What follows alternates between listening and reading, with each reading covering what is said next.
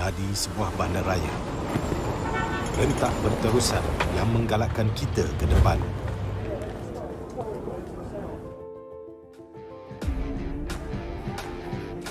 Sesuatu yang mengapi-apikan hidup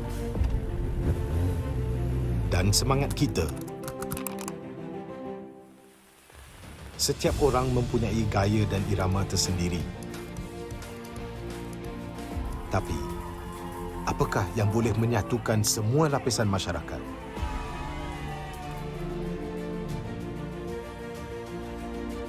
Yang akan menarik perhatian seluruh negara dan mengujakan fan-fan dan players kita. MPL Malaysia ditubuh pada tahun 2017 dengan impian yang besar untuk menghimpunkan player-player Mobile Legends terbaik di atas satu pentas kompetitif yang terbesar di Malaysia. Musim-musim lepas menemui pelbagai cabaran dan halangan, tapi MPL Malaysia tidak pernah berundur. Sentiasa berdedikasi dan bertambah baik untuk meningkatkan pengalaman e-sukan yang bertaraf tinggi. Kini, MPL Malaysia adalah satu liga yang penting dan paling dinanti-nantikan di tanah air kita. Dengan fanbase yang setia dan pemain profesional dari pelbagai latar belakang yang berusaha menuju ke puncak MLBB Esports. Persaingan dah semakin sengit, namun juara hanya satu. Inilah aksi kita, budaya kita yang unik. Inilah MPL kita yang dipenuhi dengan drama dan emosi. Marilah kita nyalakan pentas kita. Ini gaya kita.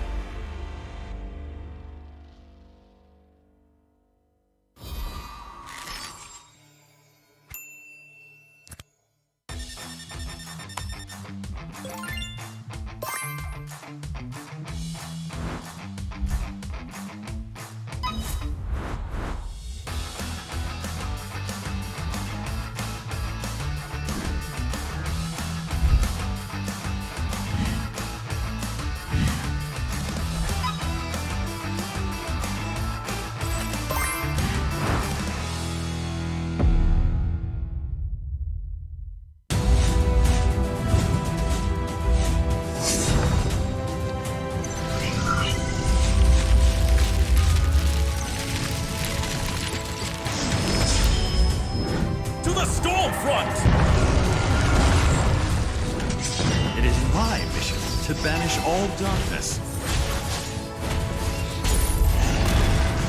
You knew it was all in vain. I'm the blizzard that hovers over evil. Ephemeral, like the flash of lightning. Fear not, for hope stands with you. Poor swordsman. We can win the race against time. Fate is the path you choose. A glorious victory is now foreseeable.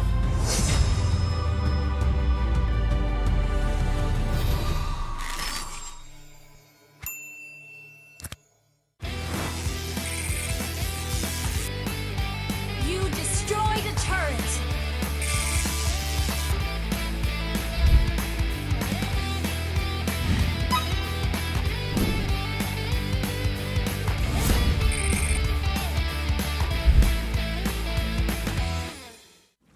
Hey, apa khabar semua hari ini? Bagi anda semua yang tengah bersiap-siap untuk menyambut Hari Raya esok, marilah kita sama-sama melayan sebuah lagu baru dari Force Park Boys dan Mobile Legends. Enjoy semua! Di mana saja, we the superstar showing who we really are. All of the battle, it's time to say the kosong-kosong di pagi raya. All my family, yeah, all my homies, Mobile Legends brings us together.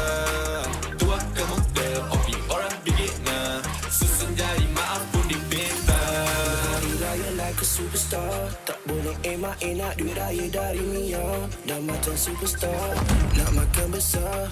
Maskan mak ni dahil get wins macam Rafaela. Hati ampunkan salah. One mission, one aim, straight up aku satu MVP. Jangan pula kau frust, keep it in the family. Whole family tak unity, jalin rapi rapat ketupat sejiwa satu hati.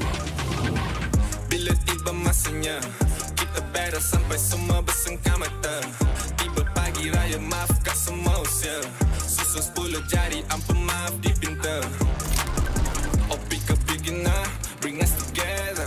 And then we show macam mana settle. Kita family, tak ada yang kita nak kena lupa. Ku pasti Mobile Legends untuk kita semua. Gotta shout out to my homies, yeah. Apa khabar? Bina Adil, Wafa, Izin, semua tak sabar. I'm flexing on my skin, semua dah mamas. In the battle for the title, gonna get the point, let's start the game, oh yeah. Tiba masanya, we the superstar showing who we really are. All of the battle, it's time to say the kosong-kosong di pagi raya. All my family, yeah, all my homies, Mobile Legends brings us together. Tua ke muda, opi orang beginner. Susun jari, maaf pun dipinta. Jiwa weti serai dua duduk diam jadi gerak pantas. Firework bang-bang sikit OP up dah ke atas. Pagi raya we homies push me ke glory. Rasakan kemenangan di pagi raya no worries. Yeah, tak perlu nak hide. Kena trust with squad. Level up sama-sama satu visi always on guard. Want to come close, yeah. Even Lord kita sikat. Rendang lontong dodol on a roll. Tak dekat tarikan, yeah. No, bukan typical. Always ready for better with the legends in this world, yeah. Double kill, triple kill, me next service like a boss. Going global with my boys, jadi MVP superstars. Terancam bunga api, maybe tu ada Eudora. Mia hilang tu pasti, di korban ni dah habis nyawa. Habis puasa dah miti, ku gori raya nanti boleh tolong carry keluarga. Hati-hati ku punya nabi yang banyak api. Maybe tu nanti boleh jatuhkanlah bersama. Wow. Oops, sorry guys. Terpaksa berhenti seketika sebab kita ada satu pengumuman penting nak kena buat. Hari Raya jatuh pada bukan esok guys, tapi lusa. Duh, tak payah nak kelam kampung menyediakan makanan. Raya lusa guys. Ya betul. Okay, tak apalah. Kita ML jom. Jom. Tiba masanya, we the superstar showing who we really are. All of the battle, it's time to say the kosong-kosong di pagi raya. All my family, yeah, all my homies, Mobile Legends brings us together. Tua ke muda, opi orang beginner. Susun jari, maaf pun dipinta.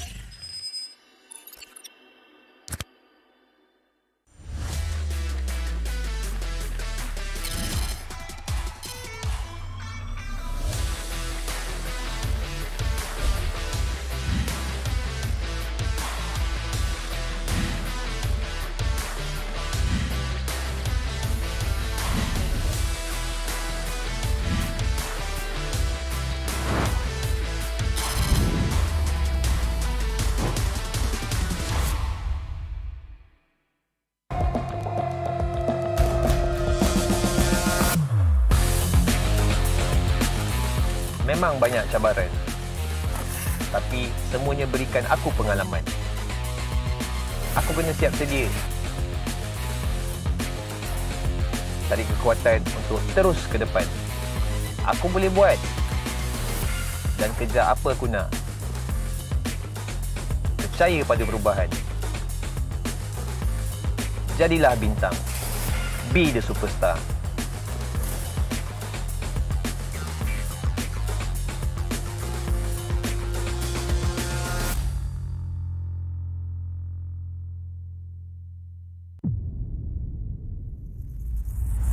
Kehidupan yang lalu memang sangat biasa.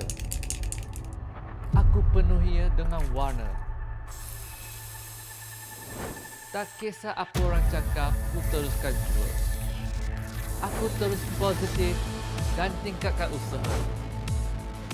Bermula dari bawah, aku buktikan kemampuan. Hanya aku yang mampu mengejar cita-cita. Jadilah bintang. Be the superstar.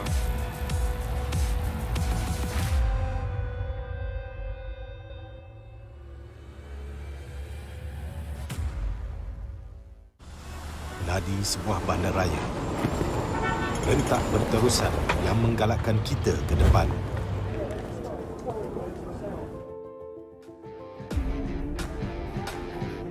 Sesuatu yang mengapi-apikan hidup dan semangat kita. Setiap orang mempunyai gaya dan irama tersendiri. Tapi, apakah yang boleh menyatukan semua lapisan masyarakat?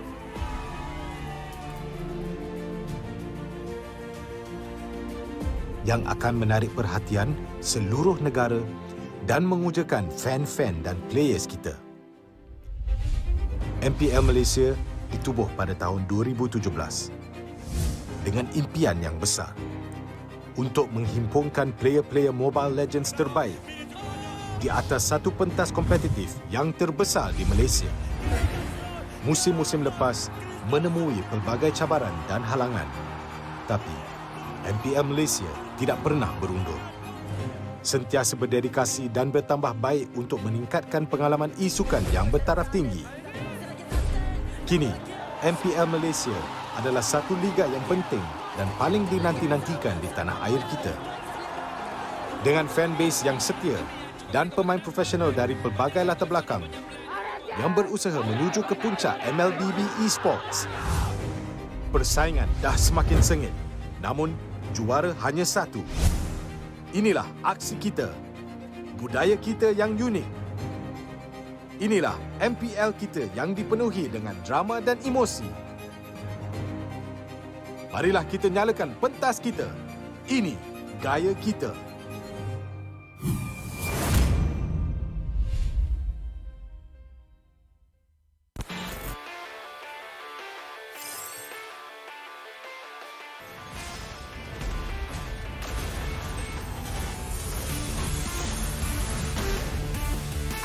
Priestess of primal lightning, the hunter of all the evil gods. Legendary! Meet your end! Legendary! Double kill!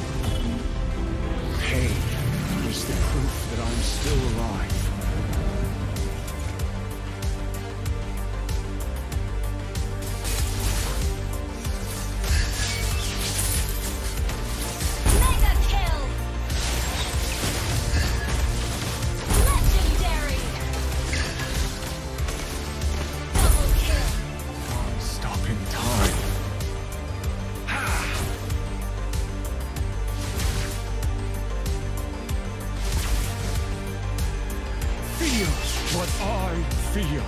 Feel what I feel.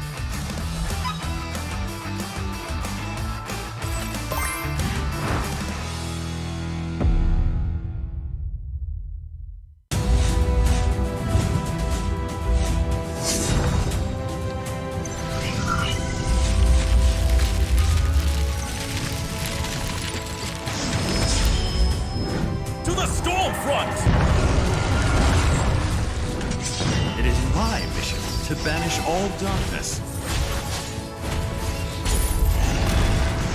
You knew it was all in vain. I'm the blizzard that hovers over evil. Ephemeral, like the flash of lightning. Fear not, for hope stands with you. Poor swordsman. We can win the race against time.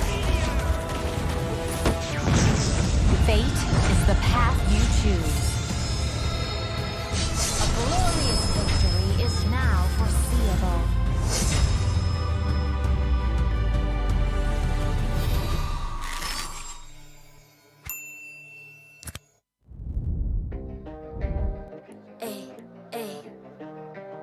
I'm a rock star. Yeah, Rock star? Ay, ay, ay. I'm a rock star, baby, I'm a rock star. I'm a rock star, I'm a rock star. I'm a rock star, panggil aku rock star. Ini kejohanan kita semua orang rock star. Kita rockstar, kita buat saja gaya kita. Makin panas apinya sudah membara. Macam mana pun kau menempuh segala.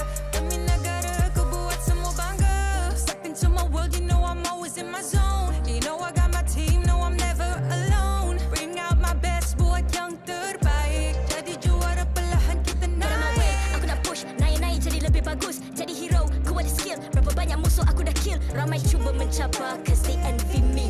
Tiap game aku pasti jadi MVP. Easy. I'm a rockstar, baby, I'm a rockstar. I'm a rockstar, I'm a rockstar.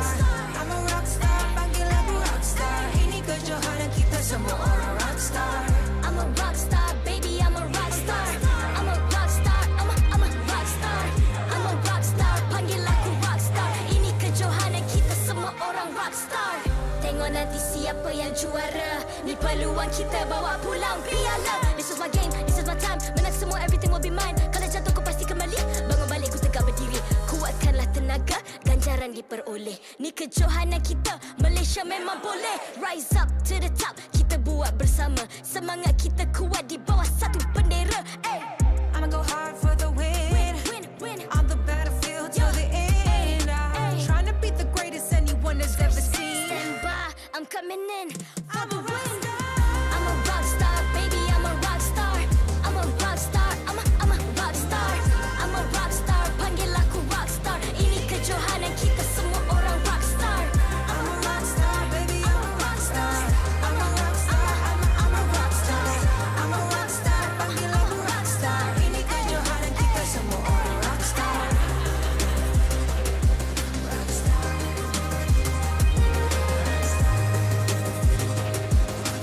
Ini kejohanan kita semua orang rockstar. I'm a rockstar, baby, I'm a rockstar.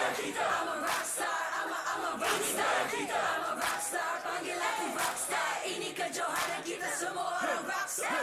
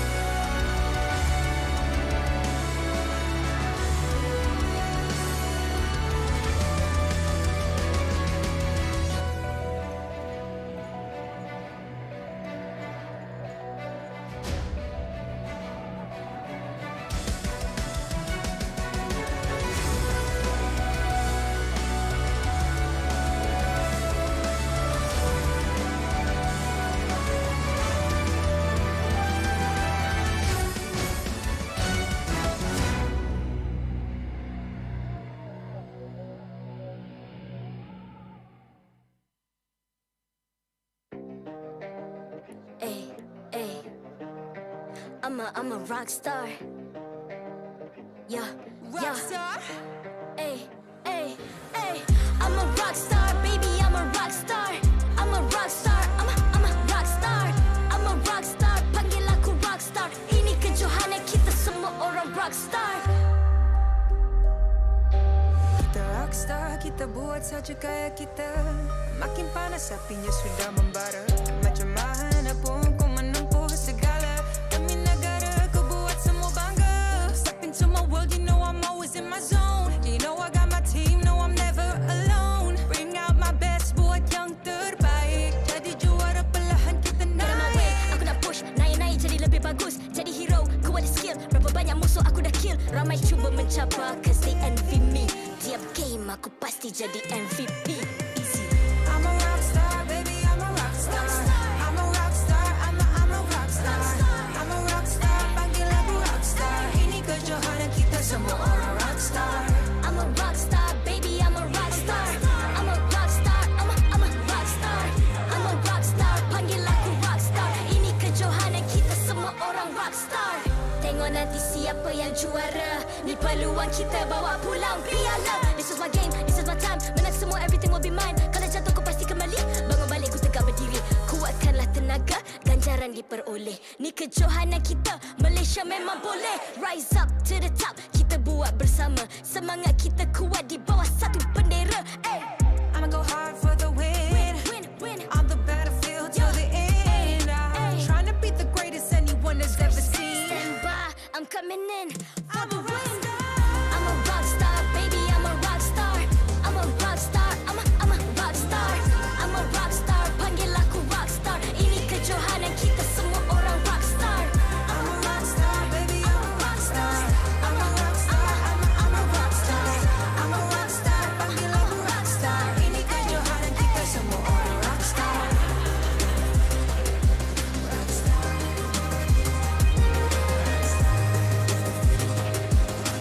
Ini kejohanan kita semua orang rockstar. I'm a rockstar, baby, I'm a rockstar.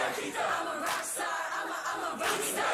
I'm a rockstar, panggil aku rockstar. Ini kejohanan kita semua orang rockstar.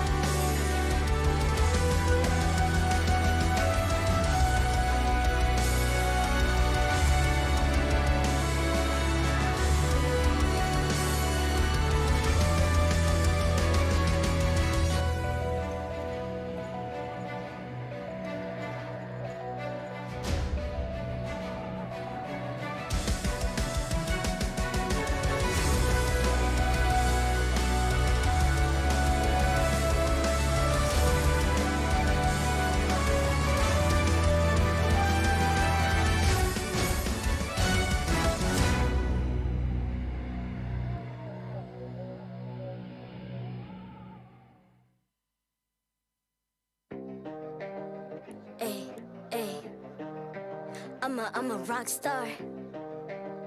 Yeah, Rockstar? Ay.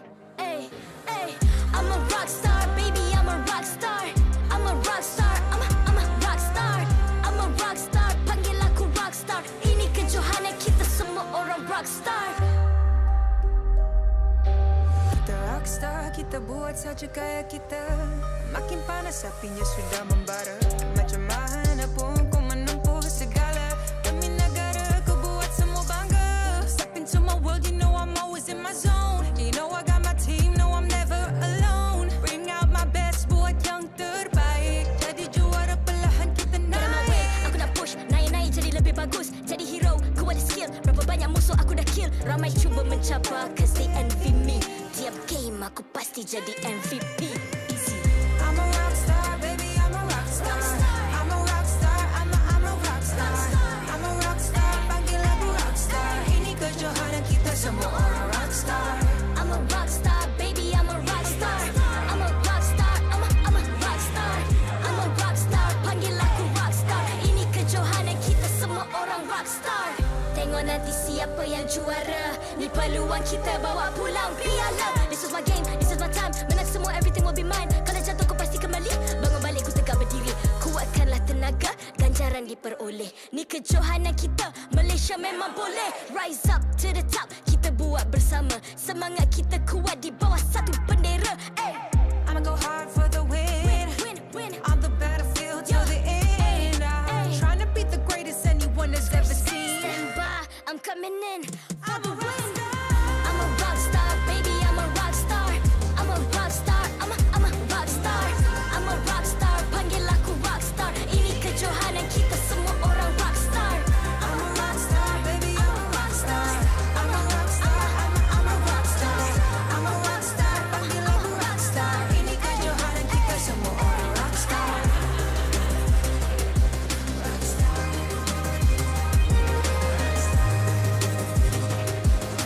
Ini kejohanan kita semua orang rock star.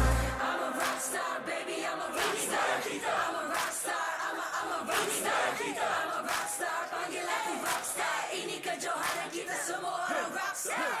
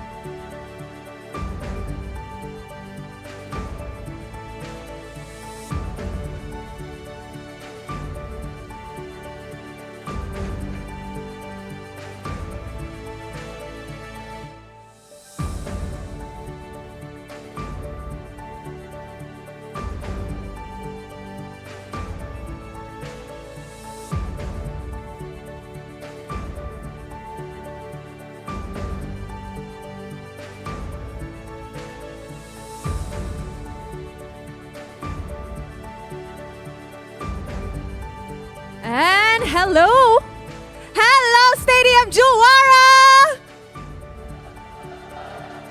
Hello. Hi. Wow Rose, aku rasa terlampau ramai ni. Aku rasa Nervous? lagi ramai daripada lepas punya grand Of final tau. course. Sekarang Wow. kita ada Stadium Juara. Of course ramai. Wow, aku rasa macam terkejut jugalah dengan audiens kita hari ni. Wow. Kan, almost full house. Almost. So yang belum datang, jom datang ke Stadium Juara. Hello semua, nama saya Rose, host anda untuk Grand Finals dan juga Red Carpet segmen kita. Tapi hari ni saya ada special guest. Nama dia Hello guys, macam biasa korang mesti tak kenal aku, betul tak? Saya Fix, okay? So ini adalah first time aku, so yeah. Malu ke tu? Malu terus. Jangan malu. Everybody here loves us. Everybody here loves you. And I'm pretty sure you love them too. Betul tak? Betul. So, guys, Stadium Juara, I nak tanya.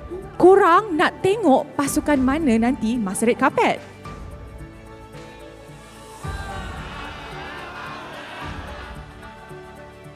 Alright guys, dengar cerita RSG dah datang? RSG dah sampai? Jom, kita nak tengok. Mana dorang? RSG dah sampai? Wow, tengok belakang.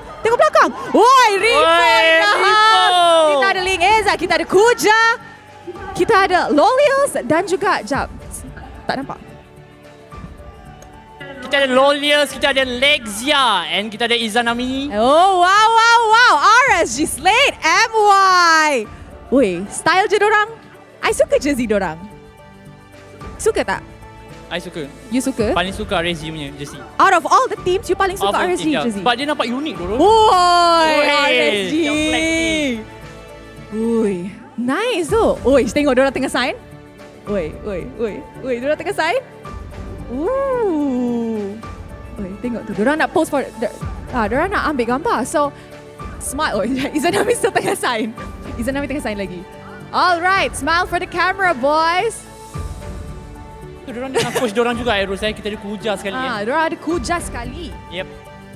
Alright, thank you RSG Slade MY.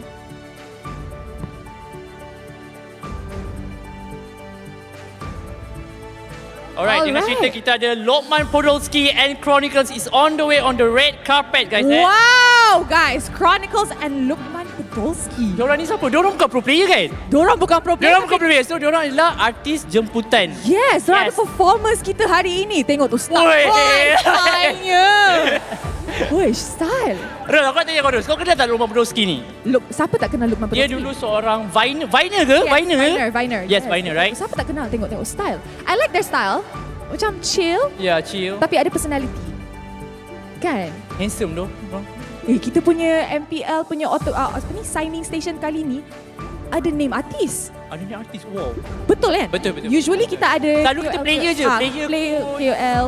Oh, sekarang. Oi. First time artis Oi. Cantiknya sign dia. Oh, ada star lagi. Ada star. Ada star. Salah tangkap. Tak tahu. Jangan nyanyi. Jangan nyanyi. Nanti semua orang tak lagu Chronicles. Tahu, tapi jangan nyanyi. Tunggu dia nyanyi nanti. Okey. Oh, My baby.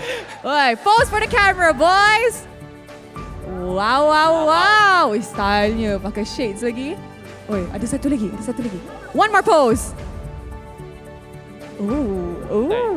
Okay, diorang posing paling style sekat ni Paling style. Tapi mana tahu nanti ada lagi yang lebih style. Betul? Players, mana tahu boleh post lebih style. Alright. And our first group of casters is arriving. Mana caster-caster kita? Kita ada Shamilo. Wow. Kita ada jeng. Mars. Oi, dia tengah call siapa ni? Nah, dia acak-acak buat call terus. Dia acak-acak tu. Kita ada Fariza. And kita ada Stafa. Oh, kita ada Sunfrost juga. Oi, Sunfrost ada suara ke hari ni? Sunfrost, dia tak cast hari ni kan? Tak cast, tapi semalam dia dah. Tak, kalau kau tanya aku kan. Cuba kau tanya aku kenapa Sunfrost pakai baju Melayu. Dia seorang je. Okay, kenapa Sunfrost pakai baju Melayu? Aku pun tak tahu, kena tanya Sunfrost sendiri. Oh, kena tanya Sunfrost sendiri. Lepas tu you suruh I tanya asal. Tu. They're signing on the wall. Okay, Milo. Uish, style. Abang Milo is so stylish today. Wey, nice. Wey, thank you. Baiknya. Okay, next up to sign is Mars. So Fix, you rasa dengan caster-caster hari ni, siapa yang paling style? So far yang you nampak? Kalau setakat ni, aku rasa Mars lah. Mars paling style. Mars, tolong please. Please jangan macam tu. No, dia paling besar. Tu autograph ke tu plagiarism? Aku tak tahu lah, itu pun lebih kurang vandalism tu. Macam vandalism, sorry, bukan plagiarism. I nampak tu, I terus blur. Oh, hello to our special guest. Hello. Selamat datang Lokman Podolski and Chronicles. How is it like in MPL Malaysia musim ke-11? First time pergi ML punya event, rasa macam kejut lah. Hype kan? Hype lah. Uish. Nanti dah ready ke untuk bagi diorang performance yang paling wow? Boleh. Guys, stadium juara! Cheer sikit! Alright, Chronicles. Adakah ini first time datang event macam first time? Betul ni first time. Terkejut juga tengok dia punya environment apa semua kan. Best lah. Best. Okay, so you kenal tak dua-dua pasukan yang akan main hari ni? Sebenarnya tak. Sebenarnya tak. Tapi you just bagi je guess. Nak SMG ke nak Todak? Okay, sebabkan tengok meriah lagi macam Todak kot. Todak. Chronicles. Okay. Alright, thank you very much. See you guys later. Thank you. Enjoy. The mic. Sorry, lupa. Jangan bawa. Nanti dia nyanyi kat belakang, korang dengar. Jangan, belum lagi. Alright. Who's our next guest? Itu dah siapa next guest?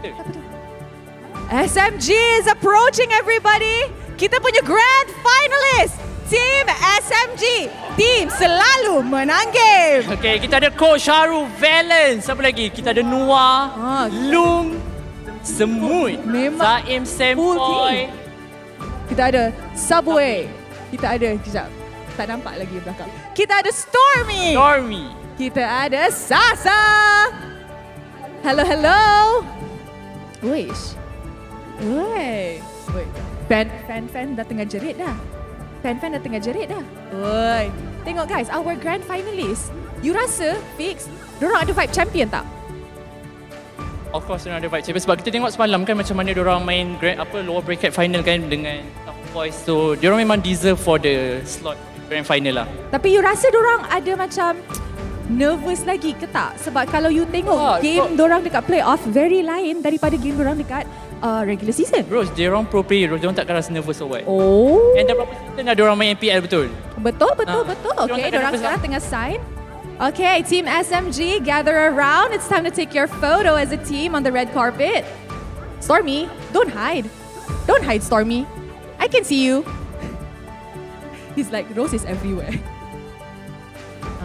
Smile for the camera, boys. This is our grand finalist. One of our grand finalists. All right. There you go. And that is Team SMG. Round of applause, everybody. Thank you. All right. Okay, seterusnya kita ada next talent kita, iaitu Karakuri dengan Terrence. Oh, Karakuri and Terrence. Yep. Kita punya caster English Terrence.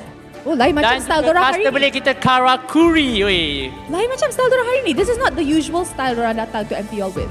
Serious. I jumpa dorang setiap hari. So, very lain. Karakuri pula all black. Karakuri paling style. Dengan turtleneck dia memang handsome. Turtleneck macam Malaysia ni sejuk sangat kan. Padahal I tengah berpeluh atas stage ni. Oh wow. Opa style tu diorang dua. Opa. Perasan tak? Diorang macam Opa style. Tengah jalan. Tengah Opa style. Opa style. Aku tak suka Korea tu. Aku tak suka Korea. You suka apa? Aku suka Japan. Oh, you suka Japanese. Okay, faham, tak apa.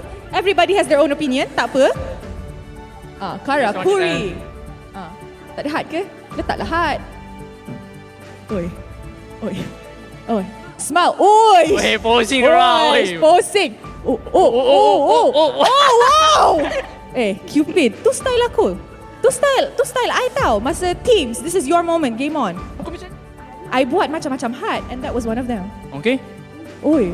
Okay guys, and we have another group of KOLs arriving. Kita punya KOL. Nama dia kita kena buat surprise ni. Buka pintu, kita announce sama. Siapa yang akan keluar dulu? Boy, kita ada Cikgu TikTok. Dan juga kita ada Ellie. Kita ada Poji yang lalang sejati semalam. And kita ada Puisi Hunter. Tak, mula-mula dia Homeboys kan? Ya. Lepas tu Todak menang satu game, dia jadi Todak. Lepas tu Homeboys menang, dia balik Homeboys. Dia memang lalang sejati. Dia ada form, you nak tak? Nanti you minta dari dia. Dia open recruitment. Kita punya, these are all our Mobile Legend punya content creators. Yes, content creators. Uish, style diorang. Tengah sign. You rasa group ni siapa paling style? I rasa Poji punya sign tu macam besar. Macam besar logo MPL tau. Ada hat lagi. Lepas tu dia drawing dia. Dia macam unik signature dia. Dia ada doodle lagi. Memang memang apa? Todak. Bukan semalam cakap homeboy sejati. Sekarang Todak. Memang lalang guys, memang lalang. Forgive him, dia memang macam tu. Style tu Poji. Style. Pose. Cikgu paling style sebab dia pakai baju Melayu. Cikgu paling style. Okay. Alright. Okay, so next kita ada pasukan. Siapa tu? Cuba teka siapa? Ding. Cuba teka siapa? Ding. A part of our top 4. Siapa? Part of our top 4. Yes, kita ada player Lunatics. Kita ada Jom, kita ada Coach Pau, kita ada Fakez, kita ada Amir, kita ada Uni, kita ada Nova Escobar aka Franco. Dan Franco Bar. Ya. So diorang adalah top 4. Top 4, yes. Yes, they are our top 4 top team this playoffs. This MPL actually. Kita ada Zeno juga ke belakang tu. Lupa sebut. Unifix. Jangan macam tu. Okay. Kan? Oh. Say hi to camera, guys. Say hi to the camera, everybody. Sign on the wall.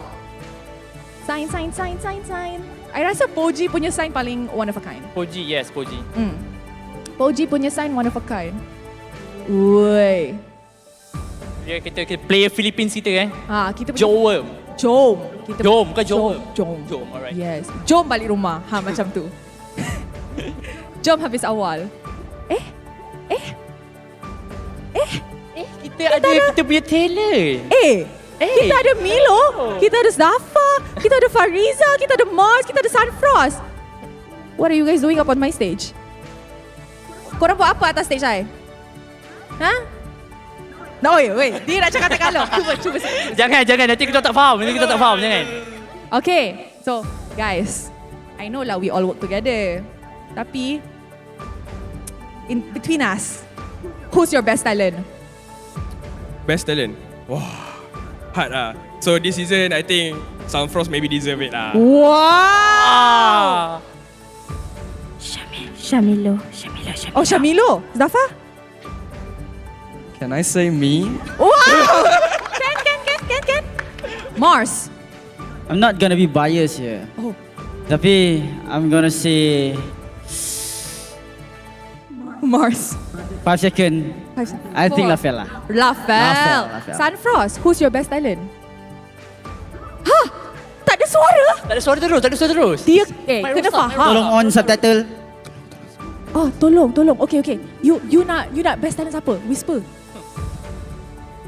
Me? Bapak. Sunfrost. Kita gang. Alright, guys, sabar. Sebelum kita orang bagi dia beredar, aku nak tanya Sunfrost, kenapa kau seorang je ni berbaju Melayu talent kita? Dia tak ada suara macam mana? Kau seorang je. Kau tak rasa pelik ke?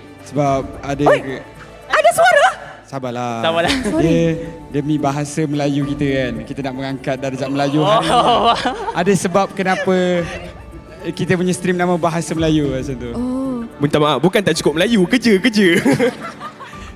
Itu lagi satu sebab saya tak kerja kan. Tak kerja tak kas hari ni Tak kas hari ni. Alright, terima kasih kepada caster-caster kita. You guys may rest. We'll see you guys later. Bye. Dihalau. Usually I yang kena halau, kali ni I yang halau. Gitu. Alright. Bye everybody. Alright. Todak! Second grand finalist kita. Another one of our grand finalists. Guys, give it up for Todak! Mana? Grand finalist kita. Bagi energy. Ui, kita ada Hazim. Sekejap, I nampak Hazim je. Yang lain I tak nampak. Sorry. Yang lain I tak nampak. Oh, I nampak Yums tadi. Okay. Bagi diorang a sign dekat the wall. Terus ni adalah kita punya second grand finalist, right? Yes, second grand finalist. Yeah. Oh, 2 kereta.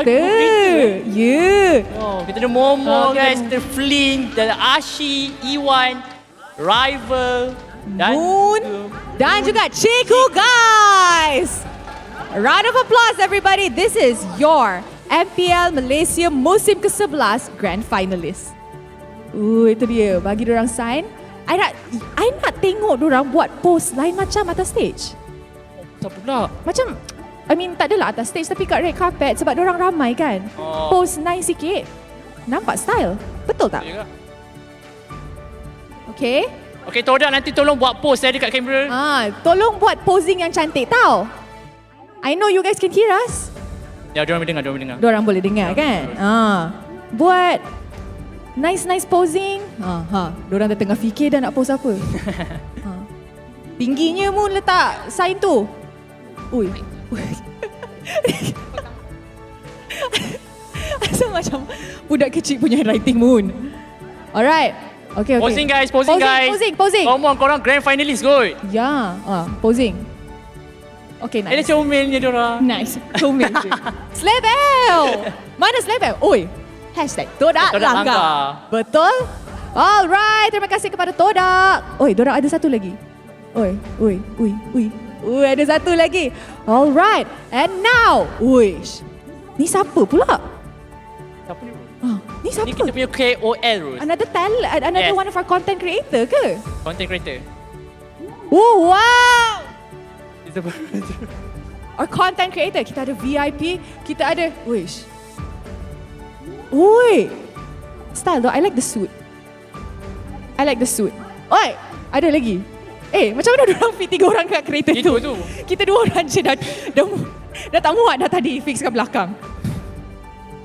Okay, kita ada Shah, Dean and Rex. I rasa Shah tu paling red carpet ready. Ya. Tapi the others, satu Hawaiian vibes. Tengok, dia punya Hawaiian shirt. Dia seorang je pakai suit. Tapi it's nice. Ya. I mean, red carpet kan, so you boleh dress up how you want. Betul. Oh, tu bukan Rex Tu CEO of Merepek Itu CEO of Merepek. Oh, CEO of Merepek? CEO of Merepek. Oh. Faham? Clipper lah ni. Clipper kan? Oi, pose. Dia punya pose tu. Tengok dia punya pose. Tak, diorang macam malu-malu nak posing lah, Rose. Oi, tu dia. Kan kena. And here we have it, our dream team nominee for the EXP lane. Kita ada Ripo, Momo, and Smooth. Hai. Mana suaranya Ripo? Ada. Oh, ada. Okay, so nak tanya Ripo dulu. Tiga-tiga ni ialah satu nominated untuk Dream Team EXP, kan? You rasa siapa deserve role tu? Siapa yang deserve? Maybe for me like tengok pada performance untuk MPL lah. So sebab tengok diorang dua-dua team ni masuk final kan. So maybe nampak diorang ni lebih deserve lah. Sebab saya kan keluar awal. Itu macam jawapan selamat je pun. Apa? Jujur lah. Kau tengok performance diorang semalam. Tengok performance. Bagus lah. Tengok macam siapa yang paling bagus? Siapa yang paling bagus? Momo lah sebab service. Lepas service? Macam service. Smooth macam bombastic side. Ada. Dia pakai Bennett dan hampir end tu. Ya. Bennett best dia best. Okay, Smooth pula. You rasa siapa yang sepatutnya jadi EXP laner of the Dream Team musim ni?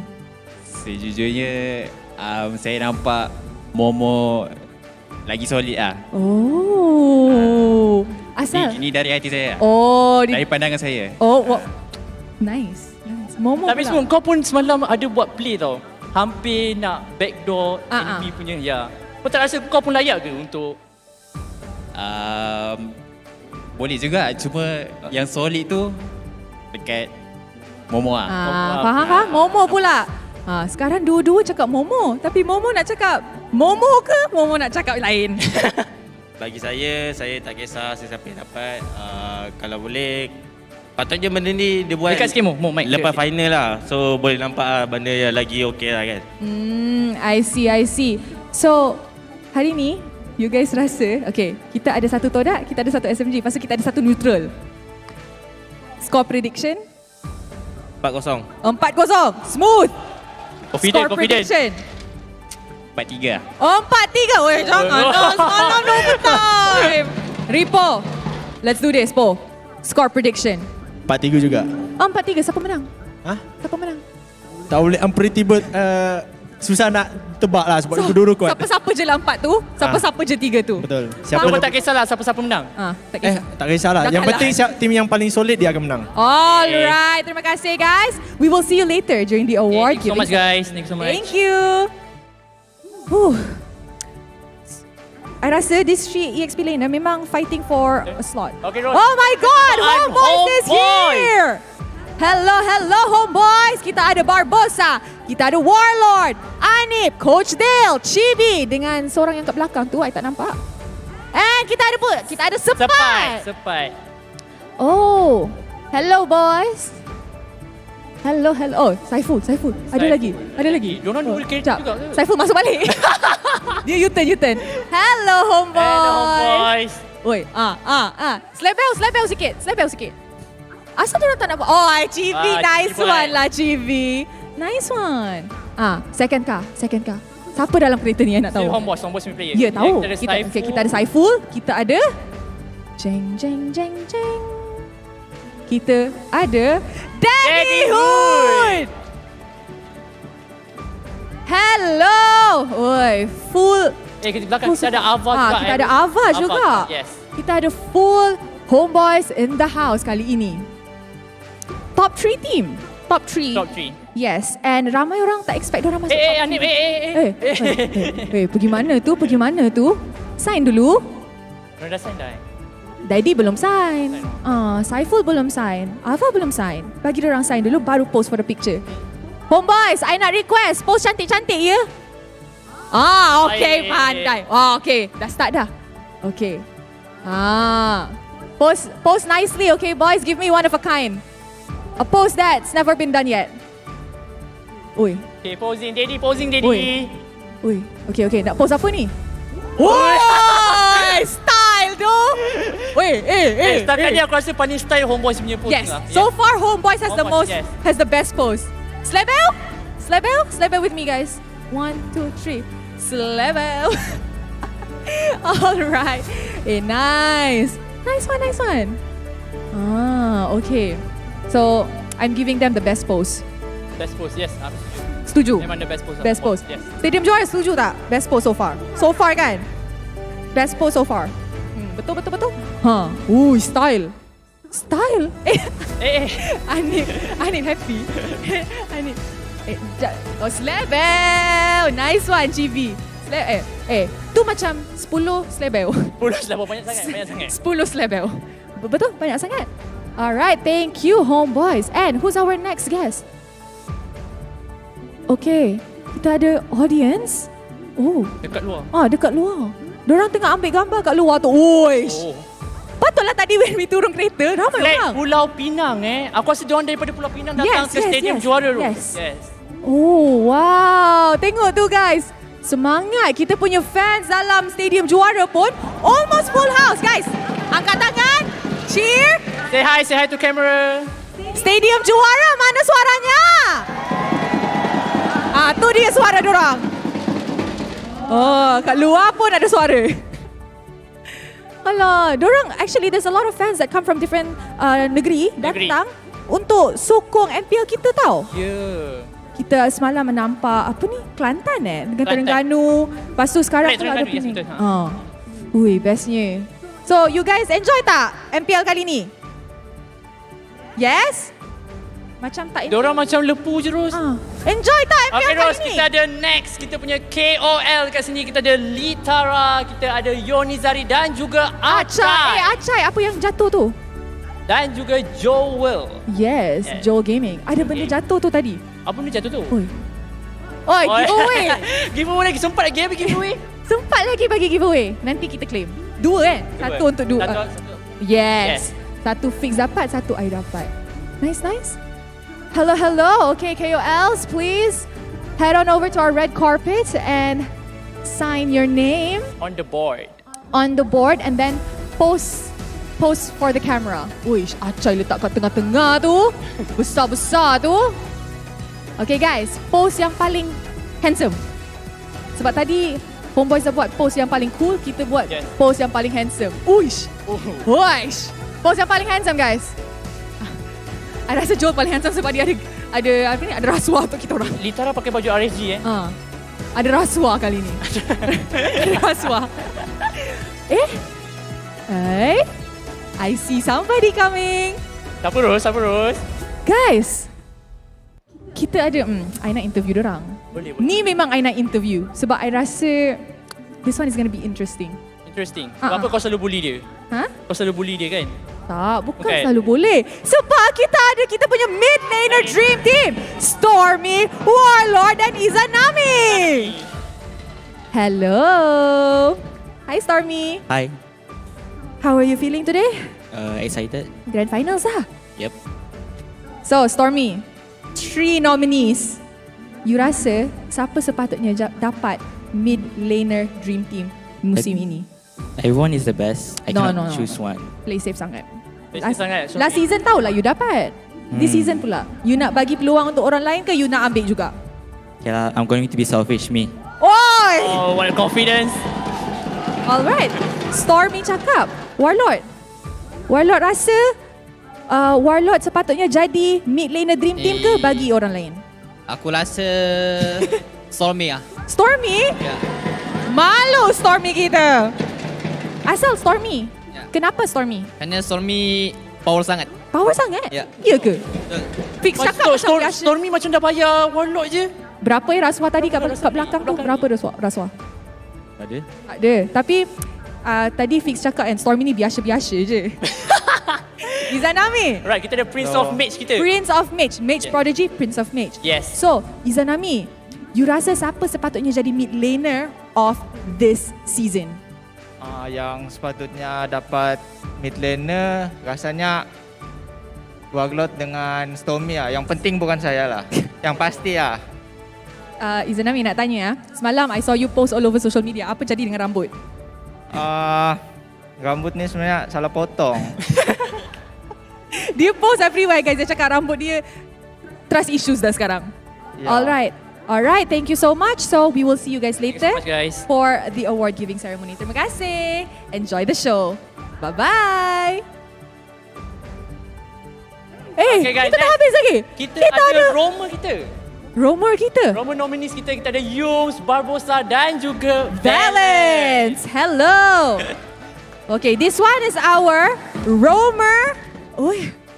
Kita ada roamer dream team nominees. Yep. So, let's start with Yums. Yums, you rasa sepatutnya siapa yang akan jadi roamer of the season? Barbosa. Barbosa? Asal Barbosa? Sebab makro dia jago. Wah, makro dia jago. Makro kau tak cukup jago? Makro kau tak cukup jago ke? Makro kau tak cukup jago ke?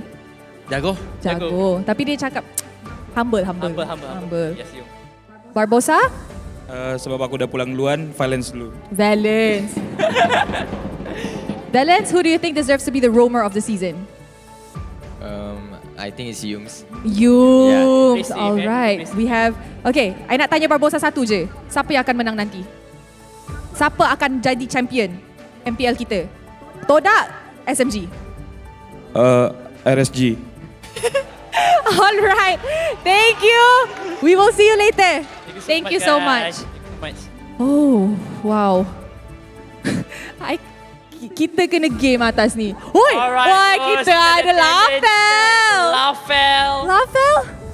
Lafel TZ. Oi.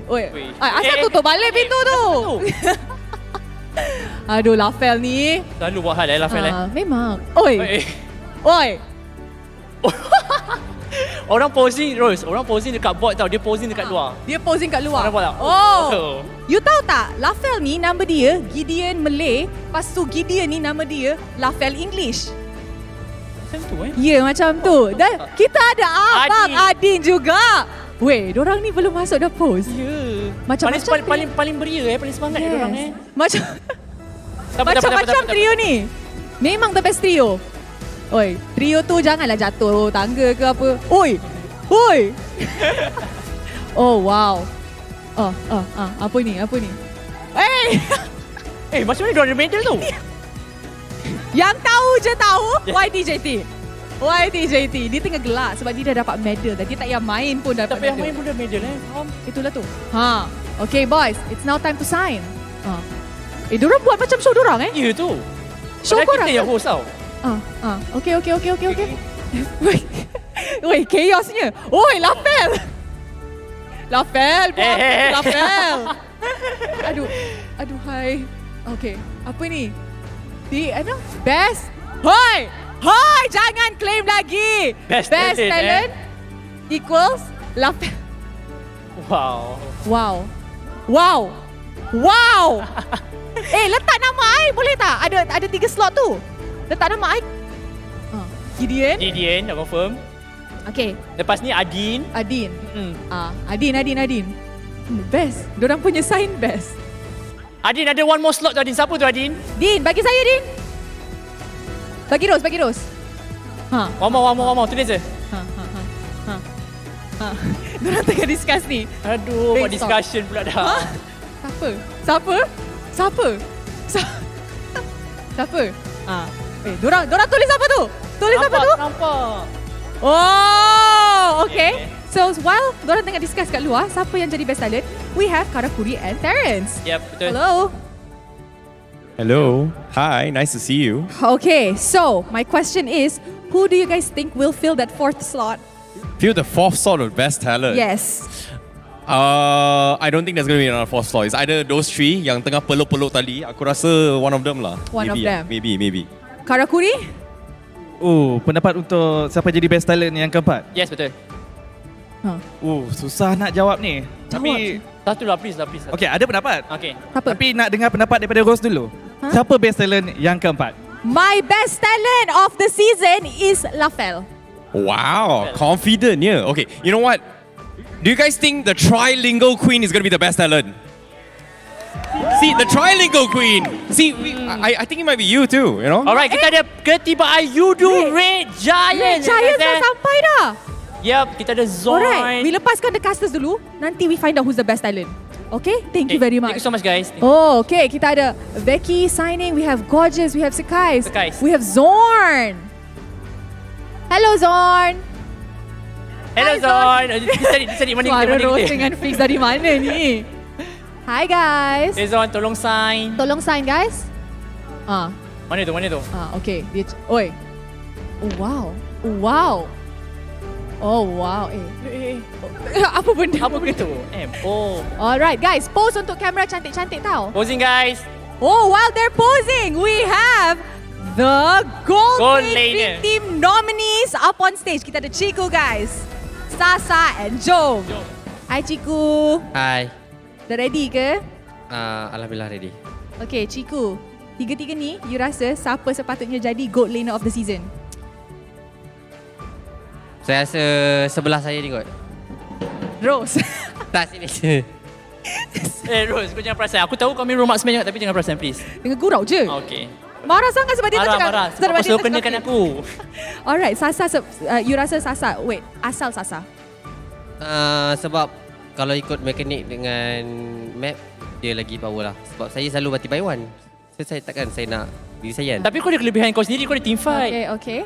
Sasa pula. Who do you think deserves to be the best gold laner of the season? I think Chiku lah. Chiku. Aggressive. And then the gameplay so bad. Mechanic also ada. Okay. Jom, who do you think deserves the best gold laner of the season? It's either on these two persons. Choose one only. Just one, Jom, please. Just one. Sasa or Chiku? I think Chiku, guys. Chiku, guys. Okay, wait. Since he's neutral, dua-dua akan go to grand finals later. Who's your champion? Todak or SMG? Prediction. For me, I want to champion SMG. Wow! All right, thank you very much. See you guys later. Bye-bye. Okay, thank you.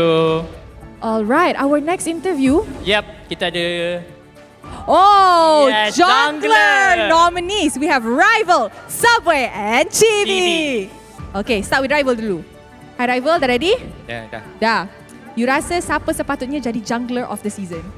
Kalau bagi saya pilih Subway. Subway? Alright, Subway. You rasa siapa jungler of the season? Saya rasa Chibi. Chibi! Asal Okay, Chibi? tak apa. Lepas ni, Chibi nak bagi siapa pula? Passing pula korang Bukan ni? dekat fix. Jadi, Kalau untuk saya, fix tu. Adalah Rival. Rival. Asal Rival? Sebab dia tengok on form. Sebagai orang neutral kat sini, you rasa siapa akan menang? SMG ke Todak? You lawan dua-dua semalam? Kalau bagi saya mungkin Todak kot sebab dia tengah konsisten. Alright. Thank you very much. Good luck. Okay, thank you so much guys. Good luck later. Diorang all have almost different answers. Tapi nanti je kita boleh tahu. Jap, siapa? Pakcik Gaming sampai? Kita ada Pakcik Gaming. Oh, kita ada DJY. Yep. Kita ada Erin Kara. Dan kita ada Uncle Chikenok. Oh, Uncle Chikenok, sorry. Tak tahu dari kepala Pakcik comel. Oh, Pakcik comelnya. Okay guys, pose for the camera tapi I nak pose yang menarik. Yang agak unik sikit lah. Bosan asyik posing sama Yang terus. menarik sikit guys. Okay guys, look at the camera. Panjangnya. Todak apa tu? SMG. Apa tu? Apa tu? Oh, grand finalist kot. Oi, 4 Todak. Oi, 4-3 full game hari ni. Alright guys, pose for the picture.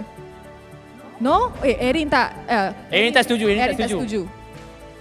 2 Erin. Okay, aku cakap no. Ada prediction ke tak? Dah. Ambil gambar. Oi. Oish! 4-1 Oi! Ada juga. Okey lah, Pakcik nak try juga. Pakcik tak 4-0. Pakcik tak setuju. 4-0! Wow! Uish, menariknya diorang punya prediction.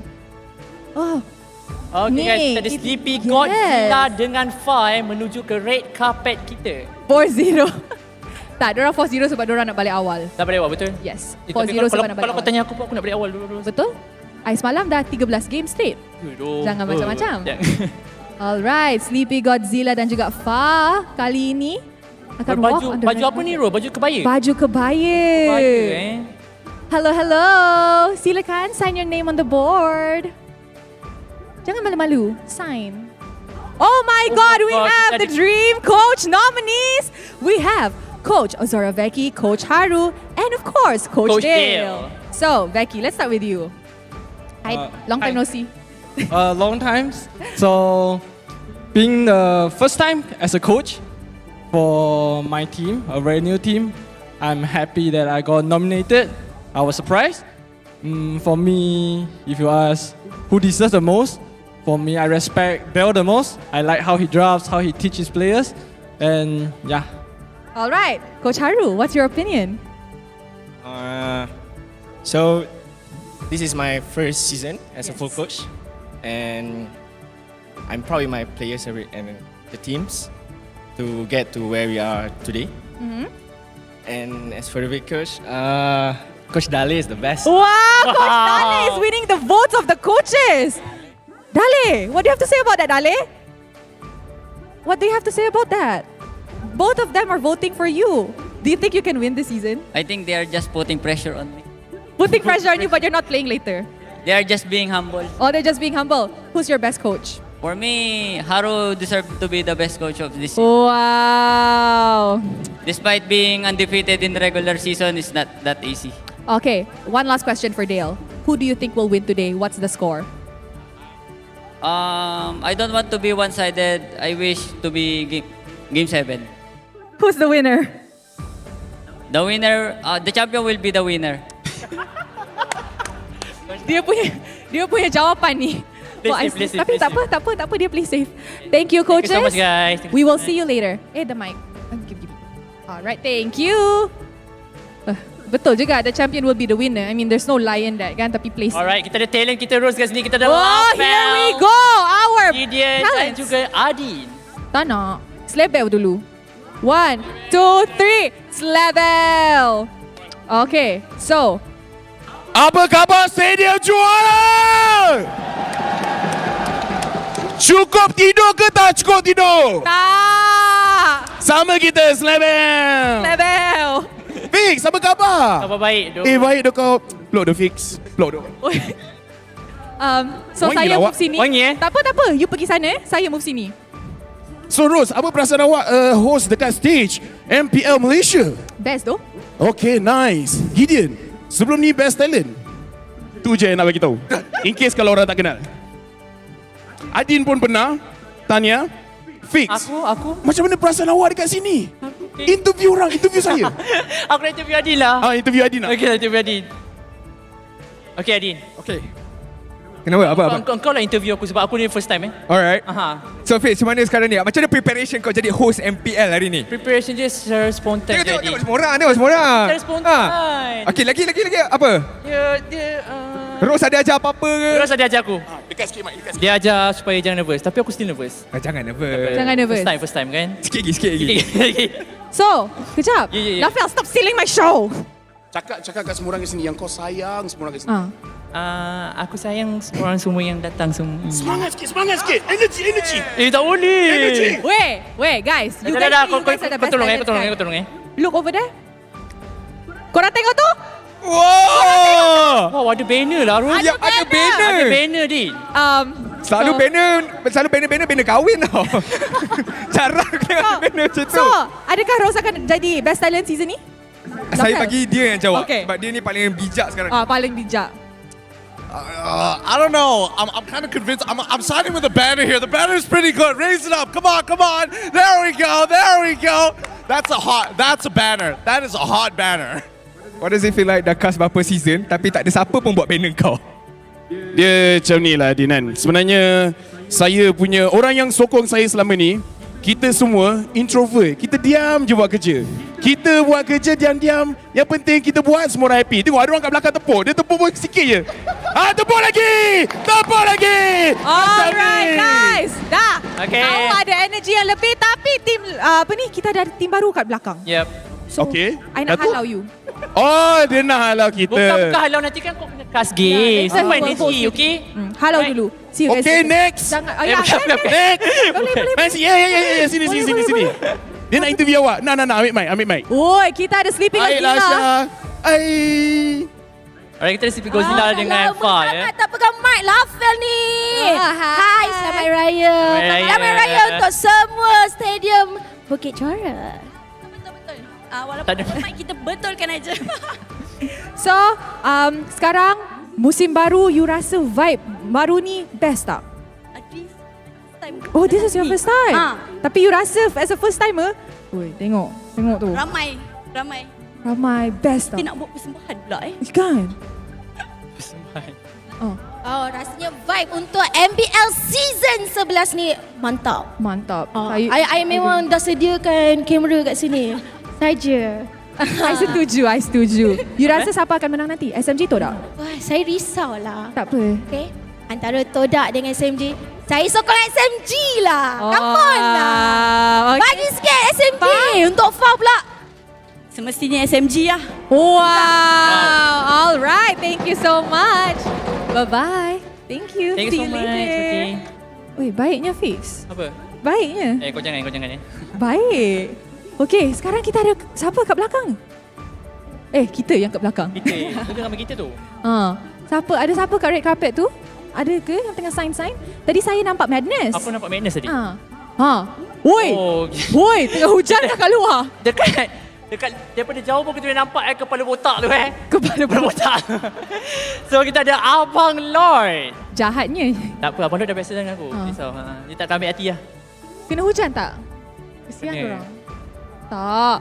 Oh, kita ada Abang Lord dan MLBB Rain. Coach Rain. Coach MLBB Rain. Yep. Nama dia Muhammad Ahmad bin Rain.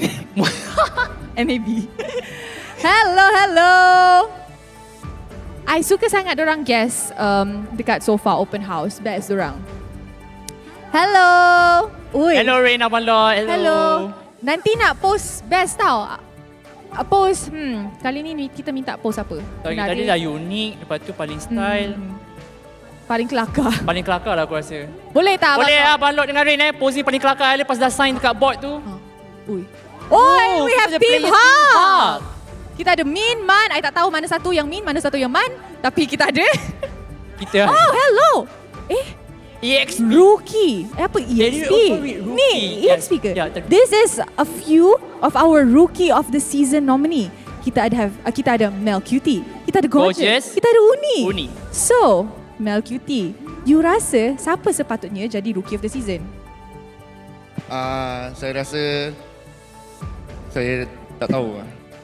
Saya rasa ni Kim. Tapi Kim lambat masuk kan, dia tahu aku. Kalau dia awal masuk dia dah menang. Dari tiga-tiga ni? Dari tiga-tiga ni. Tiga-tiga ni saya lah. Bagi. Okay. Mel Cutie bagi dia. Gorgeous. Right, Gorgeous. Siapa yang you rasa?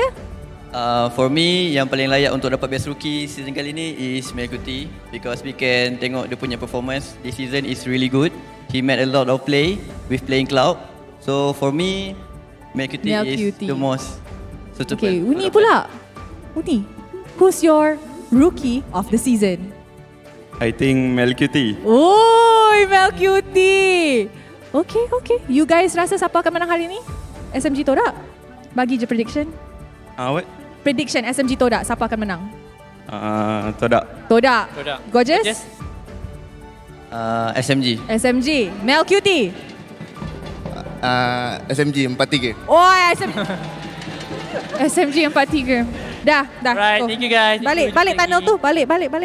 I tak boleh terima lah orang cakap 43. Okay, so Fix, sini. You rasa red carpet kita best tak? Of course lah, best kot. Guys, stadium juara. You guys rasa red carpet kita musim ni best ke tak? Mantap. Siapa korang punya favourite? Fix? Rose? Tak ada orang nak cakap Rose ke?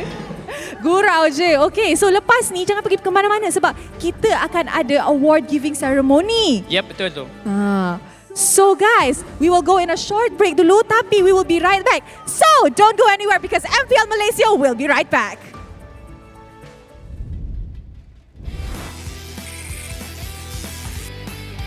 You destroyed a turret.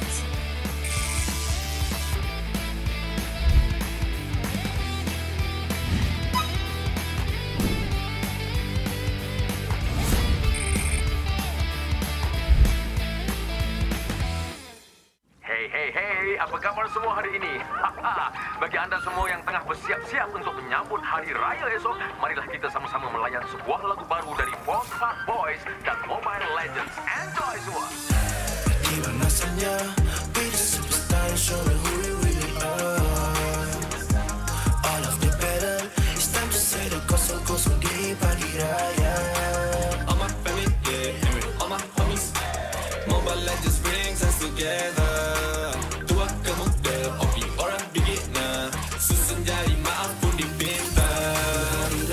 Superstar, tak boleh emak-enak duit raya dari Mia. Dah macam superstar, nak makan besar. Maskan mak ni dahil get wins macam buah fella. Hati ampunkan salah. One mission, one aim, straight up aku satu MVP. Jangan pulang kau frust, keep it in the family. Whole family tak unity, jalin rapi rapat ketupat sejiwa satu hati. Bila tiba masanya, kita battle sampai semua bersengkam mata. Tiba pagi raya, maafkan semua usia. Susun 10 jari, ampun maaf dipinta. Oh, pick a beginner, bring us together. And then we show macam mana settle. Kita family, tak ada yang kita nak kena lupa. Ku pasti Mobile Legends untuk kita semua. Gotta shout out to my homies, yeah. Apa khabar? Mina Adil, Wafa, Izin, semua tak sabar. I'm flexing on my skin, semua dah mamas. In the battle for the title, gonna get the point, let's start the game, oh yeah. Tiba masanya, be the superstar and show who we really are. All of the better, it's time to say the kosong-kosong di pagi raya.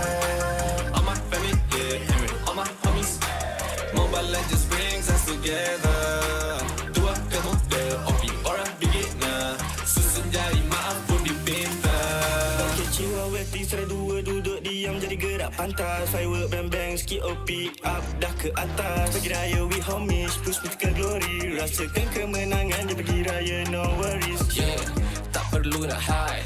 Kena trust with squad. Level up sama-sama satu visi always on guard. Want to come close, yeah. Even Lord kita sikat. Rendang lontong dodol on a roll tak dekat tarikan. Yeah, no, bukan typical. Always ready for better with the legends in this world, yeah. Double kill, triple kill, me next service like a boss. Going global with my boys jadi MVP superstars. Terancam bunga api, maybe tu ada Eudora. Mia hilang tu pasti, Rika balik dah habis nyawa. Habis puasa dah miti ku gori. Raya nanti boleh tolong carry keluarga. Hati-hati ku punya Nabi yang banyak api. Maybe tu nanti boleh jatuhkanlah bersama. Oops, sorry guys, terpaksa berhenti seketika sebab kita ada satu pengumuman penting nak kena buat. Hari Raya jatuh pada bukan esok guys, tapi lusa.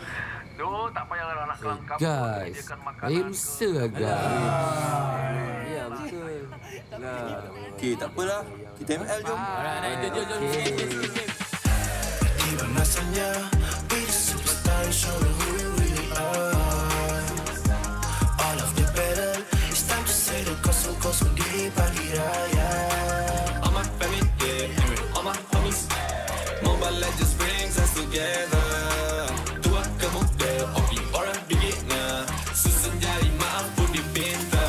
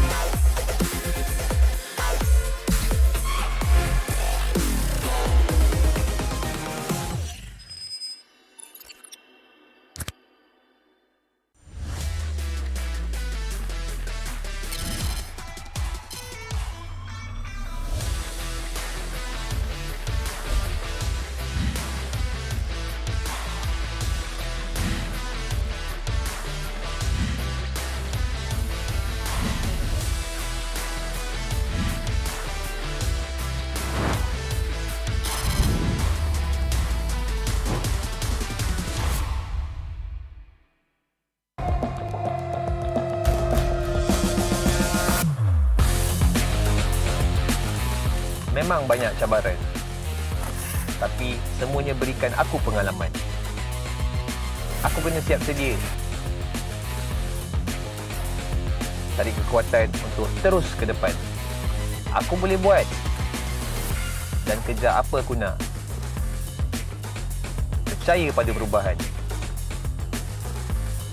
Jadilah bintang. Be the superstar.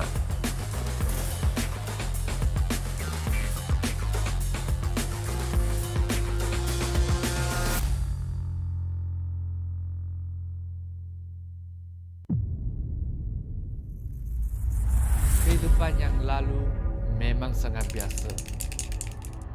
Aku penuhinya dengan warna. Tak kisah apa orang cakap, aku teruskan jua.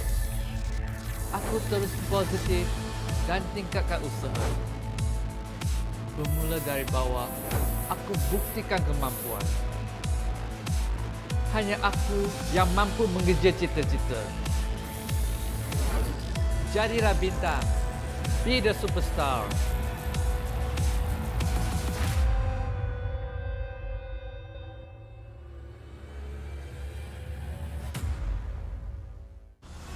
Nadi sebuah bandaraya.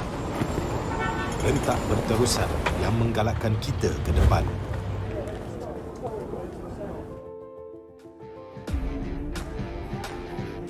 Sesuatu yang mengapi-apikan hidup dan semangat kita. Setiap orang mempunyai gaya dan irama tersendiri. Tapi, apakah yang boleh menyatukan semua lapisan masyarakat?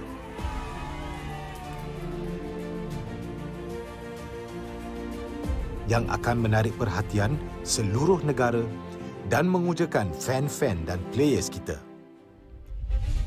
MPL Malaysia ditubuh pada tahun 2017 dengan impian yang besar untuk menghimpunkan player-player Mobile Legends terbaik di atas satu pentas kompetitif yang terbesar di Malaysia. Musim-musim lepas menemui pelbagai cabaran dan halangan. Tapi MPL Malaysia tidak pernah berundur. Sentiasa berdedikasi dan bertambah baik untuk meningkatkan pengalaman e-sukan yang bertaraf tinggi.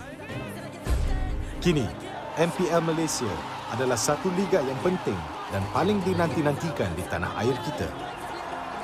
Dengan fanbase yang setia dan pemain profesional dari pelbagai latar belakang yang berusaha menuju ke puncak MLBB Esports. Persaingan dah semakin sengit, namun juara hanya satu. Inilah aksi kita, budaya kita yang unik. Inilah MPL kita yang dipenuhi dengan drama dan emosi. Marilah kita nyalakan pentas kita. Ini gaya kita.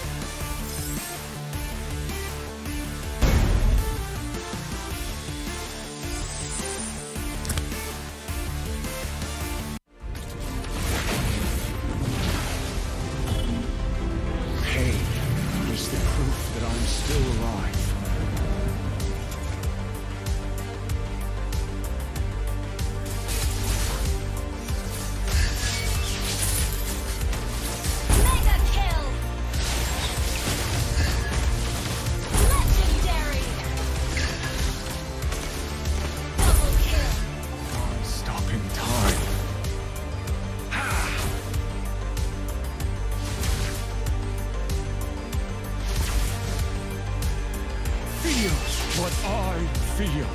Feel what I feel.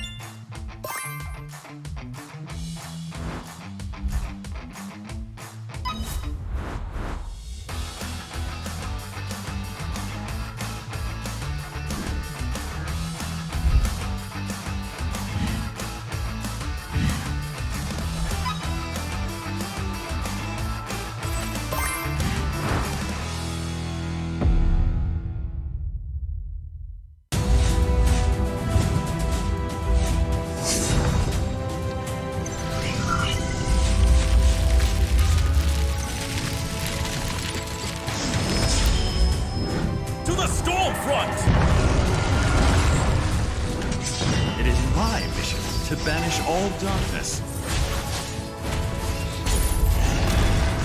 You knew it was all in vain. I'm the blizzard that hovers over evil. Ephemeral, like the flash of lightning. Fear not, for hope stands with you. Poor swordsman. We can win the race against time. Fate is the path you choose. A glorious victory is now foreseeable.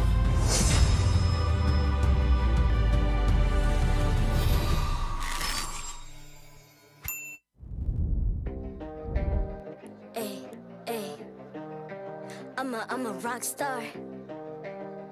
Yeah, rock star. Hey, hey, hey. I'm a rock star, baby. I'm a rock star. I'm a rock star. I'm a rock star. I'm a rock star. Panggil aku rock star. Ini kejohanan kita semua orang rock star. Kita rock star, kita buat saja gaya kita. Makin panas apinya sudah membara. Macam mana pun kau menempuh segala. Demi negara kau buat semua bangga. Step into my world, you know I'm always in my zone. You know I got my team, no I'm never alone. Bring out my best, buat yang terbaik. Jadi juara perlahan kita naik. Aku nak push, naik-naik jadi lebih bagus. Jadi hero, ku ada skill. Berapa banyak musuh aku dah kill. Ramai cuba mencapai, cause they envy me. Tiap game aku pasti jadi MVP. Easy. I'm a rock star, baby, I'm a rock star. I'm a rock star, I'm a rock star. I'm a rock star, panggil aku rock star. Ini kejohanan kita semua orang rock star. I'm a rock star, baby, I'm a rock star. I'm a rock star, I'm a rock star. I'm a rock star, panggil aku rock star. Ini kejohanan kita semua orang rock star. Tengok nanti siapa yang juara. Ni peluang kita bawa pulang piala. This is my game, this is my time. Menang semua, everything will be mine. Kalau jatuh kau pasti kembali. Bangun balik ku tegak berdiri. Kuatkanlah tenaga, ganjaran diperoleh. Ni kejohanan kita, Malaysia memang boleh. Rise up to the top, kita buat bersama. Semangat kita kuat di bawah satu bendera. Ay. I'ma go hard for the win. Win. On the battlefield till the end. I'm trying to beat the greatest anyone has ever seen. Stand by, I'm coming in for the win. I'm a rock star, baby, I'm a rock star. I'm a rock star, I'm a rock star. I'm a rock star, panggil aku rock star. Ini kejohanan kita semua orang rock star. I'm a rock star, baby, I'm a rock star. I'm a rock star, I'm a rock star. I'm a rock star, panggil aku rock star. Ini kejohanan kita semua orang rock star.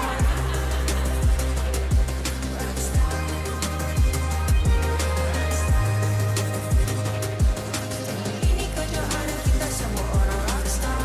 I'm a rock star, baby, I'm a rock star. I'm a rock star, I'm a rock star. I'm a rock star, panggil aku rock star. Ini kejohanan kita semua orang rock star.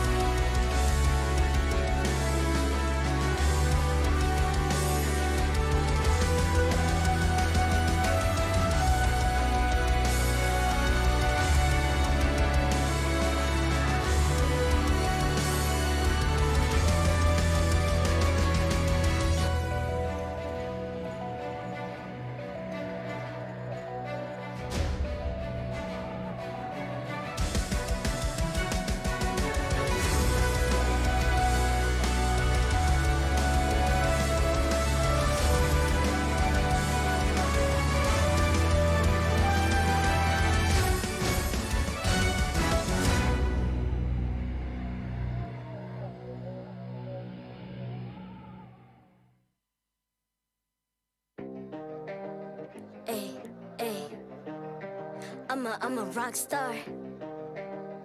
Yeah, rock star. Ay. I'm a rock star, baby. I'm a rock star. I'm a rock star. I'm a rock star. I'm a rock star. Panggil aku rock star. Ini kejohanan kita semua orang rock star. Kita rock star, kita buat saja gaya kita. Makin panas apinya sudah membara. Macam mana pun kau menempuh segala. Demi negara kau buat semua bangga. Step into my world, you know I'm always in my zone. You know I got my team, no I'm never alone. Bring out my best, buat yang terbaik. Jadi juara perlahan kita naik. Aku nak push, naik-naik jadi lebih bagus. Jadi hero,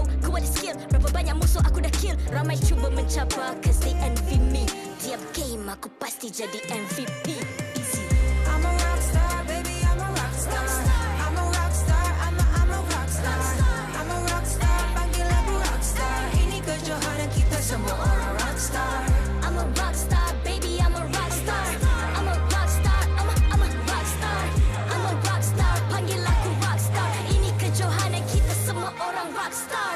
Tengok nanti siapa yang juara. Ni peluang kita bawa pulang piala. This is my game, this is my time. Menang semua, everything will be mine. Kalau jatuh kau pasti kembali. Bangun balik ku tegak berdiri. Kuatkanlah tenaga, ganjaran diperoleh. Ni kejohanan kita, Malaysia memang boleh. Rise up to the top, kita buat bersama. Semangat kita kuat di bawah satu bendera. Ay. I'ma go hard for the win. Win. On the battlefield till the end. I'm trying to beat the greatest anyone has ever seen. Stand by, I'm coming in for the win. I'm a rock star, baby, I'm a rock star.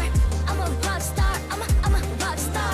I'm a rock star, panggil aku rock star. Ini kejohanan kita semua orang rock star. I'm a rock star, baby, I'm a rock star. I'm a rock star, I'm a rock star. I'm a rock star, panggil aku rock star. Ini kejohanan kita semua orang rock star.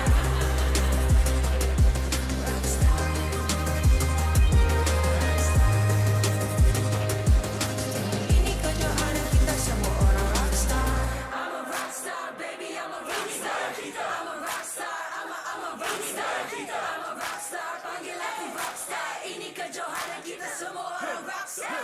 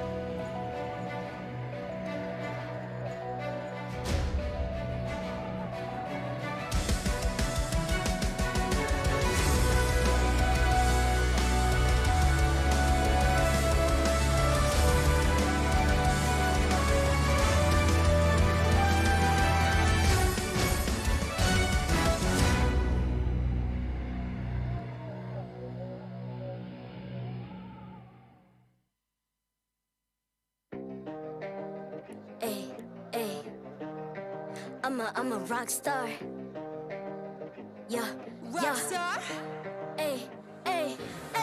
I'm a rock star, baby, I'm a rock star.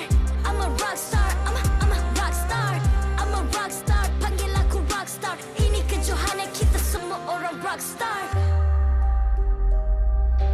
Kita rock star, kita buat saja gaya kita. Makin panas apinya sudah membara. Macam mana pun ku menempuh segala.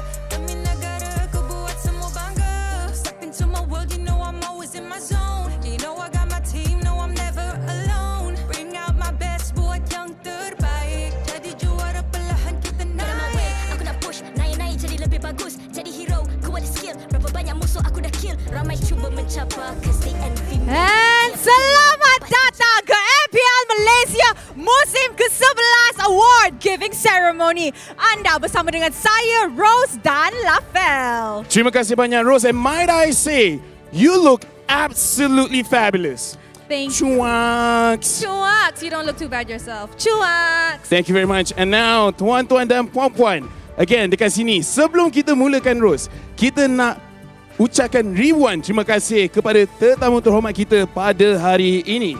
Yang berhormat Hana Yeo, Menteri Belia dan Sukan. Yang berhormat Adam Adli Timbalan, Menteri Belia dan Sukan. Yang berusaha Ahmed Faris Amir, CEO Esports Integrated. If I mispronounce your name, I'm very sorry. Yang berbahagia, technologist, Dr.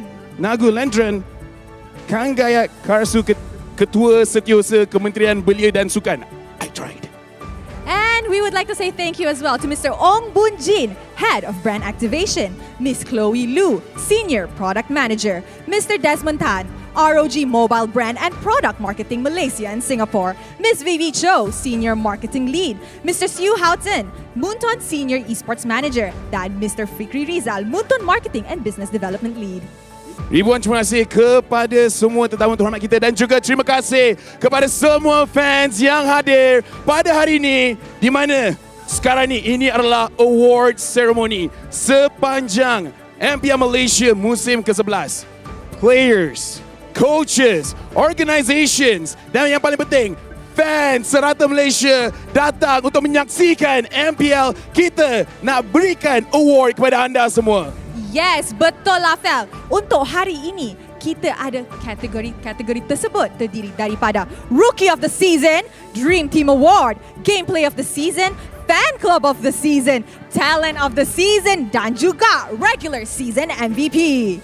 Dan juga special dekat MPL Malaysia musim ke-11, kita juga akan memanggil kita punya contingent yang akan mewakili Malaysia SEA Games ke-32 yang akan pergi kepada Kamboja, di mana kita akan invite contingent female dan juga male untuk naik ke atas pentas untuk mendapatkan mereka punya jersey. Yes. So with that, Stadium Juara, are you ready? This is the spirit I want to hear. Kita akan mulakan kita punya award ceremony dengan kita nak tengok who are the rookies untuk season kali ini. Kita nak tengok siapa yang perform. Jadi, marilah kita tengok the nominees of Rookies of the Season. Setiap musim baru, pasti ada banyak player baru yang berbakat. Marilah kita lihat rookie manakah yang telah menunjukkan prestasi yang menyelah pada regular season MPL Malaysia season ke-11. Calon-calon untuk regular season Best Rookie Award adalah Mel Cutie, Goal Laner, Red Esports. Ke bahagian belakang, kita lihatkan Sonic akan terkorban. Mel Cutie mendapatkan kill. Bozan. Gorgeous, EXP Laner, Red Giants Esports. Abang pendek yang cukup baik daripada Mali, tapi lihatlah Gorgeous sudah pun sampai dapatkan satu kill terus dia. Uni, Jungler, Team Lunatics. Uni. Oh, satu cubaan yang baik, tetapi lihat sekarang Uni berjaya dapatkan pen. Siapakah rookie yang paling power season ini? Rookies pada season kali ini, mereka menunjukkan aggression yang baru memberikan nafas fresh kepada pasukan, di mana kebiasaannya kita nampak veteran, diorang dah training sampai diorang disiplin. Play baru, diorang just kejar kill je. Itu yang kita suka tengok. Yes, I agree. The messier the fight, the better. And with that, we would like to invite our VIP, Mr. Desmond Tan, wakil dari ROG Mobile Brand and Product Marketing Malaysia and Singapore, to present this award. Kita nak ucapkan terima kasih kerana ROG support MPL Malaysia musim ke-11, dan again, mereka yang akan memberikan hadiah kepada kita punya Rookie of the Season. Yes, and pemenang anugerah ini bakal menerima sebuah telefon pintar Asus ROG Phone 6. That is amazing. Now, Rose, in your hands, dah ada pemenang dia. So, I will count to 3 and you will announce the winner. Okay? Rookie of the Season in 3, 2, 1. Gorgeous from Red Giants Esports! Give it up for Gorgeous! EXP Laner, antara yang paling passionate, menunjukkan dekat dalam gameplay dia.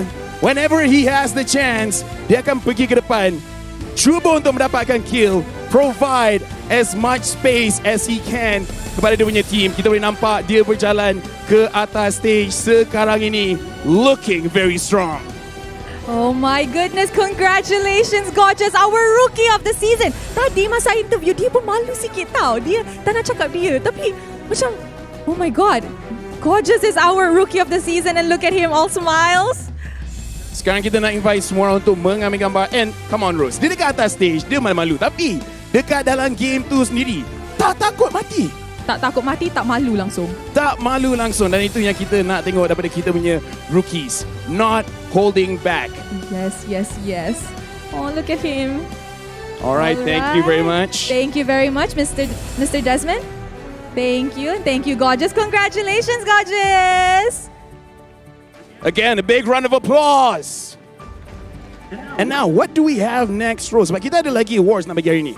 Of course, we have the Dream Team of the Season, which consists of 6 categories. Yes, kita ada Gold Laner, Mid Laner, EXP Laner, Roamer, Jungler dan juga Coach. Di mana kalau tidak silap saya, setiap role ada 3 calon. Yes. 3 taraf 6, 18 calon Boy, quick dekat maths. sini. Fast maths, I like. With that being said, kita juga nak tengok the nominees for the Dream Team of this season. MPL Malaysia Season ke-11, jargon kata kita adalah revolusi.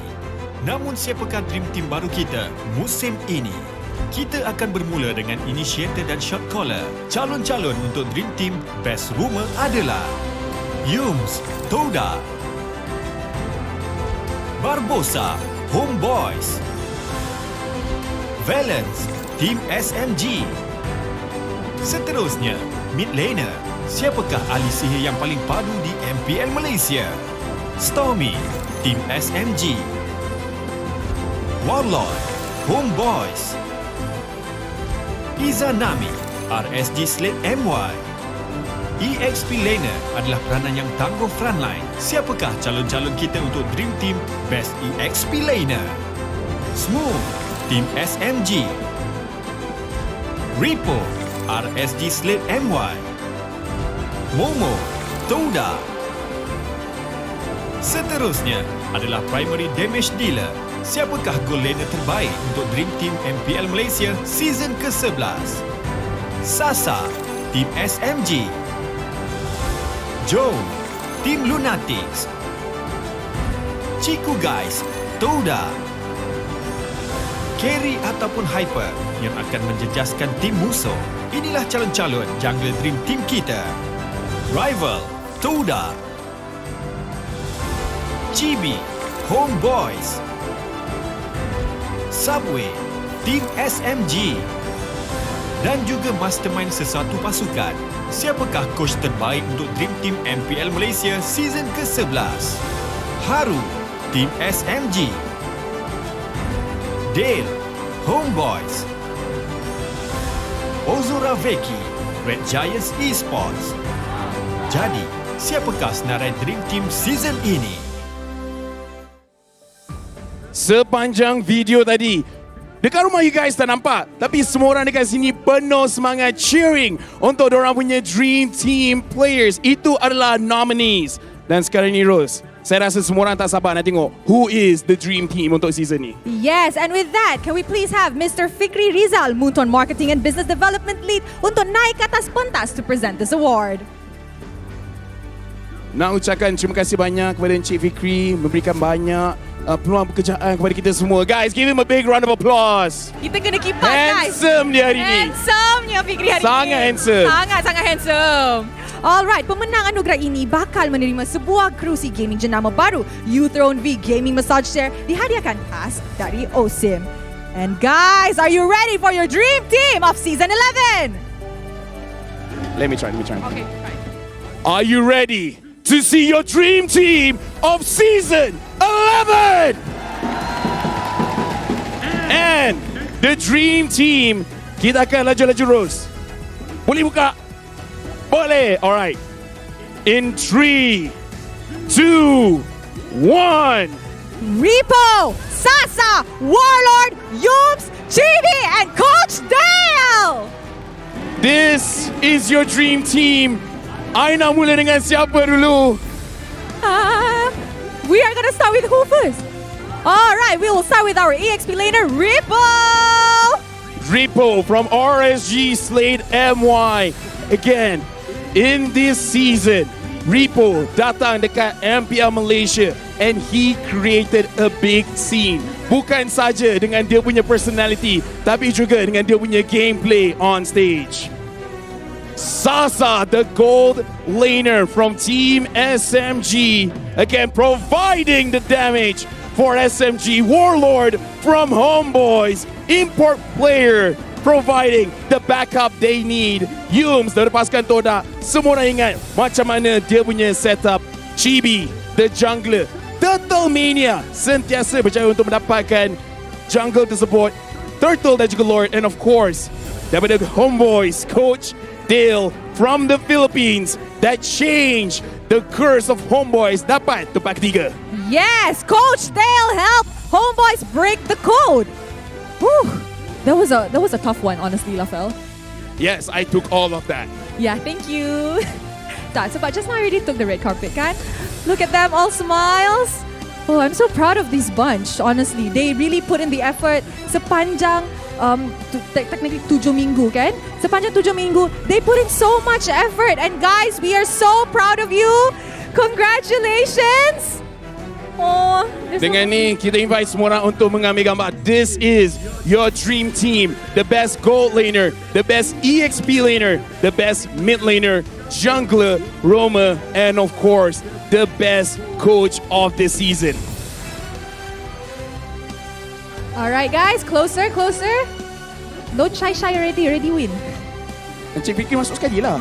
Masuk sekali Encik Fikri. Yeah, Encik Fikri handsome hari ni. Alright, again, spectacular performance daripada mereka semua. Thank you very much.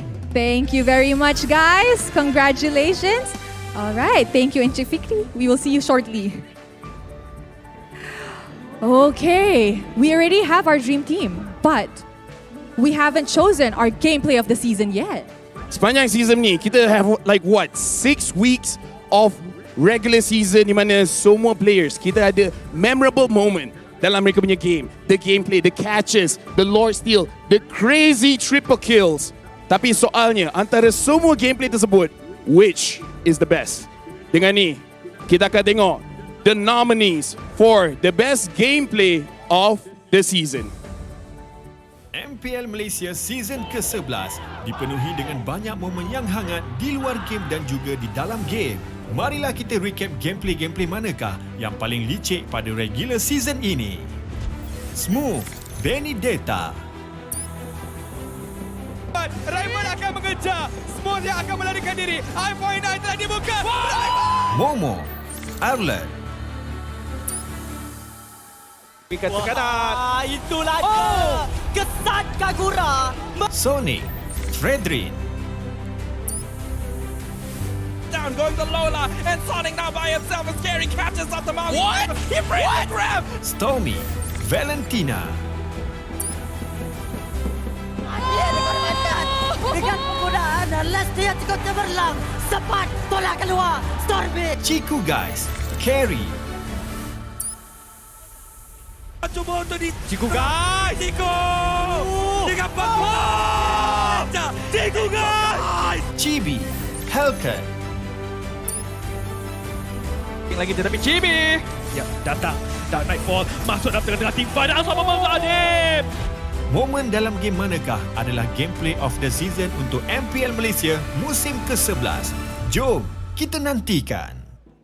Dan itu dia calon-calon gameplay of the season yang sangat-sangat menarik sepanjang 6 minggu. You selalu cakap gameplay hangat. I punya hangat berpeluh ni Sama, berpeluh ni. Tapi again, all of the gameplay is amazing. Tapi sebelum kita nak present the award, kita nak invite siapa? We would like to invite Mr. Fikri Rizal once again, Munzon Marketing and Business Development Lead, untuk naik ke atas pentas. Mari, sambil berjalan tu, gelak ketawa. Me again. Saya lagi. Sayalah yang mereka semua sayang. Ya, itulah tu.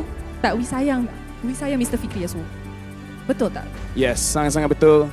Dan dengan Encik Fikri Rizal di atas pentas, you have the award. So, boleh buka ke? Okay. In 3, 2, 1, the gameplay of the season goes to Ciku guys daripada Team Todak.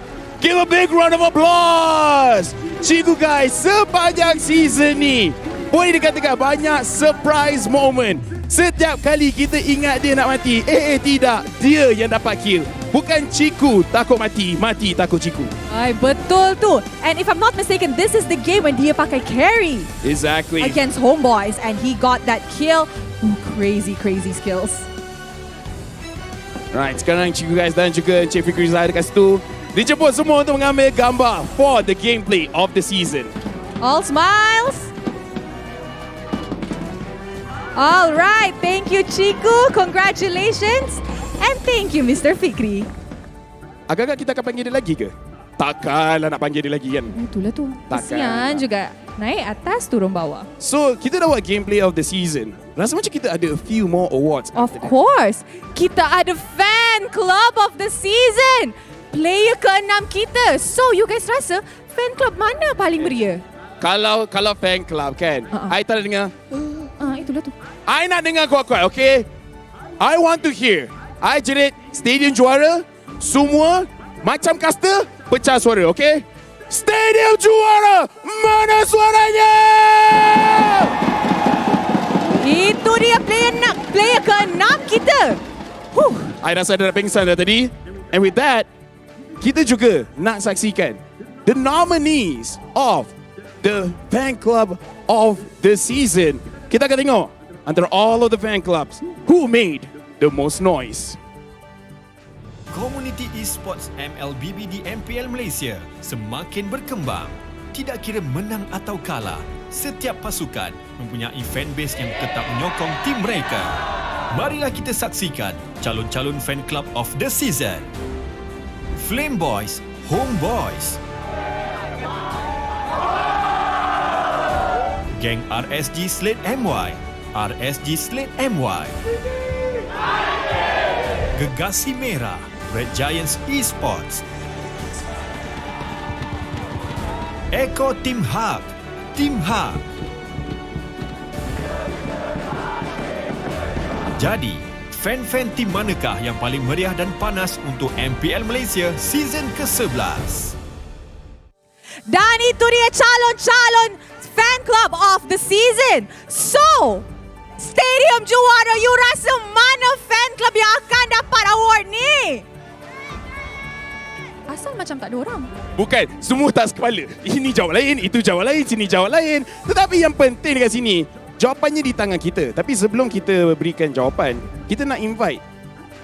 Kat sini ramai orang. Kita nak invite siapa naik atas pentas? We would like to invite Mr. Fikri Rizal, Munton Marketing and Business Development Lead, untuk naik ke atas pentas. Lagi sekali kamera tengok perjalanan dia. I boleh kira so far dah 150 calories terbakar. Betul. Jalan sana dan kembali ke atas pentas. Betul. Guys, big round of applause. Ni bos kita guys, bos kita. Round of applause. Dia tak ada kita next season. Betul. So, it's in your hands. The fan club of the season goes to Flame Boys, Home Boys. Give a big round of applause. Kita boleh nampak mereka punya semangat dan sekarang they're walking up on stage. Dan yang kat depan bukan yang badan besar-besar, yang kecil-kecil yang jalan. Oh my god, it's Daddy's Boys. Daddy's Boys. Oh mereka Lord. naik ke atas pentas. Comel. There we have it guys, fan club of the season. Can be said, Flame Boys this season, menang atau kalah, mereka memberikan semangat yang hangat kepada Home Boys. Dan kita boleh cakap, all of the fans sepanjang season ni memang memeriahkan MPL Malaysia. Dekat sini, kita akan ambil gambar terlebih dahulu the fan club of the season. Alright, sub homies! Alright, thank you kepada Flame Boys. And thank you again to Mr. Fikri. Congratulations, Flame Boys. And now is the time that all us talents are waiting for. Siapa je tunggu? Kita tunggu apa? You tak tunggu ke? No, seriously, kita apa? Kita tunggu. All the talents are waiting for this. Best Talent Award? Yes! Penat dah. Penat Tiap-tiap kali datang, tiap-tiap kali kena berjuang, tiap-tiap kali kena try hard. Tapi macam mana sekalipun, the best talent untuk season kali ni, kita nak tengok dulu who are the nominees out of all the talents yang perform pada season ni. Mari kita tengok the video for the best talent of season 11. Musim ini dipenuhi dengan player-player, gameplay dan perlawanan yang menakjubkan. Tetapi, talent-talent kita seperti para caster, analis dan juga host merupakan elemen yang penting untuk menjadikan kejohanan MPL Malaysia kita. Marilah kita menghargai perkhidmatan dan dedikasi mereka. Karakuri, the veteran analyst. Rose, the trilingual queen. Lafel, the Malay Gideon Q. Gideon Q, the English Lafel. Sunfrost, Raja Pantun. Ice Baby 12, soon to be Ice Baby S12. Adin, the Warung Guy. Sdafa, the Facts Guy. Shamilo, the Chat. Fariza, the Sharp Cast. Mas, out of the world. Sid, still the best penyanyi. Siapakah best talent untuk MPL Malaysia musim ke-11? Marilah kita saksikan acara anugerah sekarang. Kita punya orang voice over ni kan, dia makin lama makin kreatif. Tiba-tiba, the Malay Gideon. Sorry lah Gideon, you the English Lafel apparently. I agree.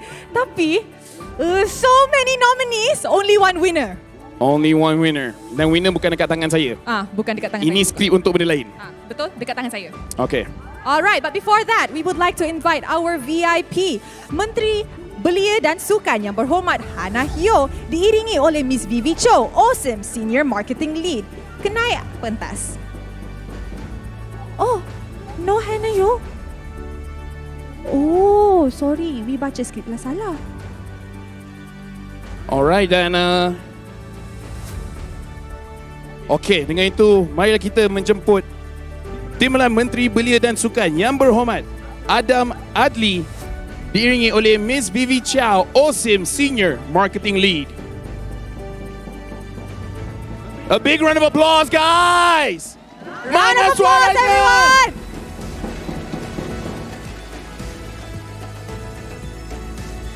Alright, pemenang anugerah ini bakal menerima sebuah kerusi gaming Awesome.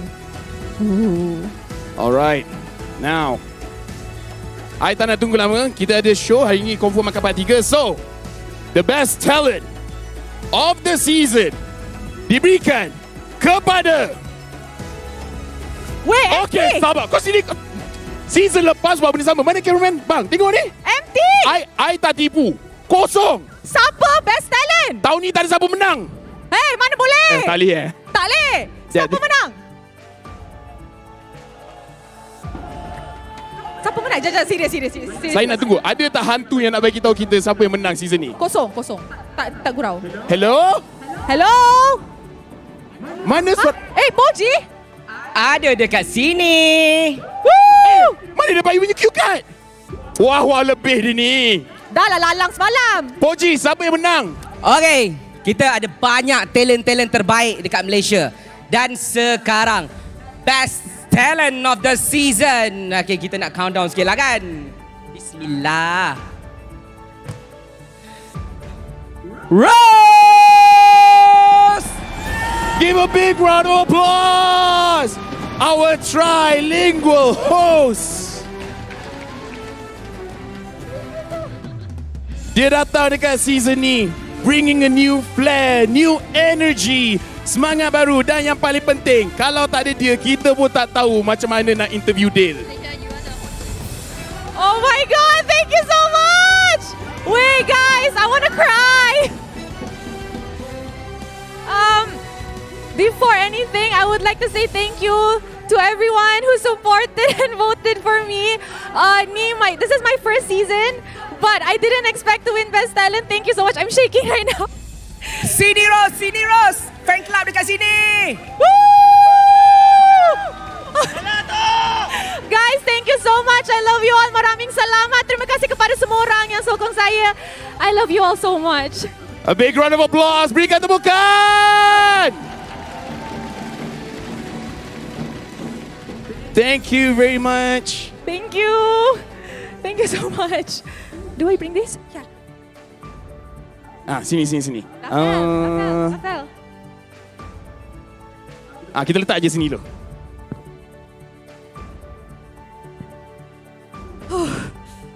Ada lagi 2 benda Ada lagi 2 benda. Okay. Ada lagi. I know. It's it's very exciting, very nerve-wracking. But Sekarang, show must go on. show must go on, and show must go on with apa lagi? We have a Regular season MVP. Again, this season Rose, banyak player yang perform. I agree. There are so many players that perform sampai kita orang talents pun tak tahu nak sokong mana. Kita bukan bias, Kita okay? bukan bias, guys. Kita tak bias. Tapi kita dekat sini, kita memang nak award sebab sepanjang regular season, the players yang perform the very best for their teams.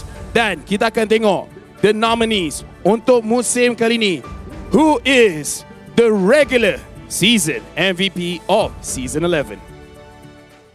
Ini gaya kita. Ini musim kita. Tetapi, siapakah MVP regular season kita? Player manakah yang paling konsisten dan perform sepanjang MPL Malaysia season ke-11? Marilah kita mengenali calon-calon regular season MVP kita. Smooth, EXP Laner, Team SMG. Raymond akan mengejar. Smooth yang akan melarikan diri. I-49 telah dibuka. Joe, Gold Laner, Team Lunatics. Lakukan saja sisinya tetapi Team Chicken melangkut menghalangi terlebih banyak. Empathy. Stormy, Mid Laner, Team SMG. Dengan penggunaan last dia cukup cemerlang. Cepat tolak keluar. Stormy. Izanami, Mid Laner, RSG Slate MY. Kartu dihentikan. 1 kill berbalik. 1. Izanami. Ciku Guys, Gold Laner, Todak. Orang gugur. Moon berjaya untuk dapat Cibi. Tapi Ciku masih bertahan. Ciku. Jadi, player manakah akan menang anugerah yang istimewa regular season MVP?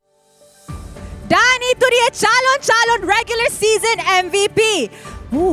Banyak tapi satu je yang akan menang.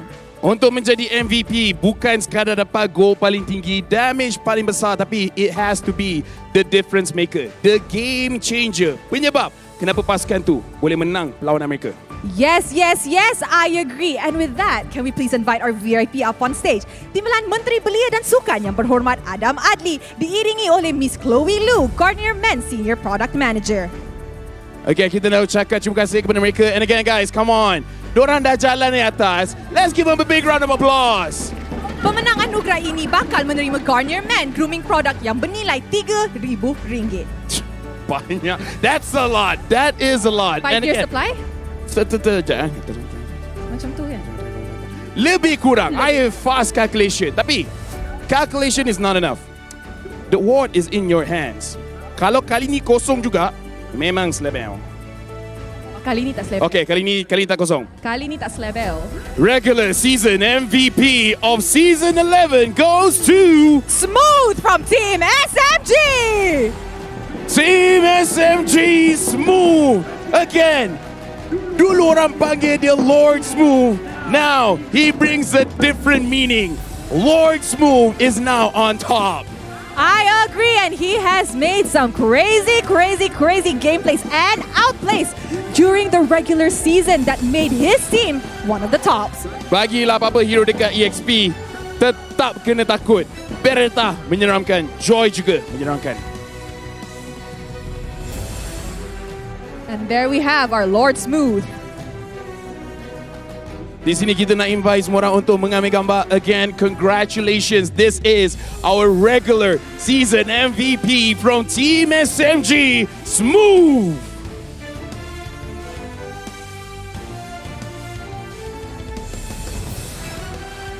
Alright, terima kasih banyak kepada Smooth dan juga kita punya VIP again guys. Take the pictures. Alright, congratulations Smooth.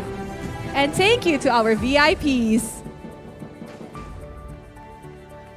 Alright guys.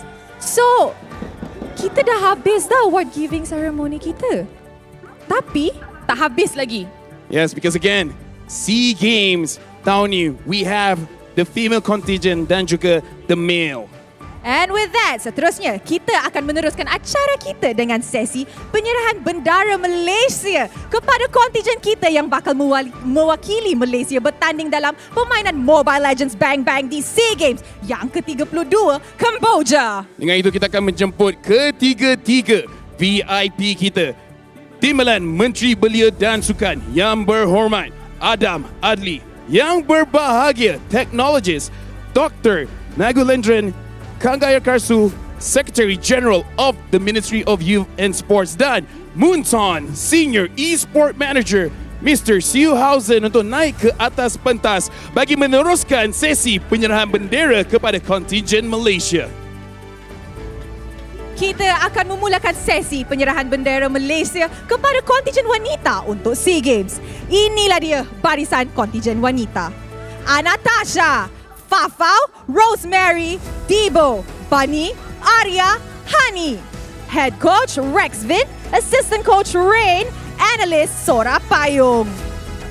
Macam tak ada warning, terus bagi nama. Come up on stage. Inilah wakil Malaysia yang akan pergi kepada SEA Games. Guys, round of applause. Come on guys, bagi semangat dekat kontingen wanita. Sampai muka blushing dorang ni semua. Oi!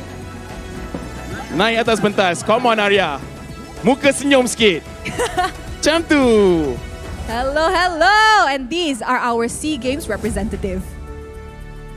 And again, this is the best from the female teams, dan the coaches juga Rexvin, Sora Payung dan juga Rain akan membantu mereka untuk mendapatkan. Dan dengan ini, Rexvin, head coach, ambil flag dekat situ. Come on Vin, you can do it. Yes. Do your best. Let's Raise go. the Malaysia flag in the SEA Games.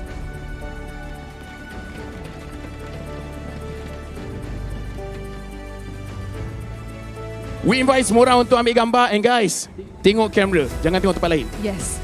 Straight to the front. Ke depan sikit. Iya gitu. Iya gitu. Gambar nampak nice. Dapat lagi Bani. Okay. Okay, ambil gambar. 3, 2.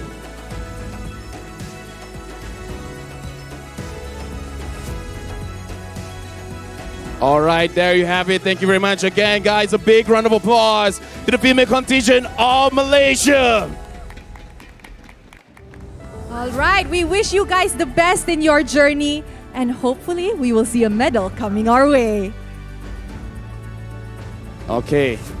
Sekarang ni kita akan biarkan VIP di atas pentas, kerana bukan female contingent saja yang kita akan jemput, kita juga akan menjemput the male contingent. Yes, and let's give it to the male host to present the players. Okay. Inilah wakil Malaysia untuk SEA Games. Lelaki punya contingent. EXP laner Momo, jungler Gary, jungler GB, mid laner Izanami, gold laner Chiku guys, roamer Zorn, dan EXP laner Rippo, head coach Bob's, assistant coach Ozora Vecchi.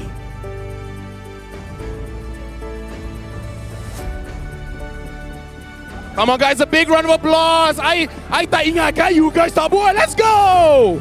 Louder everybody, louder.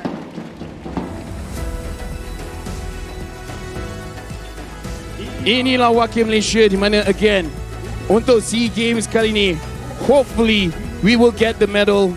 They will be training hard, and actually tak lama selepas ni mereka akan perform. Yes. If I'm not mistaken, it's on June, right? May-ish, June-ish. Diorang tengah coordinate macam mana nak ambil gambar. Yes. Tak apa. Players yang kat depan, diorang dah biasa dah dengan kamera. Tak ada istilah malu depan kamera. Alright, the flag. Raise it up and raise it proud.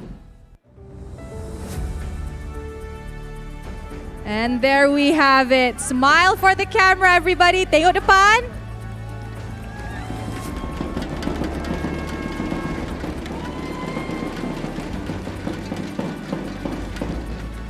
Alright, Malaysia boleh. If the cameraman semua dah happy, I tengok muka dorang. Dorang semua happy. Terima kasih banyak kepada semua. Thank you and good luck in your journey. Mereka masih bermesra dekat atas pentas sebab yalah, inilah waktunya untuk mereka kenal-kenal semua sekali. Yes. And with that, terima kasih kepada VIP kita. Thank you so much for presenting the flag. Alright, tahniah sekali lagi kepada barisan kontingen Malaysia kita. Kini mengucapkan semoga berjaya kepada mereka. Rose, Yes. the award ceremony, kita memberikan banyak award pada tahun ni. Tetapi kita dah nampak playoffs daripada hari Khamis, Jumaat, Sabtu dan juga Ahad. Semua yang datang sini, jangan harap nak balik awal. Kemungkinan besar, the grand finals will go all the way. Yes, I agree. Kita semalam 13 games, guys. Apa yang 7 senangnya? Right, with that being said again, congratulations best talent by the way. Kita akan go for a very short break. Selepas ni, kita akan tengok the grand finals di antara Team SMG versus Todak in Season 11.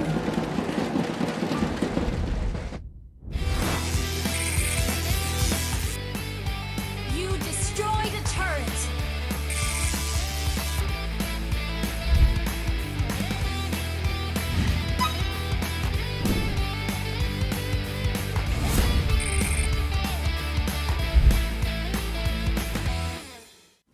Hey, apa khabar semua hari ini?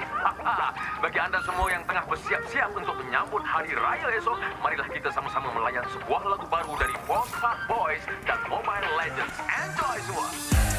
Gimana rasanya be the superstar and show me who you really are. All of the battle, it's time to say the kosong-kosong di pagi raya. All my family, yeah, all my homies. Mobile Legends brings us together. Tua ke muda, opi orang beginner. Susun jari maaf pun dipinta. Hari raya like a superstar, tak boleh emak-enak duit raya dari Mia. Dah macam superstar, nak makan besar. Maskan mak ni dahil get wins macam buah fella. Hati ampunkan salah. One mission, one aim, straight up ku satu MVP. Jangan pula kau frust, keep it in the family. Whole family tak unity, jalin rapi rapat ketupat sejiwa satu hati.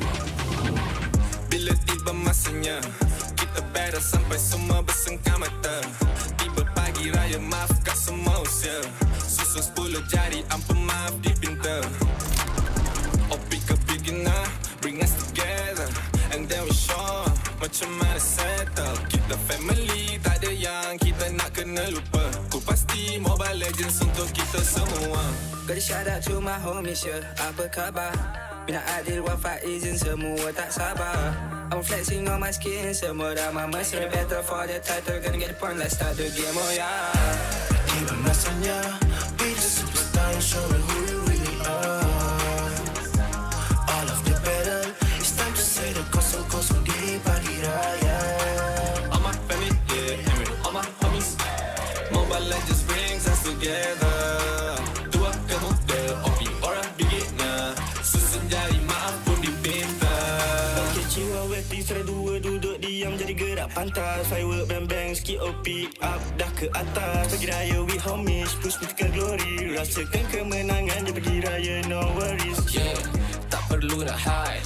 Kena trust your squad. Level up sama-sama satu visi, always on guard. Want to come close, yeah. Even Lord kita sikat. Rendang lontong dodol on a roll, tak dekat tarikan. Yeah, no, bukan typical. Always ready for a battle with the legends in this world, yeah. Double kill, triple kill, me next service like a boss. Going global with my boss, jadi MVP superstar. Terancam bunga api, maybe tu ada Eudora. Mia hilang tu pasti, Rika balik dah habis nyawa. Habis puasa dah miti ku gori. Raya nanti boleh tolong carry ku agak. Hati-hati ku punya nabi yang banyak api. Maybe tu nanti boleh jatuhkan lo bersama. Wow. Oops, sorry guys. Terpaksa berhenti seketika sebab kita ada satu pengumuman penting nak kena buat. Hari Raya jatuh pada bukan esok guys, tapi lusa. So, tak payah nak kelangkap. Guys, saya lusa agak. Ya, betul. Okey, tak apalah. Kita ML jom. Jom. Even asalnya, be the superstar and show them who you really are. All of the battle, it's time to say the kosong di pagi raya. All my family, yeah, all my homies. Mobile Legends brings us together. Tua ke muda, opi orang beginner. Susun jari maaf pun dipinta.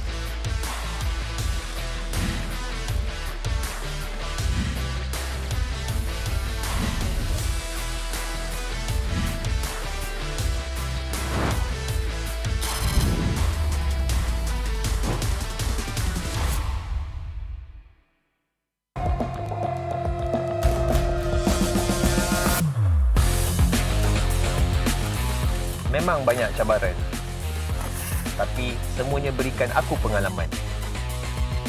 Aku kena siap sedia, cari kekuatan untuk terus ke depan. Aku boleh buat dan kejar apa aku nak. Percaya pada perubahan. Jadilah bintang. Be the superstar.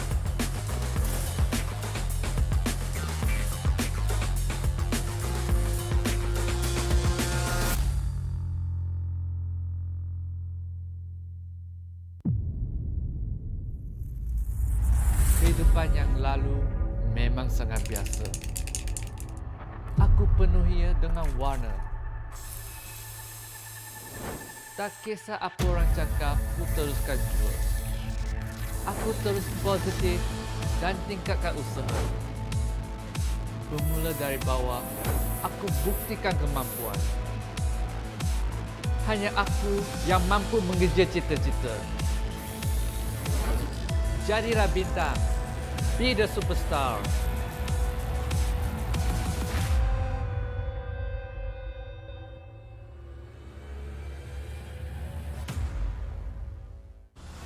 Nadi sebuah bandaraya. Rentak berterusan yang menggalakkan kita ke depan.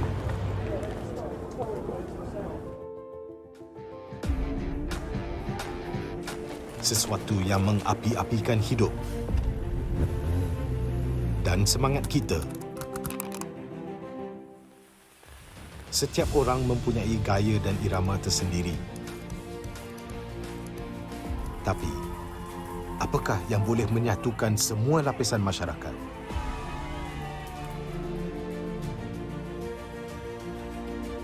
Yang akan menarik perhatian seluruh negara dan mengujakan fan-fan dan players kita.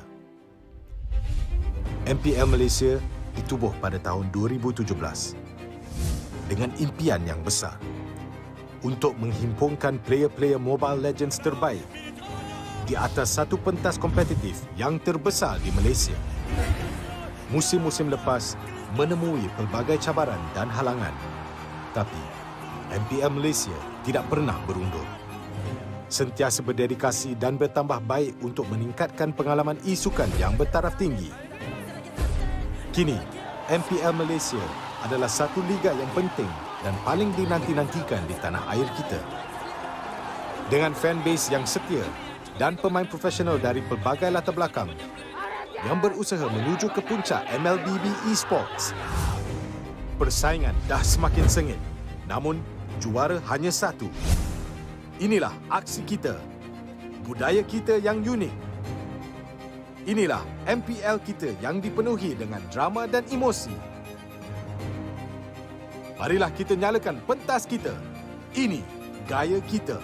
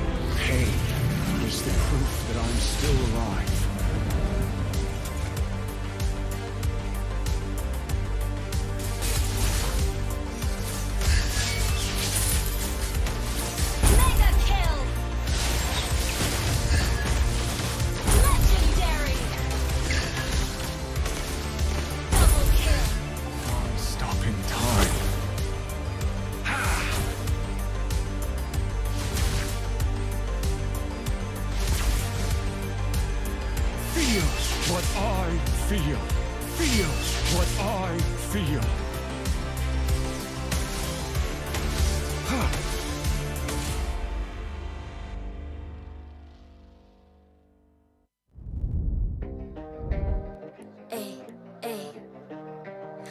I'm a rock star. Yeah, rock star. Ay. I'm a rock star, baby. I'm a rock star. I'm a rock star. I'm a rock star. I'm a rock star. Panggil aku rock star. Ini kejohanan kita semua orang rock star. Kita rock star, kita buat saja gaya kita. Makin panas apinya sudah membara. Macam mana pun kau menempuh segala. Demi negara kau buat semua bangga. Step into my world, you know I'm always in my zone. You know I got my team, no I'm never alone. Bring out my best, buat yang terbaik. Jadi juara perlahan kita naik. Aku nak push, naik jadi lebih bagus. Jadi hero, ku ada skill. Berapa banyak musuh aku dah kill. Ramai cuba mencabar, cause they envy me. Tiap game aku pasti jadi MVP. I'm a rock star, baby, I'm a rock star. I'm a rock star, I'm a rock star. I'm a rock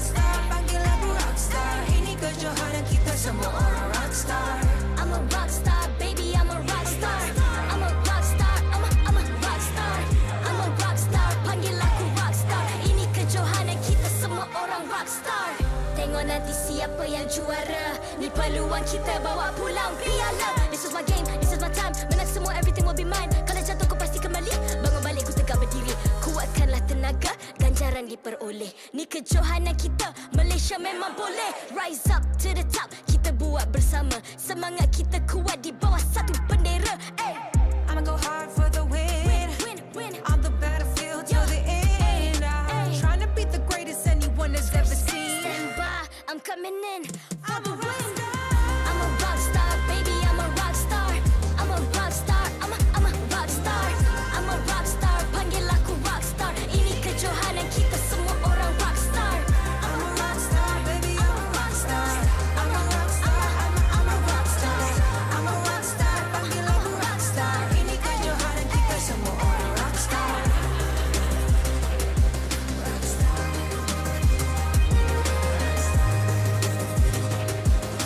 Ini kejohanan kita semua orang rock star. I'm a rock star, baby, I'm a rock star. I'm a rock star, I'm a rock star. I'm a rock star, panggil aku rock star. Ini kejohanan kita semua orang rock star.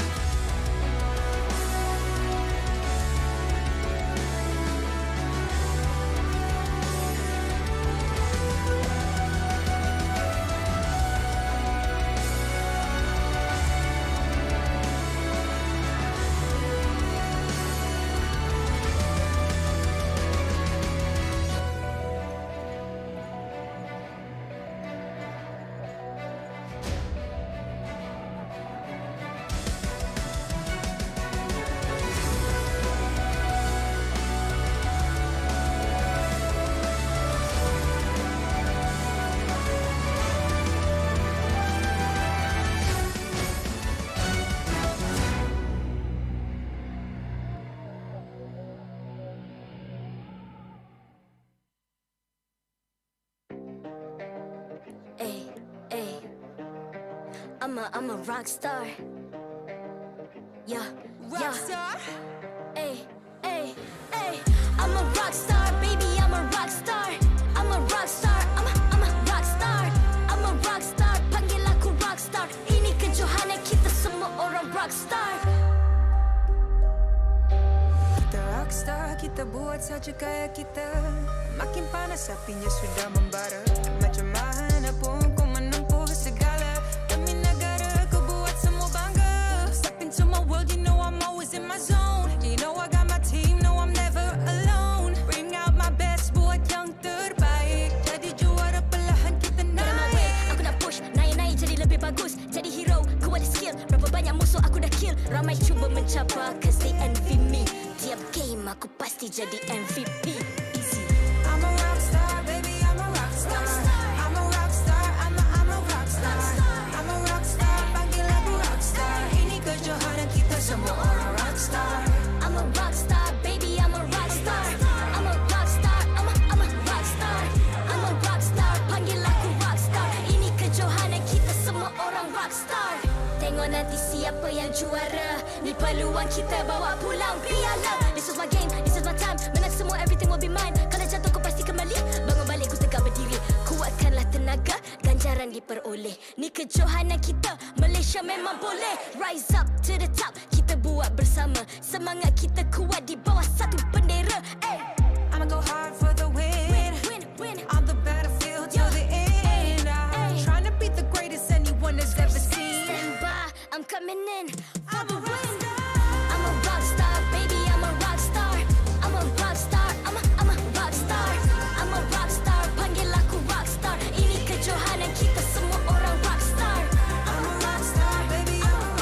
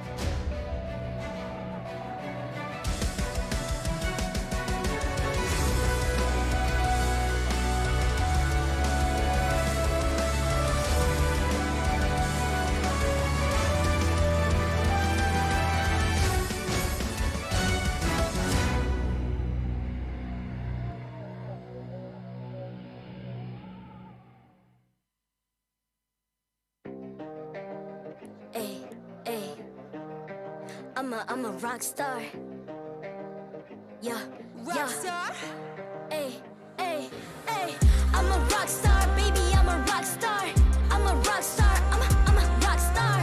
I'm a rock star, panggil aku rock star. Ini kejohanan kita semua orang rock star. Kita rockstar, kita buat saja gaya kita. Makin panas apinya sudah membara.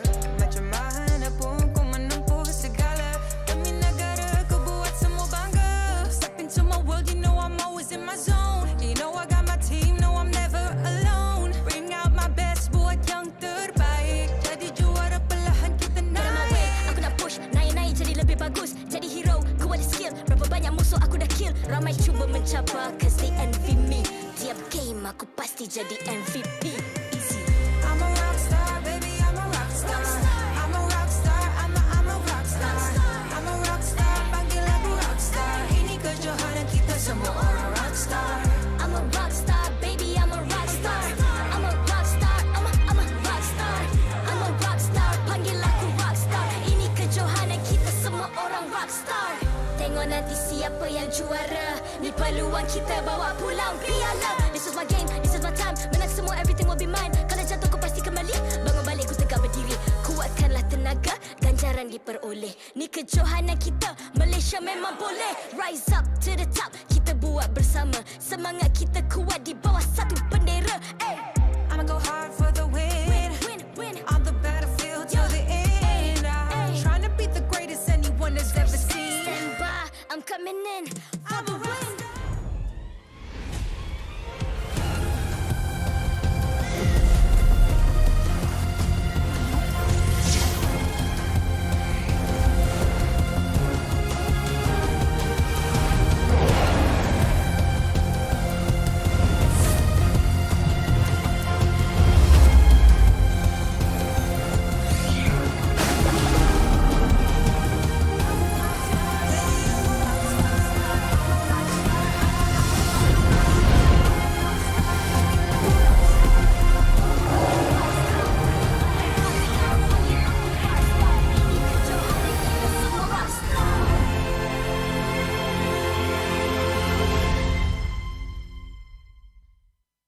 MPL Malaysia Season 11 is powered by Muntong.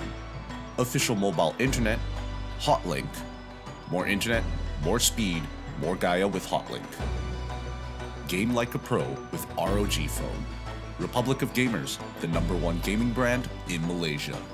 Champion Extra GG with Garnier Men. Fight 99.9% acne-causing bacteria in just 10 seconds. Official gaming chair, OSIM. Partners in Esports, AirAsia Super App, ESI, PKL, EGG, PSM, and Grand Pride.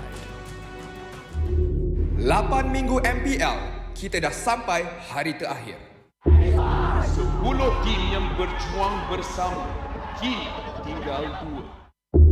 Lebih daripada 1,000 fans seluruh Malaysia yang hadir. Pasukan manakah yang bakal mengangkat piala musim ini? Piala adalah satu simbol, satu tanda, satu kenyataan. Sepanjang 11 musim, Piala MPL Malaysia adalah matlamat dan impian semua player.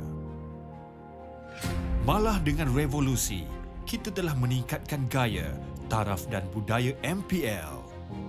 Sementara itu, ada yang jatuh dan ada juga yang naik. Todak, 2 kali juara MPL, tidak pernah miss Grand Final sejak MPL musim ke-6. Mereka telah membuktikan kekuatan mereka berkali-kali. Mampukah Todak memecah rekod sendiri lagi dan menjadi 3-time champion? Team SMG, bekas juara MPL, undefeated di peringkat regular season. Walaupun terciduk di upper brackets, Team SMG telah pulih dari kesilapan dan sedia untuk menyerang dan mencapai trofi kedua. Todak melawan Team SMG. Pemenang akan menjadi satu peranan yang penting. Wakil Malaysia di MSC 2023. Champion baru, legenda baru.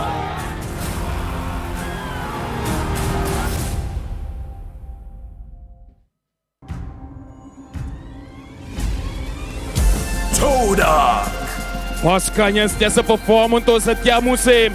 Todak sekali lagi melayakkan diri ke pentas Grand Final.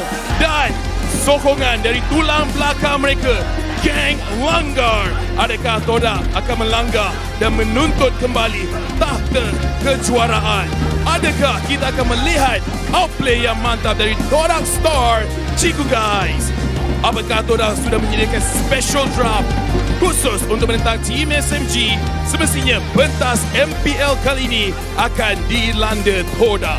Mereka sentiasa bersedia untuk merangkul gelaran juara buat kali yang ketiga.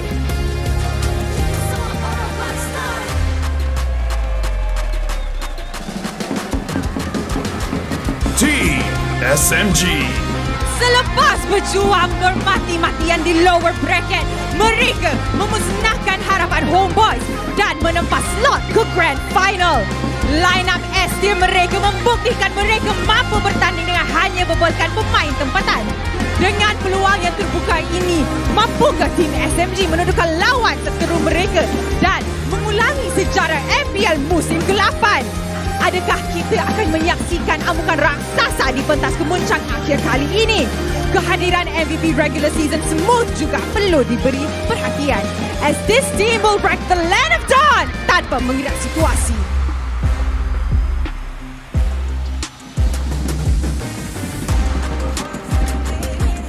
Inilah dia piala yang menjadi idaman semua pemain MPL Malaysia.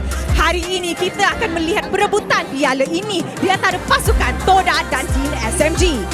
Dan piala ini akan menjadi saksi kepada nama yang layak menyarung mahkota juara.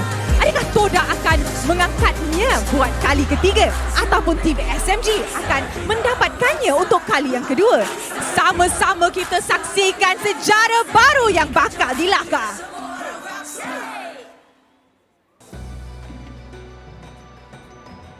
Dengan ini kita minta kerjasama kepada semua penonton yang hadir hari ini untuk berdiri untuk kita sama-sama nyanyikan lagu Negaraku. We would like to invite everyone to stand up to sing the national anthem of Malaysia.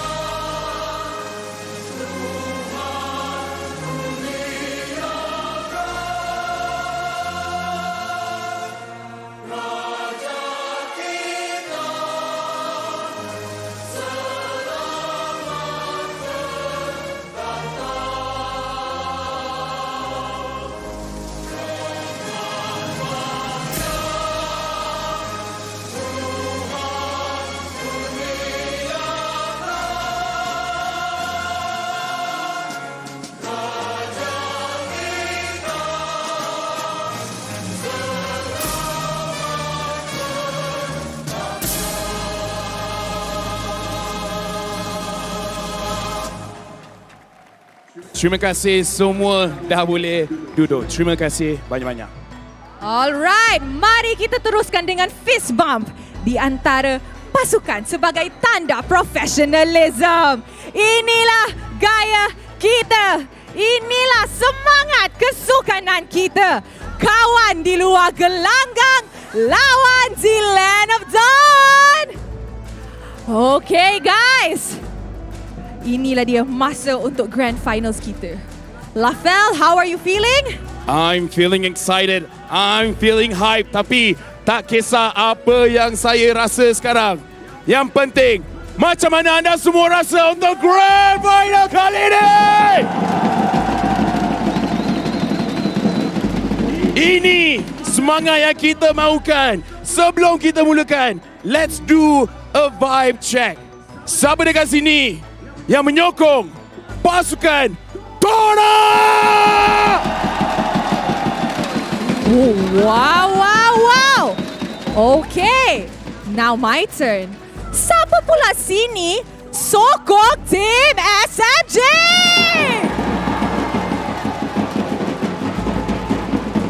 Saya rasa dah tak perlu tanya. The crowd is definitely ready. And I'm ready. And with that, the final one this season. Teams, this is your moment. Game on.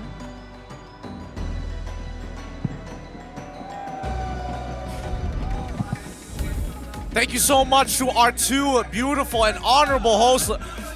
Rose, congratulations once again. LaFell, thank you so much. Welcome to the English broadcast of the MPL MY Season 11 Grand Finals. My name is Gideon Q. Here with me today is the full lineup of our English broadcast with Terrence at the helm on the play-by-play and our analyst here today. Gonna be Sadafa on my left. How are you guys feeling today? I think we're feeling pretty good about all things here. Obviously, we probably would have liked to get a bit more rest than we did after what happened yesterday, but it only indicates how competitive MPL MY has become. There has been not a single clean sweep throughout the playoffs. And now the question on the forefront of everyone's mind is, will the grand finals be no different? Well, I don't know if it's going to be different or not, but I know that you got a break yesterday. I know, right? There's a lot to talk about as well, but you know, that's the reason why I'm here, right? I'm literally here to, you know, help you guys smoothen things out after yesterday's tiring day. Let's be real here. Compensate. Fair enough. But today's grand finals is going to be pretty intense, and I'm extremely excited to see who comes out on top of this. Yeah, me too. I'm very curious to see how it's going to happen. Now, ideally, if SMG wants to have the best odds of winning, here's how I'm imagining in my mind. They're going to have to win that first game, win that second game. They're going to be at match. Wait, it's a best of 7. Yep, it's not that simple here. This is going to be our first and only best of 7 series in the playoffs, the grand finals themselves, where both these teams are competing for that MSC slot. No longer is just qualifying to the grand finals enough to bring you to the international stage. Now it is 1 or nothing. And both these teams going to be putting it all on the line. Yep, this is where things are going to get extremely spicy as well because, like you said, it's only 1 slot. We have never seen a grand final this intense, but I'm expecting it to be this intense. Even though this is me predicting the future, this is how it's going to go down today. I don't know. I'm just tired of people coming up to me and saying, like, how are you feeling after yesterday? I'm like, tired? Well, good luck for 7 games. I'm like, it might not be 7 games. Come on. It's definitely going to be 7 games. We got to follow the trend, bro. We got to follow the trend. It has been an upward trend, to be fair. I mean, now that we've come this far and somehow not had a single clean sweep, as much as we would like to save our energy a little bit, you also want to go all the way here just to keep that trend going. And I imagine that both these teams have a very likely chance of doing that. They are very evenly matched. They are very evenly matched. I mean, both teams have struggled throughout the playoffs to clean up the opposing side. It always goes to the full games, but it's time for the draft. Welcome to all of our international viewers, our Malaysian English viewers.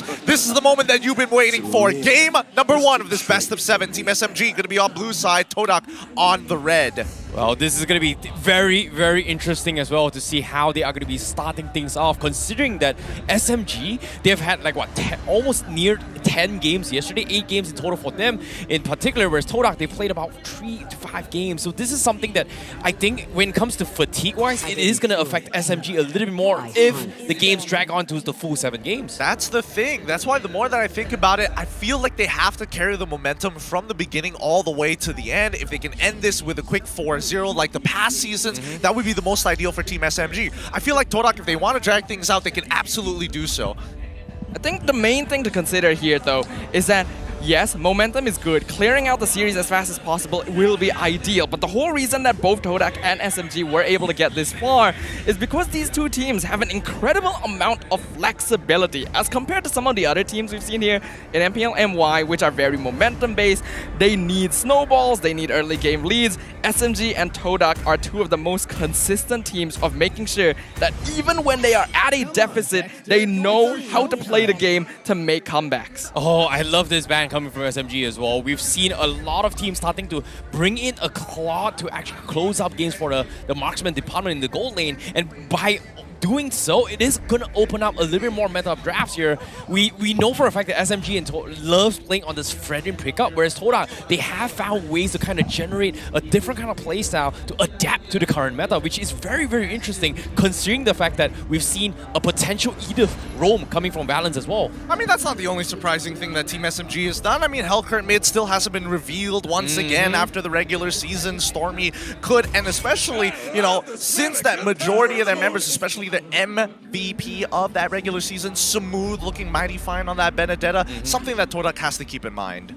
Absolutely needs to keep it in mind here, but I think there's definitely going to be a lot of respect coming in from both these teams here. You can see that the Valentina already banned very early on by Todak, respect over to Stormy, and of course the Franco, which Valence is able to make a lot happen with. As for Team SMG, they banned the Claude, they banned the Fairmist. The Claude makes a lot of sense. Chiku is really scary with the hero overall, gives him a lot of utility, a lot of ways to farm quite safely while adding mobility as well. The Fairmist is a bit more interesting, but they're removing flexibility from Todak to allow themselves to decide how they want to approach the team fights, and they do so by locking in a very strong engager in the Arlet. I don't know how strong it's going to be, because if we're talking about S-tier picks and even in the EXP lane, one of the big trends that has been happening and the adaptations is the let go of Joy. And Todak, they can easily go for the Minstar into the support position, Joy into the EXP, and this Arlot basically has no way to play the game. You know, that's the thing about this draft, right? Like, if you open up with Arlot, it's safer just because of the fact that you can still somewhat contribute to the team fight unless,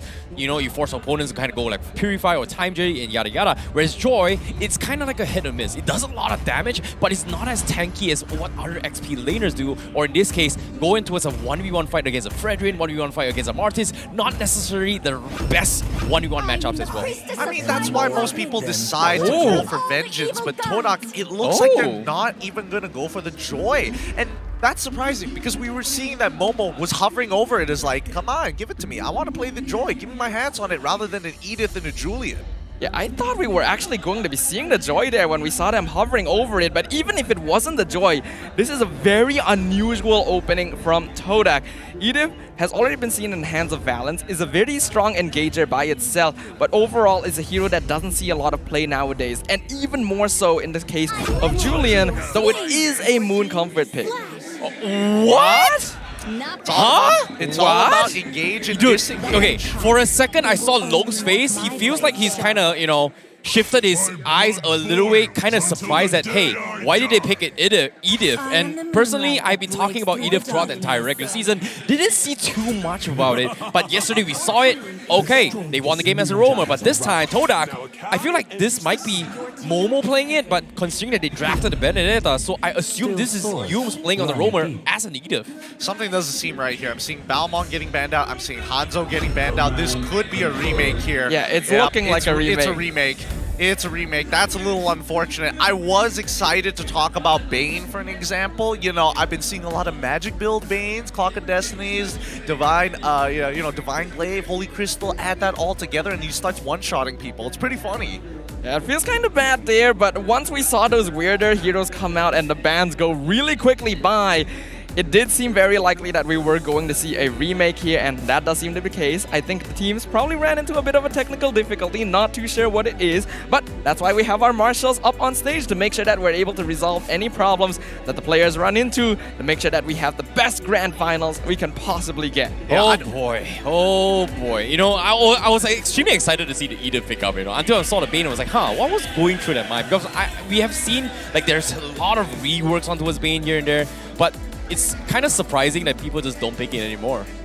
I think that Edith has its place in its world, just not right now. I feel like in the EXP it's kind of meh. I feel like if it's in the support lane it's kind of meh. It's like a jack of all trades, but there's no real way to commit to it unless you have an ultimate and an entire team dedicated around CC, so you can start kiting around. Because I feel like when Edith gets into that, gets into her second form, her quote-unquote God Slayer form, the moment you miss the stun, you're basically useless. Well, one of the values of the Edith as a hero here is, on top of the fact that the hero has a lot of single target CC, the ult Primal Wrath is very unique compared to the rest of the roster of MLBB in that it's actually very effective against heroes that have notable burst phases of damage. Heroes where they're gonna do their damage for a moment and then they go on cooldown, or it's more burst based, then you instantly pop the Primal Wrath, you get the extra shield, you become the DPS instead, and you're no longer at threat.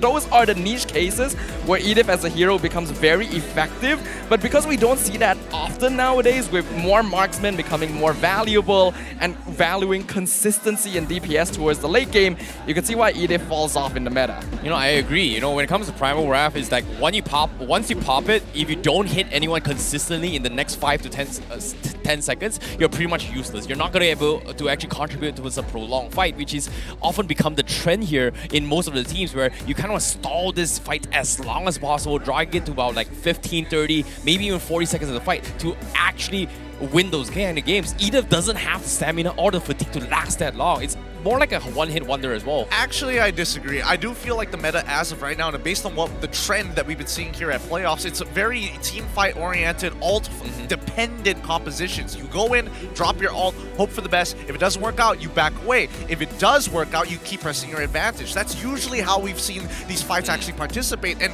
the only one who has that constant sort of DPS is going to be the marksman, but they're usually primary target number one. And that's exactly why you want to make sure that each player is able to focus on their own positions in a meta like this. You need to very clearly define each individual's responsibilities. And while Edith as a hero actually is really effective in this sort of meta where there's a lot of fighting, so her CC comes into play, her damage actually scales up pretty well, but it results in a situation where when the Primal Wrath is used, you no longer have a tank. It forms a bit of a split there, where the roamer no longer can form the front line for you for that short moment, and that creates a lot of vulnerabilities and really shifts your entire mindset. It does, and that's why I think things like Cho has more relevancy. People like Kaja's kit is pretty much undeniably one of the best in the game.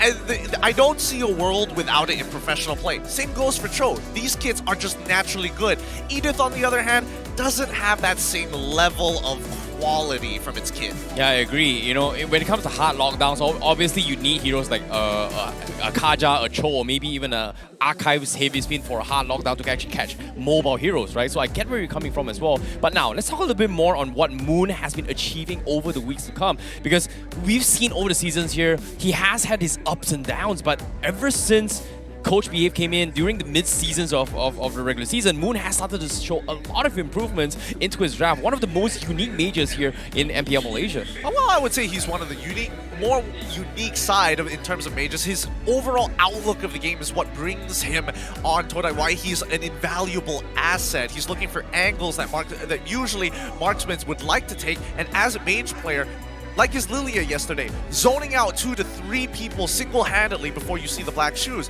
Stormy can be the same, but then again, does he play Lilia? It is actually quite funny when we see these two mid laners in the grand finals, because you mentioned Moon having a bit of a marksman mindset, zoning people out, doing damage. That is Stormy as a player as well. We can see having the second highest KDA, 4th in terms of kill participation. The positioning that Stormy has in these games is not your typical artillery mage. He wants to go forward, he wants to do damage, he wants to scale up to be that secondary DPS. In a sense, Moon and Stormy are actually very similar here in that their job is not just to stand at the back line and dish out DPS. They want to be part of the action, and to adjust for this, you see similarities in Todak and Team SMG to adjust their junglers like Subway and Rival to be a more utility position, which is why you see more tank junglers, you see them playing Kaja jungle, Minotaur jungle. You see the adjustments there. Honestly, I do feel a little bad for Stormy. I'm seeing that he has a 7.0 KDA, now going second in the overall league standings of mage players. Well, I wouldn't even say mage players. All the players in this particular case. The playoffs has kind of done him dirty, like quite a bit. It used to be, what, 9 yesterday? Well, that's how the cookie crumbles in the end, but good news, ladies and gentlemen. Seems like we're jumping right back into draft and picking up where we left off. A lot of the bands looking to be pretty similar, as well as the Arlet opening, so it seems like the issue did happen around Todak's opening. You know, it's interesting to see how the bans are coming in from Todak, right? We do see the Franco and Kaja. It feels like it's targeted specifically for Valence after Valence's Franco performance yesterday, which kind of salvaged the situation for SMG in the final moments against Homeboys. And at the same time, I was expecting the Edith pickup, considering the fact that, you know, Todak might be targeting or just denying Valence all his heroes as a roamer to actually kind of put him to the test for SMG. I suppose that's one way to actually look at it. I do feel that Farsa might be a liability, but the overall scaling and raw damage that she has in comparison to something her other counterpart, Yves, there's a very big difference there. I think that in this particular case, SMG Stormy has done a really good job deploying real-world manipulations right at the very edge to make sure that the Feather Airstrike doesn't get its full value in terms of the number of shots. We see the Beatrix, we see the Mardis. This is very typical for the side of Team SMG. This is a very default SMG opening. Of course, we don't get to see Arlet all that often, so Smooth will be making a lot of plays across the map. That's something that Todak has already allowed through in exchange for the Joy. Team SMG locking in the Martis and Beatrix indicates that they want the flexibility to instantly start making plays and going aggressive right from the early game onwards instead of waiting and scaling, which is something that would not work out against a team that can be as unpredictable as Todak. Well, at this stage of the game, we see that Chico Guys is going to be locking in that carry. He knows that he is expecting to see more tanks from the side of SMG, Mardis being one of them, Arlot in this case, and I'm pretty sure that Todak is going to start banning out some of the tank junglers. One in particular, Tanksalot, needs to go.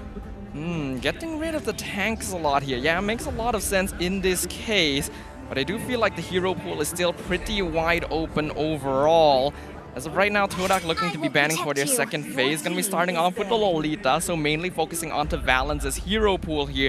The fact that the Lolita is being removed means that they want to get rid of SMG's ability to initiate teamfights, and of course, the broomstick strategy with the Final Slash and Numenon Blast. Now, I agree with the broomstick strategy, but now, I'm a little bit curious here because if you pay attention to regular seasons, SMG has pretty much first phase banned the Kadita in every single game thus far, but into the playoffs, they kind of ignored it. So I'm a little bit surprised that considering that now at this phase, we know for a fact that Stormy doesn't really play the Kadita, but what are the chances because of the fact that they have this carry pickup from Todak?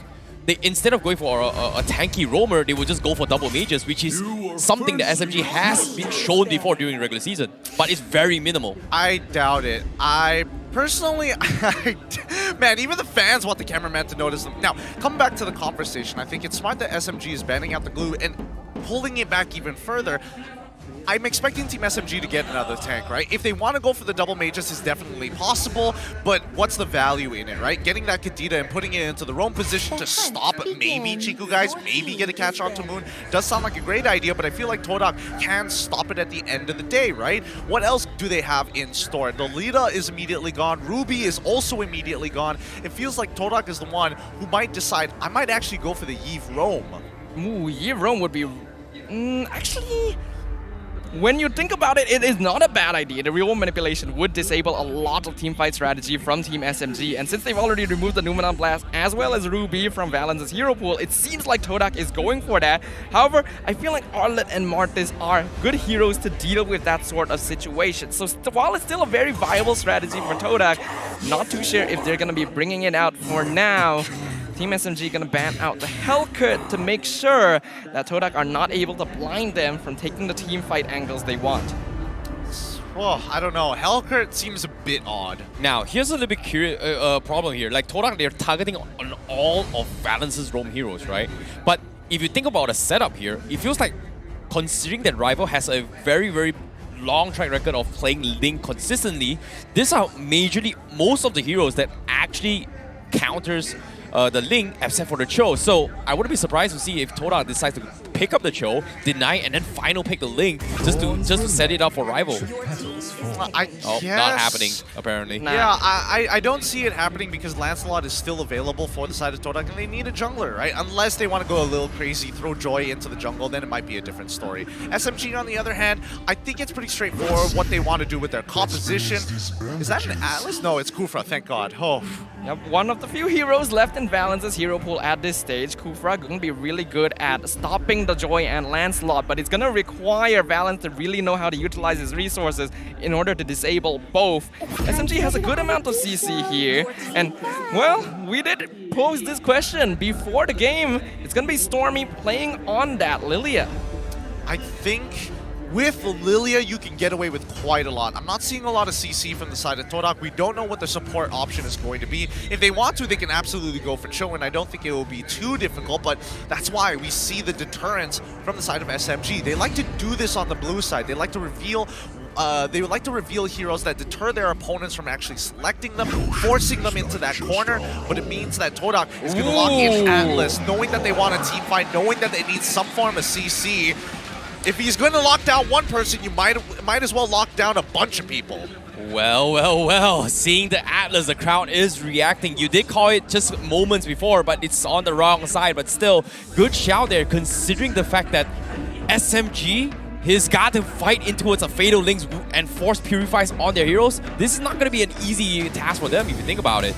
Absolutely not. Going into game number 1, I'm seeing some very solid drafts overall. Todak going to be coming out on top a little bit in terms of kill pressure, but SMG having much more utility to make up for it. Massive amounts of CC in Arlet, Martis, and Kufra that allow them to control the battlefield. However, Todak has higher mobility, which will allow them to avoid fights altogether and use the threat of Yumes and the Fatal Links to try and deter Team SMG from controlling the flow of battle and potentially giving them the chance to scale up for the late game. Well, ladies and gentlemen, the grand finals of MPL MY Season 11, a full best of 7.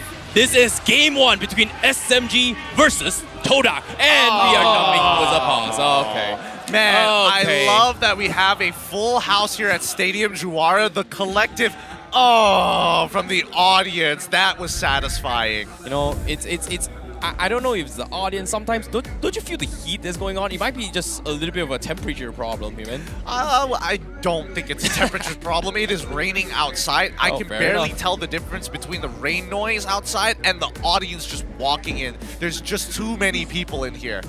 Well, we do gotta love that though. You can easily tell the difference between the size of our audience here as compared to what we've seen in previous seasons of MPL, just how much MLBB is growing and how much more support these players are getting. For now, we're gonna make sure that there's no issues happening up on stage again to make sure that the grand finals are as good as they can possibly be. And I think this break will give us a bit more time to talk about what is going to be happening between the dynamics of these two teams. Mainly that Team SMG has a lineup that is very strong at diving and forcing fights, but Todak has a lineup that's really good at splitting fights and even avoiding them altogether. You know, that's the thing, right? It's all about the meta itself and how they kind of prioritize the focus. This is where Todak likes to do and play around. If you think about it, they are always very creative. They're always very, very unpredictable. And SMG has been known to have a very disciplined playstyle where they need to focus on specific objectives that wins in their condition. Whereas for SMG, well, it seems like they have to actually deal with this Atlas Wombo combo. Yeah, it's going to be very interesting to see how they will perform overall. We've already mentioned how both these teams have an insane amount of flexibility in their kit. Both Todak and SMG have come back from incredible deficits before, so definitely looking like Todak are no longer the only kings of comeback here in MPL MY. But what happens when they come face to face? Who is going to be able to outmaneuver the other? Well, we've talked about this as well. Todak has asked for this in the previous interviews as well. SMG was the one that knocked them down a peg during the regular season. This is the final revenge. Could they bring it all the way? Because regardless of what happens this series, there can only be one team that is going to be representing Malaysia for MSC and hold the title as being the champion for MPL MY Season 11. So the stakes are pretty high and fatigues are going to kick in eventually if things drag on further and further. It just means that the grand finals are going to be perhaps the most intense we've ever seen them, because I think we can't argue with the fact that in the past, teams have definitely let down their guard a little bit once they reach the grand finals, knowing, hey, we're going to make it to the international stage anyway, so it's okay to relax a little bit, try out something since it's a best of 7, and then get caught off guard. But no longer do they have that leeway here. Only one team can qualify to MSC, and we're already seeing how the drafts are set for that. This is not an experimental Todak. This is not an experimental SMG. I agree. It's a brand new revolution. Season 11 is special, but without further ado, the Marshals have called the game, and we are heading into game number 1 of the grand finals. Finally.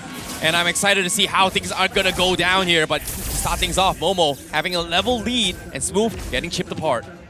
That's gonna be interesting right there. Of course, Move hasn't been able to clear his EXP cannon minion yet, so he'll be able to reach level 2 pretty soon. Interestingly enough, gonna be keeping it near his tower, so freezing the wave to make sure that Momo cannot poke him out before level 2, maybe even level 4. Oh, hold on.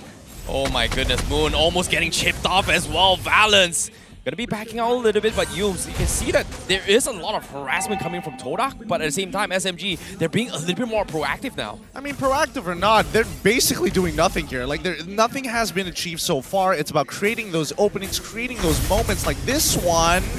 Nope, not gonna happen just yet. Nobody wants to make that very first move.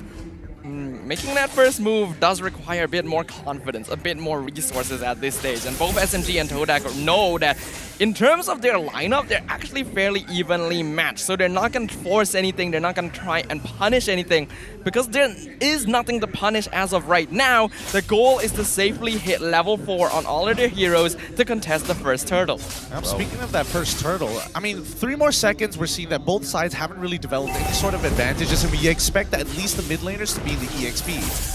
Yeah, we can see Smooth already starting things to actually harass and zone out Rival. Rival dropping down to his half HP. He might be in the threshold as well. Foster back out of it. Meanwhile, the rest of Todak, but he will actually die to this, and Smooth actually goes in for the dive. And now that's going to be turtle secure for Team SMG. Top side as well. Sasa versus Chiku, guys. Dropping reload. Tingle. He flickers forward, but Sasa will outplay him from the bush. Flickers down and takes him out. And I was about to say that's why Smooth is our regular season MVP, and Sasa, once again, it's understandable why people want him to be part of the Dream Team. Yeah, that was just a series of mistakes by Todak there, no doubt about it. Firstly, Rival underestimating the amount of damage from Smooth. I don't think they've gotten a lot of experience playing against the Arlet, considering how often it is banned out. And even though Momo was doing a good job of trying to zone out, Subway is tanky enough that he can just contest the turtle as long as Rival is not there. And unfortunately, Chiku, guys, trying to ego challenge Sasa, got denied by the brush in the side lane and reversed on, giving Team SMG a nice early lead, but they still have to keep their wits about them. Now, speaking of which, the overall composition of Team SMG, we've seen this before. When you have that Beatrix, you want to start zoning out your opponent, and because Sasa at least got that very kill onto Chiku, guys, in that 1v1, I'm expecting Team SMG to be shifting all of their resources towards that side of the map. If Beatrix can break Tier 1s, get the entire goal plating as well, he's going to be so far ahead of the game, and then the lane swap happens and the snowball begins. I feel like they would have some concerns about rotating too many people over though, because that also means they would attract a lot of attention from Todak to try and punish Sasa as well. And preferably, they want to achieve a balance of giving Sasa some funneling while also making sure not to draw too much attention to their late game carry. They're not going to dive Smooth here, right? He's playing Arla. His flicker's about to come up in about 12 seconds or so. I don't think this is very likely, but Todak postured for it in case he makes that mistake. Top side, Valence, he is gonna go make a dive as well. The Siren's Rage comes in. Yumes will be able to flicker out of there. And Todak, they will successfully disengage. But at the same time, 3 more seconds left before the turtle. Now, this turtle going to be an important one right here. Todak ideally wants to grab it to even up their goal lane lead, but they already lost the first exchange. Looks like they're still gonna force it though. Yeah, Momo now going to be zoning off SMG in the back line. Turtle dropping down towards the 2. Final bar, Yumes in the front line is going to be blocking Tyrant's Rage. Uses the Fatal Links to cancel him off, but Subway still steals the turtle, and Rival needs to back out, and Smooth gives chase, but does not have enough charges to continue. So far, so good for Team SMG. The tempo is on par with Todak. They're just winning out in more situations. Todak attacking the EXP lane, Team SMG attacking the gold lane. They still get the turtle. They're still able to get at least a lot of pressure, but we're not seeing those big invades. Like, why aren't we seeing Martis just immediately running into Todak's jungle to steal stuff away? A majority of that is because of the number of members still left, and I feel like Team SMG, they're playing extremely respectful of Todak's space. It's also because they have Feathered Airstrike and Fatal Links. I don't think you want to invade the jungle into a situation like that. And while Todak tried to contest the turtle, and they made a really smart play by shoving out the mid wave first, which meant that Valence and Stormy came late. Hold on a second. Uh-oh, Rival. Getting scouted out as well. He gets sniped in top as well, and that's going to push him back to actually reset this fight. He does not have those abilities to actually join this fight, where the rest of Todak is in the bottom lane. They're going for the fight. They pull in balance, and he's going to get focused down, while Sasa is going to try and bait another fight. And Todak, they're looking to re-engage, but there's nothing they can do, and SMG will try and pick them apart as well. Yumes tries to base the fight, but misses the timing, and he will get picked off. That's a trade 1-for-1. Bottom side is basically about to start falling down if Team SMG just allow Todak to dedicate their resources down here. Sasa, on the other hand, I would have liked to see him go a bit further, but now they jump on forward. I don't think this is going to be a full commitment, to be honest with you. I'm honestly surprised at how many resources Todak is trying to send down here, all things considered. They already are not going to be able to get the same old engage as before, and Team SMG make a very smart disengagement to not force things, since they do see that the Federal airstrike will be threatening them at that stage. While it was a good idea to identify that, oh, Team SMG doesn't have a lot of resources down in the bottom lane, we can try and force something, and they get a free kill first. They have to realize their damage consistency is not quite there yet. Oh, Yumes, he gets a nice fatal links onto 2 as well with the Federal airstrike, set things up. They get 2. Stormy tries to burst down move, but he doesn't have the cooldown to do so. Black Shoe keeps him alive for now, and Todak is going to try and give chase. They flicker forward, but Stormy, he's trying to trade off Moon, but he cannot do so. And it's going to be Todak that kills him off. But top side, SMG, they realize that this is happening, tries to force something, but does not make it. Honestly, not too bad from Stormy. For the fact that that was a 1v3, he was able to get quite a number of battle spells, trading his own in return, and at least Todak now swing back the gold in their favor. At least this is just a bit of momentum for them to go toe-to-toe with Team SMG for the next, what, 3-4 minutes? What we're basically just seeing is the value of Atlas as a hero, right? Yumes was already picked off earlier. Team SMG probably had a subconscious thought, we don't have to worry about him too much, and then he immediately snaps up Fatal Links, and they do have the burst damage this time, since Moon is in the area. And that is probably the fight they were aiming for initially, but weren't able to get. Well, better late than never, though. I don't know. I think late might not necessarily be the game if they just want to keep playing against Todak like this. Oh, top side, Smooth is going to be in trouble as well. He uses his final stage, but he's got the sustain. He gets the kill! He turns the tide, and Yumes now dropping down low. And SMG, they're looking to re-engage, but it seems like it's not going to happen. It's a little bit too far off. And middle lane rival might get jumped on, but no, looks like they will back off for now. Calculate the kills. A very good outplay coming in from Smooth. At least he was able to get the kill onto Jiku, guys, knowing that he doesn't have that flicker. And with that Hunter Strike, he's more of that threat. Now, this is the game plan all along for the side of Team SMG. They wanted to enable Sasa. They're going to do it from the mid lane. And if we pull up the item list, I think it's very clear that everybody is going for a standard build. But man, Smooth is just so far ahead. Radiant armor on top of everything else? Yeah, after all, he is our regular season MVP for a reason, but down here. Oh, Momo popping the electrifying beast, but it was a setup. The fatal link from Yumes is going to pull Smooth back. They have been targeting the XP lane, and they finally got Smooth. Ooh, some bad habits from Team SMG here. I think Todak is starting to realize that something SMG tends to do is that when they have their minds committed to getting a kill, to starting a fight, they will stay until they get the fight or the kill. Oh, that thought for now. Ooh. Balance. He's going to try and make an attempt. The Tyrant's Rage comes in. They are going to connect on Yumes, but Yumes, he will safely get out. And Federal airstrike comes in. Momo from the side with the electrifying beast will hunt down Sasa, and Todak langars SMG. Things are not looking all too good for Team SMG right here. As we mentioned, Todak has an insane amount of mobility. Oh my goodness, when you least expect it, they hit you. Chiku, guys, they got the kill. Smooth now looking for the fight. Stormy looking to flicker forward. He gets caught out with the fatal links. Cannot continue the combo. Valor's not going to be able to do too much. Smooth completely zoned out, and Todak is able to get kills after kills. And while this was all happening, Lancelot on the top side of the map was able to secure the Lord for themselves. Now Todak is really stealing away this game. What used to be a Team SMG lead now falling into the hands of Todak, and Todak doubling up their gold in less than a minute.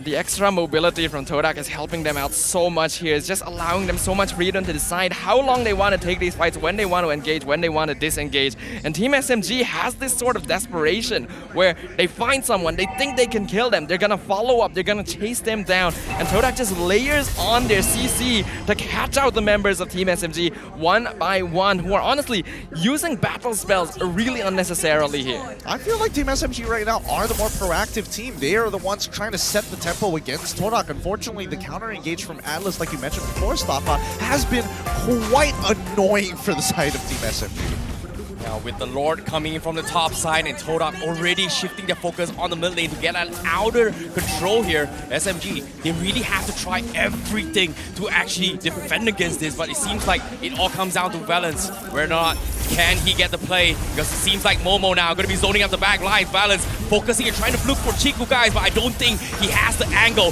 Yumes now backing up, but Momo already baited out the feathered airstrike coming in from SMG. They're still trading off blows, but Stormy does not have the health to tank it, and Todak will pick them apart. Now, inhibitor already falling down, and SMG has no answer at all to Todak. I don't think Todak is going to push any further than this. If they do, they're really just overextending. You might as well starve them out. You have the 6k gold lead. Just maintain it. They are going to hit their item power spikes so much faster than Team SMG. If you want another inhibitor, just give it to them. Now Balance thinking about going for the dive again, but seems like he has to back up. But Yumes goes for the fatal leg, pulls move back. They burst him down. Subway gonna be caught in the crosshairs, and they get two. Stormy forced the black shoe out of there. Balance gets a 3-man knockout, but where's the follow-up? It's gonna be Stormy that comes in to burst them down, but at the same time, he just doesn't have the health to fight against Chiku, guys. The man who fears death. Sasa pops his ult, clears the minutes, but there's no damage. Chiku is gonna kill him off. He gets the Maniac from Todak, and just like that, game one in the hands of Todak. Ooh, a fast game here coming in from Todak. They started off a little slow, but man, the escalation, the pressing of issues, great punishes from Yumes. That's just really smart decision-making, really smart gameplay from Todak, identifying the weaknesses of Team SMG, not in their draft, but their tendencies as players, as a team, and making sure that they delay their utilities and resources to catch out SMG, constantly putting him in a position of having to figure out, do you engage or do you wait for a better opportunity? And I think, Todak, they got the formula down. They knew that Team SMG was going to try and be proactive. They knew SMG wanted to get Beatrix ahead, and especially exploiting some of the more bad habits from the side laners. Yeah, it's really, really tough here, but it is the grand finals, and I'm extremely excited to see how they will be able to adapt. But as of now, it seems like it is going to be back to the drawing board for Team SMG. Meanwhile, Todak coming in very strong. Seems like the rest that they had and the time they've had to observe the full 5 games coming from SMG is starting to pay off just off this first game. Well, that begs the question, was it a draft issue, Stafa, in this particular game? Because the way that I see it, I feel like Todak, they had an idea going for them. Team SMG's draft wasn't that bad either. This was 100% not a draft issue. The drafts were even. They could have been executed differently to achieve victory in their own respective ways. In this case, Todak were just smarter in deciding how they wanted to face off against Team SMG. They know SMG are aggressive. They want to look for fights. They want to pick people off before initiating. They always split things up. Smooth and Balance operate individually. You can use that information. You wait for one of them to engage. You catch them off guard. If they don't engage, you wait. You don't force a fight because they will. It's funny, right? Considering how they have this focus where they're actually going to the bottom side, focusing on Smooth, and then after that, when they try to force a fight, it feels like it's a little bit iffy all over, but at the same time, makes some sense with this. What about the items here? Did it play a factor? I mean, at least for Yumes it did. By the time he did get his fleeting time, he was able to use his ultimate, at least get a cooldown discount from it, but only towards the very end. Most of the time, we don't get to see that mega value where it's like, oh, I get 1 ult, I get like 3 assists, I get to use my ult again. No, nothing too crazy. But the double kill score, 14-7, 12 minutes into the game, by far one of the fastest games we've had here at the playoffs so far. Yeah, we've become quite used to long games here, so it's quite interesting that Todak is able to close things out so effectively. I like their itemization. Yumes going for a pretty greedy second item fleeting time because Todak here is valuing their utility over survivability. They want Yumes to have this his Fatal Links as often as possible, and in exchange, Momo goes for the Genius Wand into the Holy Crystal instead of other magic damage items because he's actually getting farmed enough that he threatens the backline of Team SMG. He's basically telling them, you gotta have a Tina shield as well if you want to deal with me. Exactly, and I think even if they wanted to go for the Divine Glaive coming in from Momo, I think that should have been more than enough to punish people who decide to commit to at least Radiant Armors. Now, on the other hand, I will say that Moon, especially when he's up against Stormy in this Lilia versus Pharsa mashup, Pharsa is a little bit more favored. Higher damage, higher mobility. At the very least, we can tell based off of his KDA, Moon coming off with 12 assists, he's been affecting the side lanes more effectively compared to Stormy, who, again, slower on the rotation because he doesn't have wings by wings and doesn't have that natural range. As soon as Moon gets into position by Brush, Feather Airstrike straight away. Well, we have to look at who the MVP is despite the dissection that from you guys. Well done. But now, the MVP for that match here is going to be none other the man, the myth, the legend himself, Chiku guys on his carry with a 10-2-3 KDA, kill participation of 93%, completely full funneled into this game. 12 minutes of the game, actually max slaughter, which is kind of crazy if you think about it.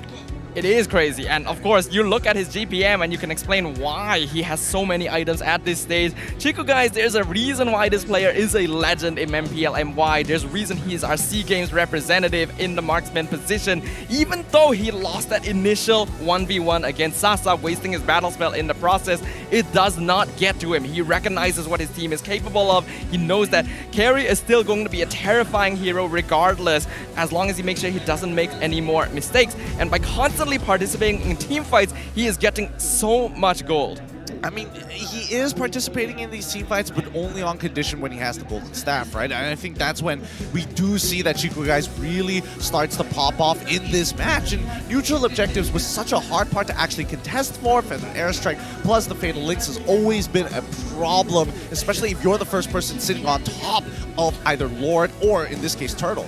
I gotta be honest here, part of me is wondering whether or not Todak might have baited Team SMG into a trap here, because the first 3 minutes of the game were so different from the rest, in the sense that I feel like Todak may have been allowing SMG to get a couple of objectives early and give them this sense that, okay, we can start fighting in this way, and then Todak instantly adapts. There's a reason why they're so flexible as a team. Well, I think it could be one of those things where they identify some bad habits or recurring patterns, but I'm curious. If we want to know for sure, let's throw it over to Todak and then mic check.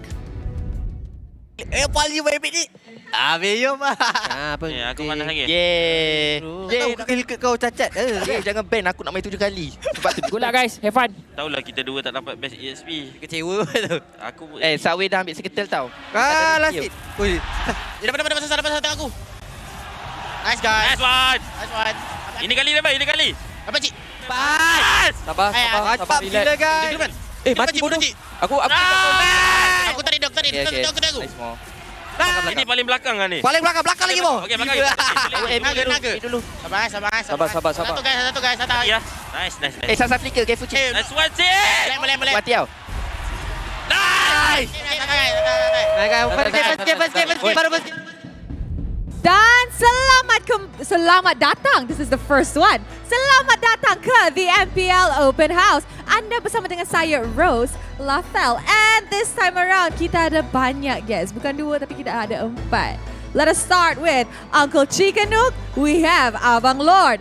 And on this side, we have Poji dan juga Fix. Dan Rose, kita punya playoff, kita dah mulakan. Dah lah dapat Maniac. Itulah tu. Maniac pergi dekat Chiku. I tak tengok live, tapi I dah tahu dah. Komen dah macam mana. Caster bias. Caster semua jilat Todak. Dekat sini saya akan tarik. Saya akan tolong kita punya caster. Dalam game ni, I yang bias. Tapi I bias dekat Team SMG. Wow! Walaupun kalah, kita akan pergi pada 7 game. Fix, macam mana rasa? Janganlah 7 game. Come on lah Fix. Semangat Esports. Alright, 4-0 lah aku rasa. Nak 4-0, jadi memang untuk Todak lah. Tapi Fix. Sebab aku mula support SMG, tapi SMG dah kalah first game. Oh, patutlah you duduk sebelah Poji. Dua-dua lalang sejati. Tak, you kena faham Fix. Nak jadi host, nak jadi caster, nak jadi player, kita kena ada mentality dengan semangat macam semalam.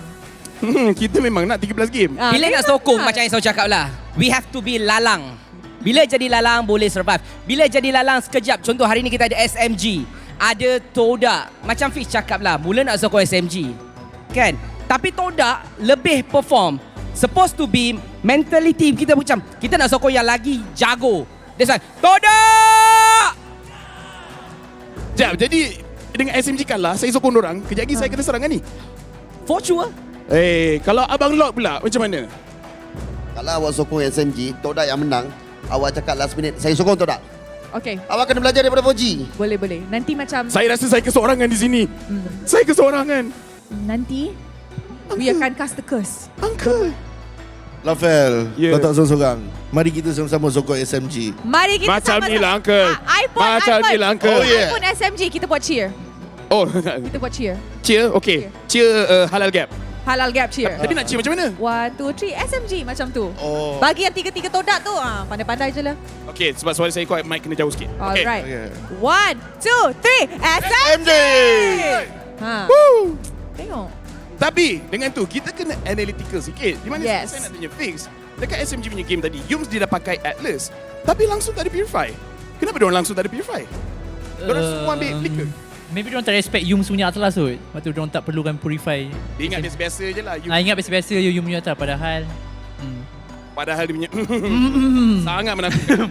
No, pada Uncle is bukan about tak respect pada Yums punya Atlas, tapi kita ada nampak Momo dia gunakan Joy. So kalau tak ada flicker memang tak akan dapat lari daripada Joy. So diorang kena pilih lesser of two evils lah kat situ.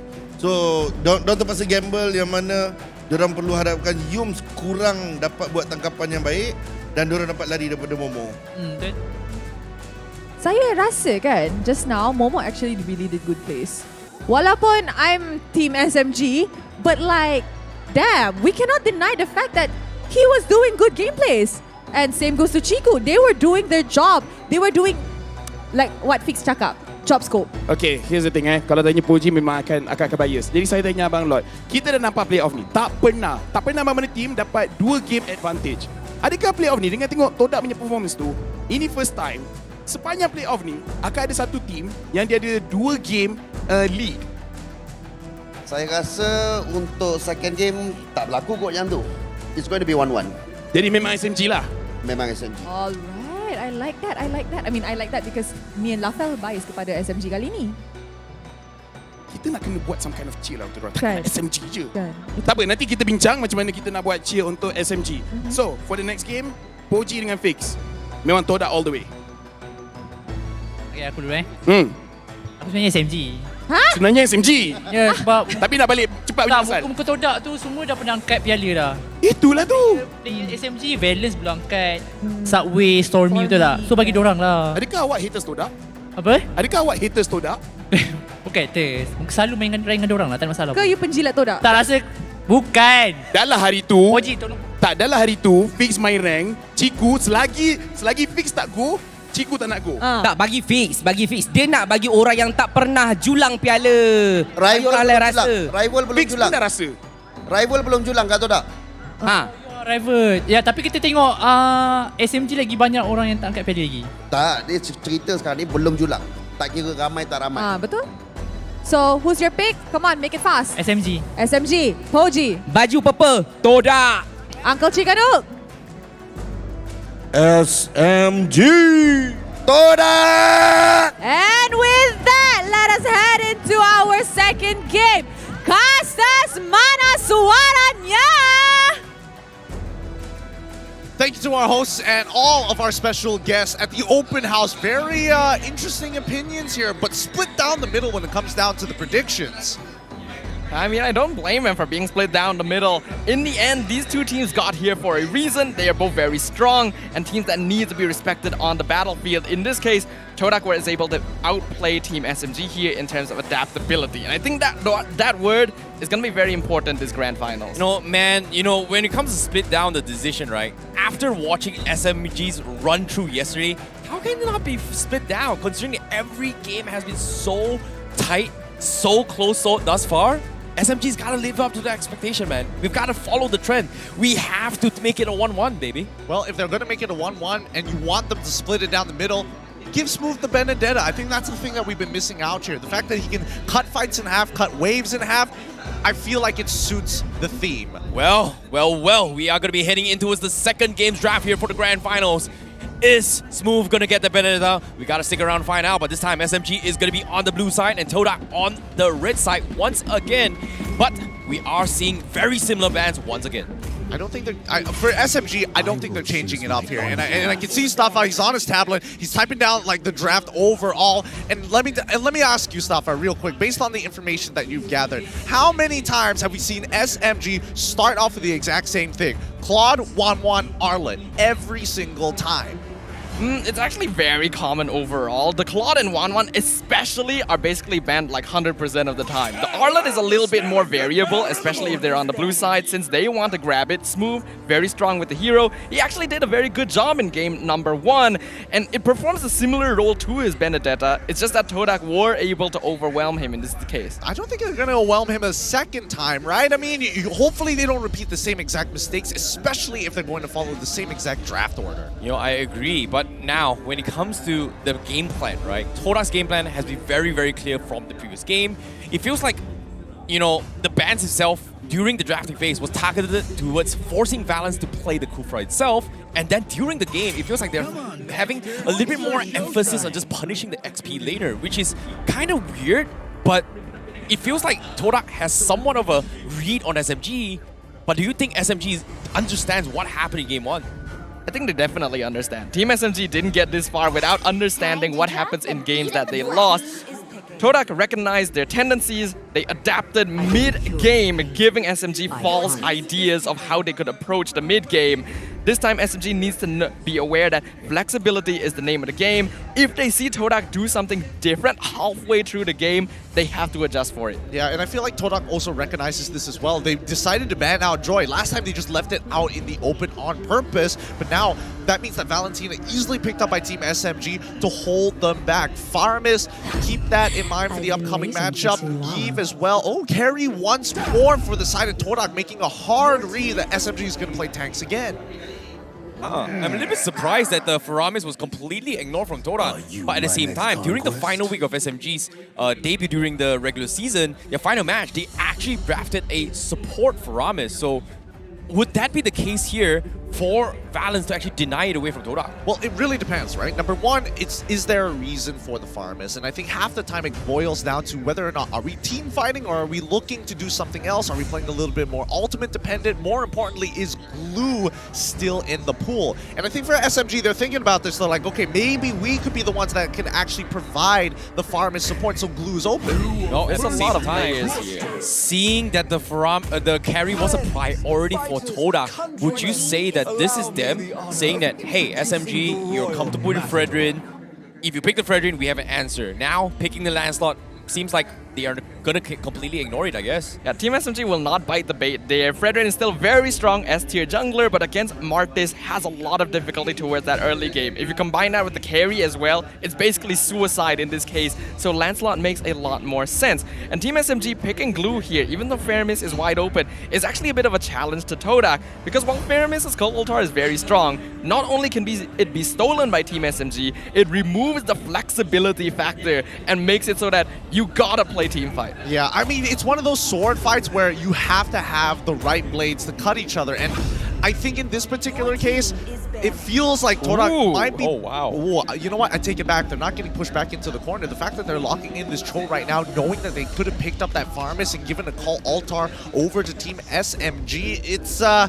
what can I really say? It's a tough decision, right? If you think about it here, if we pick the Faramis, yes, it's a natural counter to Glue, but you are going to risk getting stolen. But at the same time, do you want to take that risk? I guess that's the idea that Todak is thinking. I feel like Todak recognized that they already have the carry, right? If they're going to go for things like, oh, tanks a lot, at least if you're building more HP, I got true damage, that works out for me. You play Glue, you might zone me away, but if I can get as far ahead, like in game number 1, and Chiku guys, by the way, on the carry, then yes, he will be able to start chunking out some of the thicker members of the SMG lineup. By the way, it's the same carry that actually won the play of the season, right? It's the same actually. Chiku carry who just won during the award ceremony. Yep, Chiku guys on the carry. One play of the season right there, locking it in, very confident in it. And picking up the Cho here is a variant of the Kaja carry combination where you just have someone that locks down the hero really hard and lets carry go to town on it. The reason Todak don't go for those kinds of heroes is because namely, they already banned them out themselves. And the Cho provides more mobility compared to Franco and Kaja. I don't know. I'm not 100% on board with it, right? Because I do feel that there is a possibility that it gets thrown into the EXP lane. They might do some weird shenanigans here, knowing that it is Todak. But let's see what this final ban is going to be, right? Farmus is gone, Lolita is gone, so Todak doesn't want people to stop them from moving forward. They don't want Team SMG to be able to disengage comfortably. Now, when you think about this draft, so you're coming from Todak once again, they are still very similar bans, just targeted towards Balance's hero pool. Think about it. But at the same time, Chill, it feels like this with this denial pick, it is a setup where if you think from base off game number 1, they pick the land slot for themselves. It feels like SMG were put in a situation where they don't really have the tools to deal with the land slot as a pickup. They have to poke damage, but they just don't have that hard CC lockdown to actually lock down a land slot. But now with Todak's understanding, I am going to take this show. I am going to deal with this land slot, and this is how I'm going to do it. And what are you going to do? Are you going to pick a Kufra again? I think they go for Grok here. The Grok pick in this situation, not bad actually. Pretty good in the hands of Team SMG. Being able to deny the feathered airstrike, immune to most of Cho's attacks as well, but also lacks the lockdown factor to prevent Martis and Cho from being able to do whatever they want. Of course, Team SMG don't really have the flexibility to pick and choose here, because a lot of heroes are already gone. They're gonna stick with Valence's pocket pick in the Kufra. Still not too bad, but not ideal. Yeah, I would have definitely preferred the Grok. At least you're fighting anti-CC with anti-CC, but when you play Kufra, this bouncing ball suddenly just rises up in value. You can actually start blocking the Shenpo coming in from Cho. You probably won't be able to get away from the Martis. It has anti-CC of its own, so that's a bit of a weird interaction. However, if he does get on top of this carry, expect Team SMG to start running it down on Todak. What are the chances that this is a Momo Cho XP lane? There's a very high chance, as a matter of fact. But then what's going to go into the jungle in that case? Hayabusa, Ling, Martis Hanzo? jungle, right? It's Martis jungle. Martis jungle. Martis is pretty much there, so I assume if anyone's getting flex, it's the Martis. It is not the Cho. Cho definitely is the fair enough. But they're not going to do that. They're going to go with the Martis jungle. They're going to pick up the Lapu Lapu. I think this is a very smart choice by Todak. Again, we are seeing a similar sort of lineup from them in game number 1. Have heroes that can split up the fight and take 1v1 duels individually and just run circles around Team SMG. I mean, if that's going to be their plan, they're going to have to drag this out. It will mean that they need a couple of items. They're still expecting that level 4, but expect things to get really heated during the 7th minute of the game. Looking at the Grand Finals composition, game number 2, kill pressure through the roof, and it feels like Todak is just winning on all across the board. Now, with that being said, seeing how the stats are coming in, it seems heavily favored towards Todak. Will this be the first 2-0 lead in the entire season? We got to stick around to find out, because ladies and gentlemen, we are going to be heading in towards the Grand Finals once again. This is going to be game number 2 for Team SMG as well as Todak. And things are going to get very, very spicy. How spicy it's going to get, we're going to see. We're going to see, because the fans are already shouting. I can hear them through my earphones. So loud. My earphones are supposed to be noise canceling. I even got the thicker variant. Well, without further ado, this is going to be game 2, ladies and gentlemen. Grand Finals. Team SMG versus Todak. Now this is going to be an interesting match. Immediately starting things off, forcing the flicker from Valence. Already mid lane control there. The Cho and Parsa are going to be very strong towards the first 2 levels to make sure that Todak gain immediate mid lane priority and start influencing the rest of the map. I don't think it's looking good here. I mean, as much as Smooth is going to be able to live this situation, he loses out that flicker, and Todak are instantly trying to be aggressive, right? Clear out that mid lane as soon as possible, look to influence the side lanes, which are their main win cons here. And especially for Todak, right? Diving into the backline isn't that hard. Lapu Lapu into Sasa on this Beatrix until Sasa decides to get that Winds of Nature. Momo will dominate the matchup.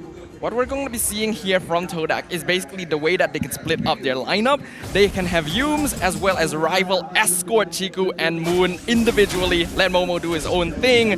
Team SMG though will need to be able to overcome this sort of situation, which is a very hard specialty of Todak. I mean, I feel like this entire playoffs has been about just utilizing your resources as efficiently as possible rather than, you know, jamming it down somebody's throat, or at least one player's throat on the opposite side. We've seen Homeboys attempt to do this time and time again, and obviously there's a couple of exceptions from yesterday's games, but it's still the reoccurring trend of they get this early lead, they try to take like a bottom tier tower or something, but immediately, well, they're gonna back off. So immediately, we do see that teams who are able to utilize their resources better, if not spread it out a little bit more, generally get ahead.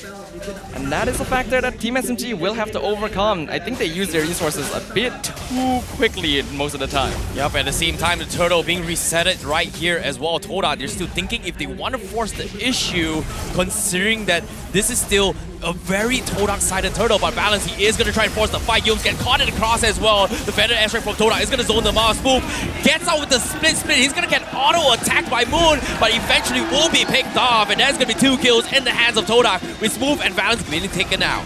And now, with the Turtle out for open, Stormy, he's thinking about going for the kill. He has a decimation, but he goes in at the wrong timing. The Turtle shield will keep him alive, and they will survive. Todak are just absolutely outplaying Team SMG right now. We already talked about this. SMG uses their resources too early, and all Todak has to do is be disciplined, wait for Valence to engage, and you will realize that once the Kufra has used his abilities, they have nothing else to stop from Todak to just invading their backline and dismantling their positioning. Now, previously, Team SMG has been kind of labeled as a team that's hyper-disciplined. You know, they don't really pull the trigger super often, but now it's the opposite. Hold that thought for now. Kick comes in from Hughes. They get Sasa. He needs to get out. Valence will be able to momentarily stop Moon for the combo. Sasa will be able to lift this, but Todak, they are still going to try and salvage the situation. Purple buff in contention. Looks like Todak, they don't really want to risk it, but they are there to apply pressure. However, top side, Yums is waiting for this fight. Valence makes the attempt. It seems like it is going to get a counter engage with the wall. The pouncing ball will block him up, but Todak, they will settle with Chico guys starting to chip away with the gold plating. But SMG, a little bit late to respond. They only get the retribution from Subway. They don't exactly get too much of an EXP lead here. Do they affect the side lanes? They got a bit of the shield plating.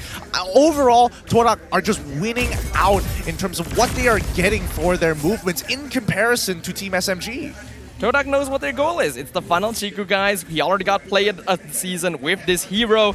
And if they're able to pick off Sasa, it just creates so much space to get that free gold turret shield. But you see a very different style of things here. Oh, hold on. Hold on. Choose move. He gets caught out. He manages to flicker away with the split.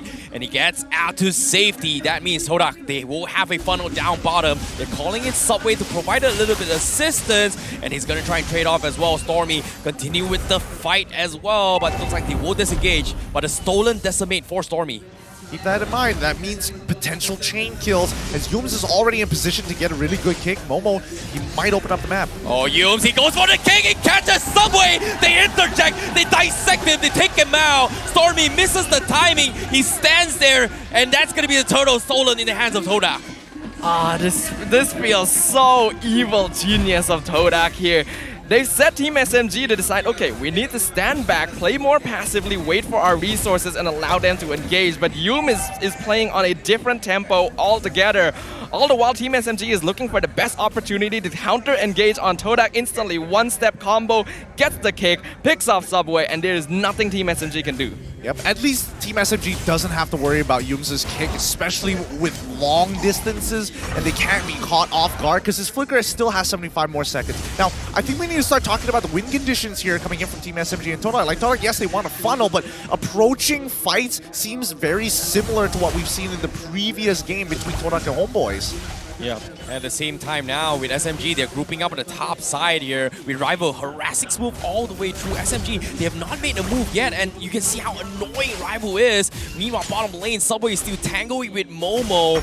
And looks like we are going to disengage completely. Top side, Valence, he makes an attempt, fails it off, and Yumes looking to counter-engage this. Sasa pops the Nibiru, but the Wave of Dragon kicks Sasa back to safety, and they have to back out. Smooth now, looking to punish Yumes, but Yumes, look at him, he's got some fancy footwork. He dodges all the clues, and he is going to be A-OK. And SMG now going to have Smooth getting caught out with a feathered airstrike. Smooth needs to back out. Valence re-engages, picks the rival apart, and that is going to be a kill in the hands of SMG. Resource utilization at its finest right there. You see the difference when Todak are the ones trying to force the engagement and using all of their cooldowns. Suddenly, SMG is actually able to counter-engage. We're in a situation now where Team SMG, as long as they play a bit more disciplined, it actually forces Todak to be the ones to engage. And if Yumes doesn't get the kick they are looking for, then their positioning becomes more difficult. Man, that means anybody who makes that first reaction ends up losing overall, right? So if you want to make a play happen, you have to wait for the right conditions. And I think, at least with Todak, they've been maintaining their rotational speed very evenly to SMG. Look at topside. Oh my goodness, Yumes, he's still pressuring the gold lane, and now Yumes is going to get punished for this as well. Valence pick them apart, but they lose the tier 1 in the hands of Chico. Meanwhile, on the turtle side as well, Rival, they're going to go and hold this, and Subway will steal it away. Rival needs to make a run for it, but the split on Smooth latches on him, and he will slowly chip him apart, and that's going to be SMG getting a kill. Moon, too late to react with the feather airstrike, cannot do anything at all, and Sasa takes a tier 1 as well on top. Momentum is just bouncing back and forth this game, and you can tell how evenly matched these teams are. Gideon, what you pointed out is true. Whoever makes the first reaction ends up failing here because both sides are disciplined enough to keep their cooldowns and wait for it. Team SMG has already learned from their mistakes in game number 1 and are now allowing Todak to do the same thing. They don't need to contest some of these fights. Well, I mean, he's fine. Somebody's fine. Oh, hold on. Oh, top side Momo. He gets out to safety as well. SMG, they committed everything. Meanwhile, Yumes, he's lying on the bush. He's looking for a setup. SMG, they have a rough idea that this is happening, but looks like they will back off. They will respect this for now. They have to draw the line in the sand here. Todak, they can't just keep disrespecting the space. They have to pose some kind of threat, and it has to be in the form of damage because they're... Oh, that thought for now. Rival almost getting caught out in the midst of that commotion, but SMG, it seems like they don't really want to take this fight just because of the fact that Subway is not relatively healthy as well. What surprises me in this game is that Todak especially is not trying to make a bit more macro pressure across the map. I kind of wonder if drafting like this has put them in a position where they actually have to look for kills, because Team SMG doesn't actually have the strongest split push comp. They actually want to stay together relatively often, and that could be a weakness Todak can leverage. I mean, that's not the only weakness that they can leverage. I mean, even the same can be said about Todak. The fact that they are funneling Chico guys, they have a really good idea of where Yumes is at all times. And I think Todak need to start breaking out of that habit and start changing things up in terms of who they send down.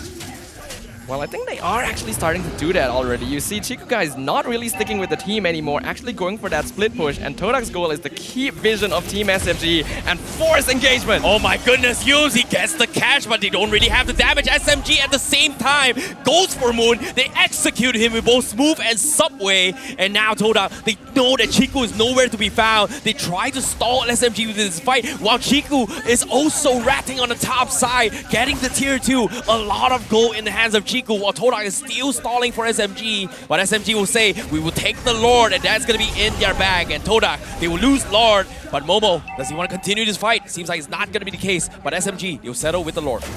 Nice victory for Team SMG. They're able to get a couple of pickoffs, gets the objective, but this is actually all within Todak's plans. Honestly, this is a very Todak special. Throw bodies, throw objectives to get towers and funnel a specific player. In this case, Chico guys, they're actually willing to lose Moon, even potentially more, if it means that he's getting space and opening up the map. You know, we speak about this funnel so very often, but how far is Chico guys? He's only 500 ahead, and Team SMG, they want to be able to turn this tide super quick because the gold differential. Oh my goodness, Rival, he's getting bullied bit by bit, and it finally goes down. SMG chip him apart, but with the Lord knocking on the north side, Todak, they have no choice but to give away mid control. Meanwhile, Smooth is already in position to punish any squishy. In this case, Moon, might be the target, but Moon nowhere to be found for now. I don't think Rival was like thinking he was gonna die there. I didn't think he was gonna die there. He definitely was not thinking of dying there. That was a bit of a mistake by Todak, but more props to Team SMG as they continue the pressure. Oh, they are gonna try and force a fight as well as Move. He fights Moon, he's gonna try and kill him off.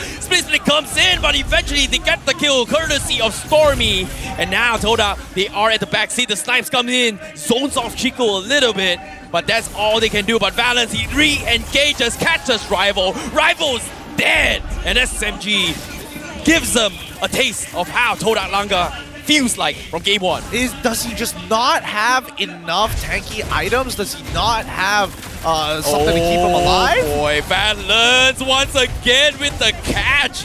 And Todak just feels like they're at the loss right now. They can't really do too much about this situation. Well, that wasn't the story that we were talking about a couple of minutes ago. I feel like Todak was very clearly in the lead, and Team SMG, with that one Lord, man, the advantage swing into their favor. Yeah, so what happened there for SMG was not them just getting the objective. It is what we talked about in game number 1, being able to change their strategy mid-game according to what Todak is doing. They see that Todak, they're starting to throw bodies to expand map control. So Team SMG, once they get that objective, they don't just use it to, oh, we're gonna get 1 or 2 towers, play it safe. They force things, they up the momentum, they don't allow Todak the space they need to split off their members and regain map control elsewhere. They're not giving Todak time to think.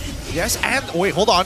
Oh my goodness, Yums, they get the cake. They cake on Stormy as well. And now SMG, they have to retaliate. But Chico mans up, tries to do something. They get 2, but Todak, can they do more? Smooth is going to be the next focus here from Todak. But Smooth is zoning them all off. But they are going to leave him for the grabs here as Momo continues to bully out both Valence and Sasa. Sasa and Valence still thinking of trying to save Smooth to try and extend the fight. But Todak, they're trying to bait them in this awkward position. Look at Moon. He is still waiting for the right moment to snipe. Smooth finally latches onto his rival, but the minions are shoving on the top side. Yums finally re-engages, misses the kick. He is gonna get picked up by Sasa, but now Moon finally has his feathered airstrike. They've drawn this long enough, and they finally take him out. And now Smooth has to salvage the team here. Valence looking for the kick.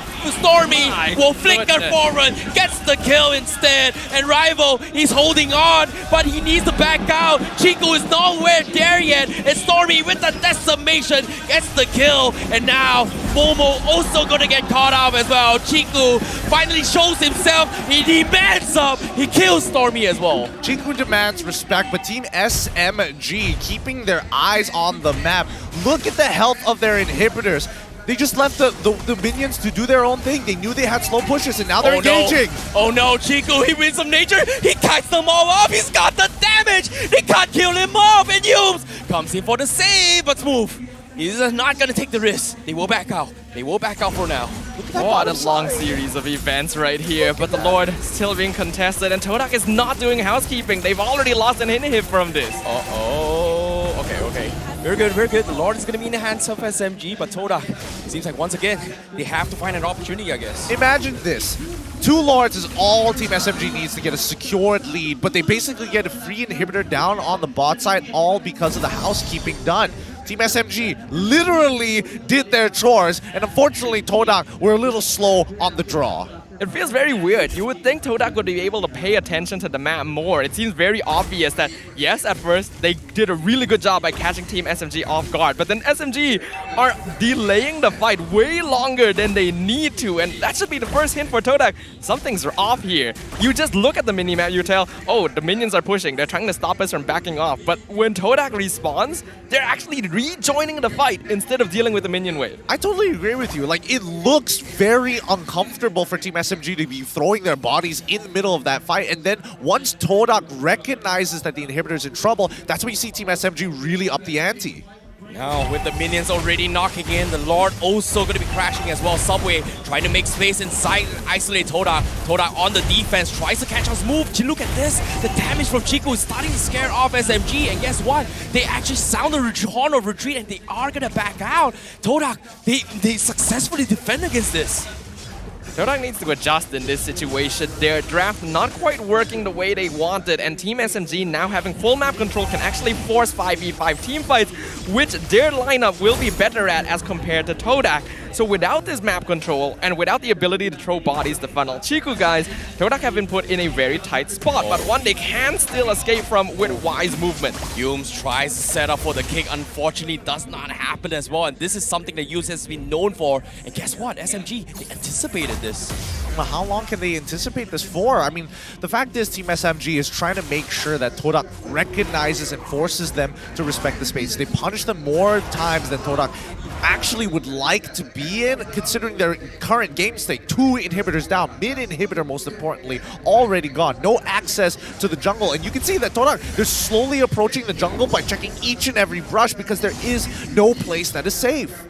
And Team SMG will constantly threaten them, and we can see in the items here, Chiku guys, he's like, oh, hold on, I can't even talk about that. Oh my goodness, Yumes, he gets bursted down by Sasa with 3 hits. Just like that, he's down, and now Rival, he's gonna get latched on by Smooth as well. He's holding on to the split, he's looking to pull him back, but Momo, from the back lines, he kills off Sasa, and now SMG, they're stranded in the hands of Todak while they get picked apart by Chiku, and Chiku, he will settle with Smooth as well, and that's gonna be 2-for-1 trade-off in Todak's favor. Well worth it for Todak. They get the 2 kills that they want to. Most importantly, they kill Sasa before he can actually get any relevant damage down. A really smart play from Todak there. They're not good at direct 5v5 engage. Oh no! Balance, how? Why? Chiku, he's walking the wrong side, but the Winds of Nature, he flickers out. He survives at SMG. They needed that kill before the Lord fight. They needed it, but oh, you hate to see moments like this. But can they continue to do so? But Todak making work on the Lord as well. SMG, they're looking to try and 3v5 this. The Feathered Airstrike already zoning out Stormy, and now Subway, he has the immortality. They need to find the catch. Balance is gonna stop on 2, but where's the follow-up? Stormy getting bullied out by Momo, but Subway, he steals the Lord, and now he is gonna die. The immortality second life is there, but still dies in the hands of Todak. I call that worth, honestly. I thought it was going to be worth too, I'm not going to lie. But in the end, it's going to be Todak who comes out on top, despite not having the Lord. Balance is charging up, but unless Chiku guys is there, I don't see it happening. Oh boy, it's gonna be tough now. Balance, near-death experience, he needs to run. Immortality's here, Feather Airstrike tips him away. He has the immortality, but he needs to get out. Momo goes in for the dive. The Tyrant's Rage used to save his life, and he gets out for now. But Smooth, can he get more? Yumes is there. This is a Cho we're talking about. He's got the mobility, but SMG cannot salvage this once again. But once again, we are back into this stalemate between both Todak and SMG.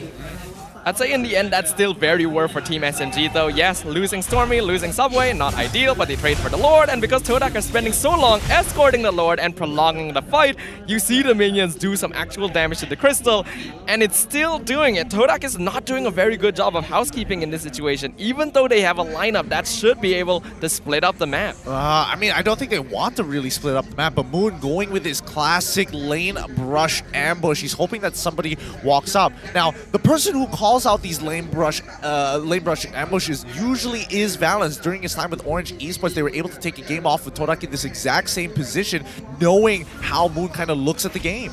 Yep, it's weird, but Yumes now, he's gonna get caught out, but Yumes, he shouldn't post the Tyrant's Rage, and now Todak, they know they've got no resources. Momo gonna try and force the fight, but Moon from the flank on the bottom side, he fights Stormy, he kills him off, and now SMG, they're scrambling, they need to regroup, but Smooth, he cannot do so. Double kill for Moon, and Todak, they hit him where he strikes, just like that they get to. There's the map splitting we were talking about. The ambush from Moon finally coming into fruition here, and now Team SMG 3v5. Oh, Momo diving the back lines. He's gonna zone off. Sasa picks him up a little bit here, but he will get out with one chunk of HP. And SMG now putting the back seats and the back itself, losing an inhibitor on their favor of Todak. Now we're going and approaching that 20-minute mark. Both teams at maximum build, maximum items as well. It's all about having enough gold to start swapping this util out. Team SMG needs to be very wary of the movements across the map now. Now that they know that Moon is willing to wait in their jungle alone for that long just to get an ambush, they have to be aware that nowhere on the map is truly safe and requires really good scouting. But that's exactly what Todak is looking for. The slower Team SMG is able to engage and spread their influence across the map, the more control that they get. That's whether they get that control, because the fact is Todak has just been denying information from Team SMG. They're making sure that Chiku guys doesn't reveal himself until Momo is able to bait Moon at the same time. I don't think he's going to get that exact same flank again. So Team SMG, look at the way that they're moving around, right? They're just checking the brushes, making sure that they find the right opportunities to not let Moon through the defense. A very early split coming in from Smooth, very low as well. He still has the immortality, but they need to get the reset. On the contrary, Moon also getting zoned out by Sasa, but it is going to be the dance around the Lord Pit for now. Rival still chipping away. They need to find the biggest pick here, and SMG using a little bit too much utilities. They are going to be at this stalemate for now. Lord still in the hands of Todak, while SMG is still waiting for the right moment to punish this. Minions still haven't been shoved yet. Housekeeping needs to be done from both sides, but eventually they are in this all-out brawl, waiting for the find here. Chico, he finds it. Stormy actually paying the price here. Finally, one mistake is all Todak needs, and they will try and capitalize on this move now. Force the flicker out. They lose Stormy in this entire scuffle. One mistake is correct there. Both teams had really disciplined movements that entire time, but Stormy extended way too far. That was not a calculated movement, and Todak instantly took full advantage of it. You could tell that even Valence was holding back on using his ult. Oh but boy. They get one in exchange. Oh boy, Subway, he got the kill now with the Lord down towards the final two bar. SMG, they're going for the all-out brawl here. Sasa, he needs to make a play. He's zoning out Momo, but now towards the final bar here. Subway is getting kicked by Yules, but he misses the kill. It's gonna be Yules that steals the Lord, and now SMG, they are gonna try to force the kills here, while Todak, they will get out here. Now with no Moon, with no Momo, 4v3, SMG, do they want to continue? I think they want to slow down for a second here, just a quick second, because they know they've got two pushing waves. They know that they have Lord already in the bag, and once it starts walking on out, Team SMG might be able to look to close things out. I mean, high ground defense is looking more in favor for Todak, and in terms of items, nothing out of the ordinary. Yeah, both teams going to be hitting their full build very soon, with the Trunkian already on both Stormy and Moon, as well as Wind of Nature for the respective marksmen. Both teams have to be very cautious about how they engage right now. There is enough damage on both sides to instantly execute any of the squishier members, and without either of their sources of DPS, that is an instant loss fight for SMG or Todak. How long can they maintain this, right? That's the real question. If they can maintain this for at least another, minute or so, they might find an opportunity. Because Team SMG, right, with only one missing inhibitor, that's the one wave that they have to manage. The opposite side of the map can be set up to be frozen, can be set up to be slow push. Todak don't have that kind of control. It's crazy considering how Todak is just playing at a stage where they're only finding the necessary kills. That one mistake is all they need. But the problem is, the SMG, they're now at a stage where they cannot afford to make mistakes, considering it's 23 minutes of the game. And look at this, Yumes is going to try and go for the setup once again. Valence tries to capitalize on the mistakes, but Yumes, he's just mechanically better than him as of now. It's crazy. That Shunpo timing is honestly ridiculous. Yumes is a master of this hero overall. Team SMG looking for the counter engage, but not going to find it. There's definitely a lot of wariness on both teams, especially with the Lord coming up in another 60 seconds. And 24 minutes in, death timers are going to be very long at this stage. They cannot afford to lose anyone, especially the more important members, which are the DPS here, which means that Stormy needs to take a bit more of a backseat. I don't know. I feel like he needs to... As much as I would like to believe that he needs to dodge away from Moon's feathered airstrike, I feel like it's up to the rest of the team. Like, specifically Subway, Stormy, and Smooth. They should also be looking out for Moon. As much damage as Chiku guys does, if they don't burst anybody down, Team SMG is just going to let this game slip between their fingers like in game number 1.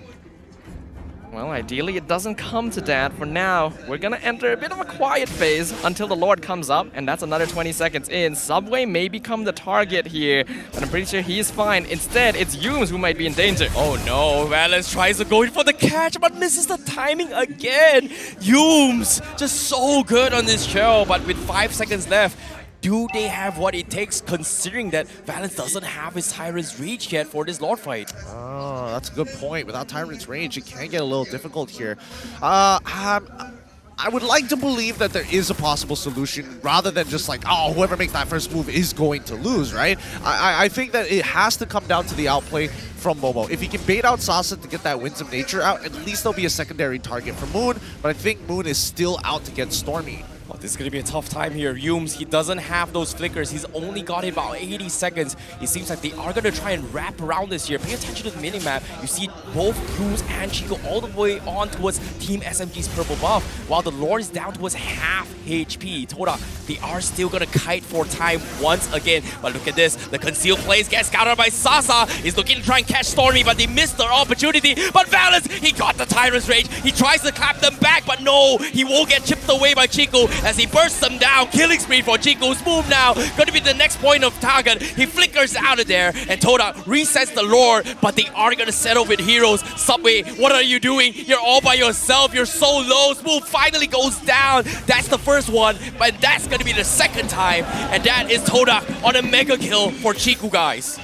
No mistakes here made by Team SMG, a really good initiation, but we are now running into a problem for Sasa. There's too many antique cuirasses in the hands of Todak. They are too tanky. Team SMG doesn't have enough damage as compared to Chico, guys, who can just rely on the true damage from Carry's passive. So Team SMG needs a perfect engage to get rid of this hero, otherwise Todak just easily wins fights. Or it just won't be enough, right? I mean, so far Valence has not been able to hit his ultimate on multiple targets. He hasn't even been getting clean engages onto the side of Todak at the same time as well. Every single target has a means of escape or anti-CC to kind of just tank through the damage. Oh, with the Lord coming in as well, they are going to be pushing here. He's going to be late, but Yumes, he gets the kick again. Stormy, oh my goodness, he cannot play this game at all. And now Todak, they are going to try and crash onto the base of SMG. They are going to try and force game tree into their favor, but Stormy 60 seconds on the sidelines. The Lord also closing in for the bottom side. This might be over. 2 inhibitors down. As you mentioned, Stormy still 50 seconds off. No inhibitors left for Team SMG. They have to mount a huge defense. Oh my goodness, Subway, he's trying his best as well. Sasa drops all the ulti defended. Airstrike will chip away Subway. He needs to get out. That's the first immortality. They lose Smooth, but at the same time, the crystals are exposed. And Todak takes the crystal 2-0 in this grand finals for MPL MY Season 11. Nope. They have won a hard, well, honestly, I wouldn't even say a hard-fought victory. This one was looking much, much cleaner for the side of Todak. It did take a little bit longer. There was more adaptation, like you mentioned, Stoppa, which was the key for this game number 2. This was a true clash of wills and strategies here, deserving of being called a grand finals game. Adaptations multiple times from both teams. Neither side giving an inch and making really smart plays across the map, but in the end, it did come down to semantics. They did not scale up well enough to fight against Todak in the late game. Yep, and that's a compositional difference. They're going to have to relook at the draft, but I love the fact that both teams were adjusting to each other and especially identifying patterns that constantly happen again and again. After 2 times, never happens again. Ooh-wee, what a game here. Todak finally showing some strength after so many seasons. This time, it might be this time, Todak might get the 3rd trophy if this keeps up here for Todak. I don't know, I'm feeling like the fact that they have a 2-game lead on Team SMG, we might break the trend finally here at the playoffs. We technically already have, because every single time a team has won 2 games in a row, it has been winning a series. You better be careful with that. The caster curse has been particularly strong season 11. But, well, we can definitely believe in both teams here. Todak going to be feeling themselves. They have momentum on their side. Team SMG are very smart. They have good players. They have a good coach. They will recognize the flaws in this game. Didn't actually come down to their own execution, but in some weakness of the draft at the later stages. Well, I mean, if we're talking about the later stages, you got to make sure that you have enough mobile data to be surviving these 20-minute games. More internet, more speed, and more Gaia with Hotlink. They even give out these dope light-up bands. Wow. I was able to snag one. Where'd you get that? It took me a while to find one of these. Everybody in the audience has this, so come down to Stadium Juara, but also don't forget to enjoy 30 ringgit, 30 GB worth of internet plus an extra 20 with bonus high-speed internet for 35 ringgit a month, only with the Hotlink prepaid Bantas, and enjoy the 50 GB one with a new device for 0 ringgit now with the Hotlink postpaid 60. Now let's look at the item build.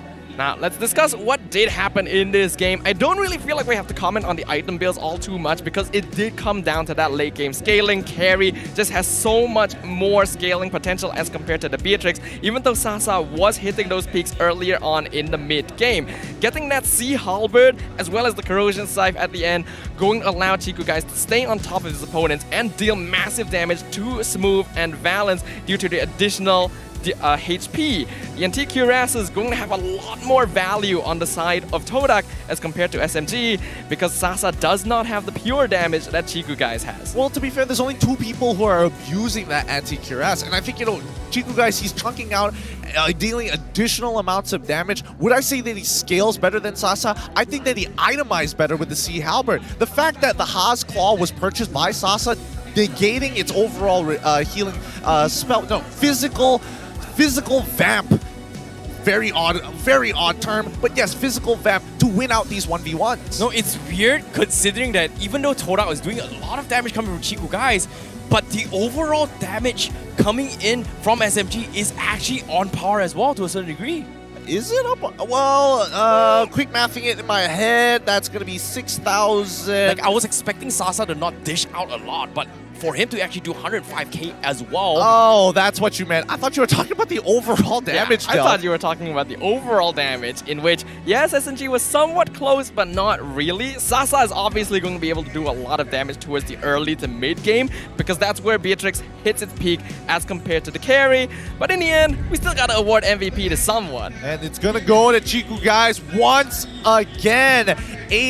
Oh man, 809 match GPM, a 7-1-4 KDA overall. His smart itemization, and again, the popularity, and especially when it comes down to those situational moments of that Sea Halberd, really makes a difference in these 1v1s. This guy is a ninja. He can't die. He can't be killed. Time and time again, you can see SMG trying to make an attempt to kill him off, and I thought it was dead, but guess what? Death fears him. He's gonna get out alive, and he's able to make plays not once but 2 times now in the game, which is crazy considering the fact that technically in a lot of instances he should have died. Chiku guys definitely deserves the MVP this game, and like you mentioned, a lot of his mechanical gameplay is what allows him to stay alive and dish out DPS in these moments. His itemization is good, but you can see that he did end up selling his shoes, which limits on his mobility against a team that really wants to catch him. Despite that, he's still able to dash away from Valence's engagement every single fight. And we have to identify the cause and effect of this, and in this position, it's the fact that Stormy gets taken out almost instantaneously by Moon at every opportunity. Momo, he's looking to engage. Same goes for Rival, same goes for Yums, but the important thing is that one of these 3 enablers is going to get some information about the positions of Team SMG, and once they confirm it, instantly you see the combinations come through.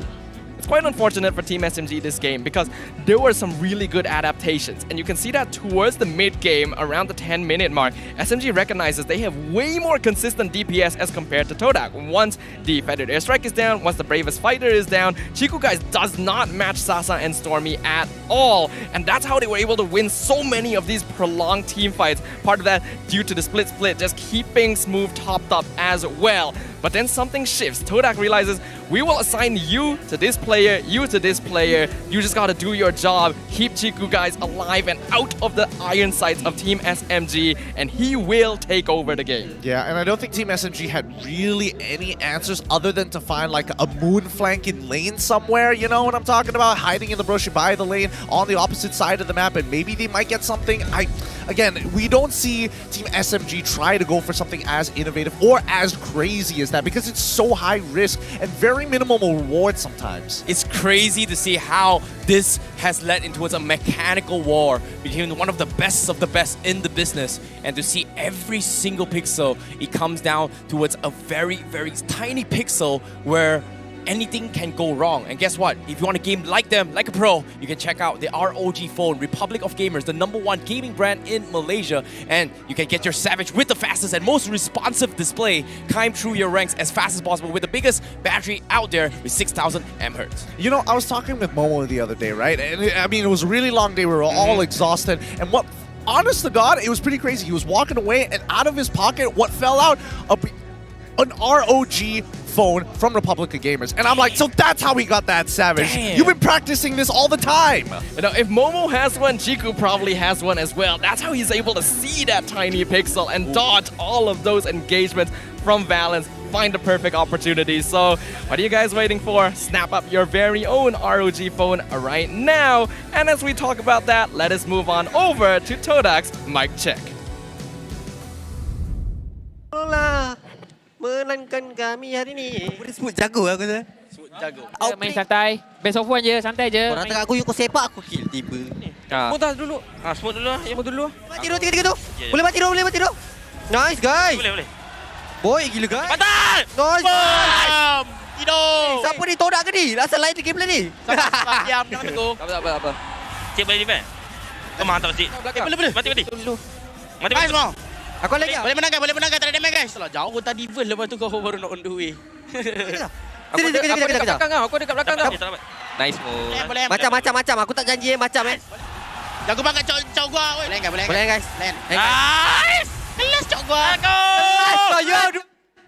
And selamat kembali kepada di MPL Open House. Anda masih lagi bersama dengan saya, Rose, Lafel. Kita sekarang ada Rain, Fix, Uncle Chiganuk and Poji. Sekarang saya dah start risau. Okay, playoff kita selama ni game kedua memang dia satu sama. Sekarang dah bukan satu sama. Sekarang ni dah 2-0. Dah lain dah ni. Adakah ini petanda kita boleh play awal, Lafel? Fix. Okay. Tak, tapi serius doh Fix. Apa? Aku risau doh sekarang. Risau sebab apa? Aku ni kan, tim mana yang aku sokong, tim tu yang kalah. Itulah tu. Mungkin sebab tu ke Todak banyak menang kat Malaysia, kalah kat international. Kau tak ada ke MPL sejak hari tu yang kau yang aku cakap good luck tu.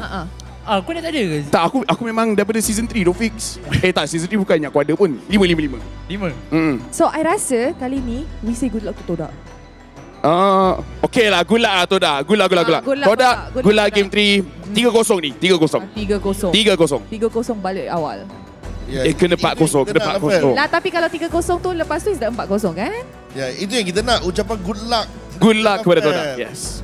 Barulah boleh sampai 7 game kan Poji ya? Actually kan, I perasan masa regular season kan. Sometimes I would do backstage interviews. Ya, saya. And then masa kat backstage interview tu, lepas habis, I akan cakap good luck guys. Usually, the last room yang I masuk tu, I akan cakap good luck. Tim tu yang akan kalah. Poji, memang kita kat Malaysia ni kita tak boleh buat baik dengan orang lain Kita buat baik dengan orang tu, tiba-tiba macam-macam jadi. Memang macam tu. Sebenarnya ramai orang benci kita. Bila kita cuba nak buat baik, benda tu berbalik kepada kita. Tapi untuk caster curse lah untuk Aiman Lafel kan. So tadi Aiman dah cuba cakap good luck Todak. Tapi saya masih juga percaya benda tu adalah kurafat. Ya. Sekarang kita berbuat pandai sikit. Rain, tolong. Okay. Dua-dua game SMG tak pakai Purify. Walaupun dalam game ni tak banyak sangat kena tangkap news, tapi still nampak bahaya. Dekat sini adakah Purify pun sebenarnya still okay untuk tak pakai? Adakah patut tukar hero je? Pada pendapat saya, disebabkan mereka dah ban hero-hero yang boleh pakai Purify ataupun ada sifat debuff, contohnya macam 1-1, Cloud. Jadi mungkin mereka perlu berhati-hati dengan hero-hero pick-off, memandangkan kedua-dua pasukan mengutamakan Roma main pick-off lah. Jadi positioning dan zoning main peranan sekiranya mereka tidak mahu menggunakan Purify. I like having Rain as a guest. Sebab usually kalau kita je, kita ni selebel sangat. Yes. Kalau kita ada Rain, kita nampak smart sikit. Fix ni kita memang boleh buat kawan. Rain ni dia pandai. Poji dia lalang tapi very entertaining. Uncle dekat sini, dia... Sekejap, saya baru nak cakap satu benda tu tapi itu dah macam... tak elok. Macam tak elok. Uncle dekat sini kan, dia buat orang rasa gerun, rasa takut. Uncle dari death stare. Kamera, tengok muka dia. Tengok muka dia sekarang kamera, lepas tu Uncle tengok kamera. Menakutkan. Alah, hai Poji. Hai Poji ni. Peluk-peluk. Tapi kan, I tahu you cakap kat Malaysia ni kita macam tak boleh buat baik. Tapi I nak buat baik. Adakah awak nak bagi hadiah kepada ramai orang di stadium ini? Of course! Poji, jom teman saya. Kita akan buat lucky draw di atas pentas MPL Malaysia. Alright, sementara Rose gerak ke atas. Rain, dalam keadaan sekarang ni, nampak macam ada possibility untuk kita 4 berbalas kosong. Ada. SMG, rasanya dekat dalam game 2 tadi, Lebih pada mereka buat mistake ke memang Todak yang outplay? Saya rasa mereka lebih kepada mistake. So jadi apa yang SMG boleh buat pertama is diorang perlu reset mental. Ni akan jadi battle antara menjaga mental dengan lebih baik since Todak punya mental sangat-sangat strong. Satu lagi is mereka perlu berhati-hati dengan gameplay flanking Todak. Maksudnya Todak banyak sangat role yang suka out of position untuk cari backline enemy. So jadi mereka perlu check position sentiasa lah untuk pasukan Todak. Fix, malam SMG main 8 game. Hari ni baru 2 game. Rasanya mental diorang okey tak? Semalam dah 8 game lah. Aku rasa mental diorang still okay SMG. Yeah. Mental still okay. Dengan mental still okay Fix, kita akan pergi ke atas stage untuk Rose dan juga Poji nak memberikan hadiah kepada semua orang di sini. Alright guys, I'm on stage. Stadium Juara, are you ready for the giveaway? Woo! Tak. Sekali lagi. Stadium Juara, are you ready for the giveaway? Woo! Semangat sikit please. Sebab kita nak bagi macam-macam hadiah. Ada hadiah daripada PKL, hadiah daripada Hotlink, hadiah daripada ROG dan juga OSIN. Yes, kita ada kerusi gaming, kita ada phone, kita ada baju-baju, takkan korang tak nak? Stadium Juara, let me hear you roar! Woo! Alright, I will start. Alright, ni untuk PKL, 2 baju. So, I akan buat satu, Poji akan buat satu. Alright. Muhammad Emir Fizat bin Muhammad Tahim. AFK ke? AFK ada? Ada! Alright, Poji, second one. Alright. Gaul sikit. Muhammad Nazmi bin Daud. Ada ke? Ada ke? Nazmi bin Daud 1, Nazmi bin Daud 2. Alright, sekali lagi. Tak ada Alright, laju. Ada. Alright, next is korang nak apa? Nak apa? Okay, nanti korang collect dekat situ ya. Ada kita punya Asha dah ready dekat situ untuk supply korang punya hadiah. Okay, ni OSIM punya kerusi. Oh my god. Ya, tengok caster player punya check kan? Tu for free. Alright, sekarang korang dah baca doa dah? Nur Fatina binti Muhammad Hafiz. Calling once. Nur Fatina binti Muhammad Hafiz. Calling twice. Situ. Alright, congratulations. Sekarang ROG phone. OSIM chair. ROG phone. So ini untuk ROG phone, telefon mahal, diperkuasa dengan Snapdragon Generation 8 second. Woo! So nama dia adalah Muhammad Nabil Zafran bin Rosli. Ada ke? Nabil Zafran. Oh, laju. Part lagi? Pak Lin, dia dah tahu dah nama dia. Mantap bang. ROG phone. Alright, next. Hotlink SIM card and credit worth RM250. Yang ni kita ada 2 menang tak silap saya. Alright, first winner Muhammad Amirul Rahmah bin Abdul Syukur. Muhammad Amirul Rahmah bin Abdul Syukur. Ada ke? Ni Hotlink SIM card dengan kredit yang bernilai 250. Baru nak cakap 2000, sorry. Tak ada? Alright, tak ada. Go next. Oh, ada? Oh, suami dia. Okay, kad nikah, bukti. Tak. Alright, next winner. SIM card Hotlink. Ain Saisabila Zahidin binti Zahri. I dengar ada orang jerit. Tu ke? Ada yang menyaut ke tu? Tadi I dengar orang jerit. Ain Saisabila Zahidin binti Zahri. I je ke yang dengar jerit tu? Dah balik, mungkin dah balik. Okay, next. You pick. Alright. Ini untuk apa? Hotlink. Alright. Tunku Najmuddin bin Tunku Najmi.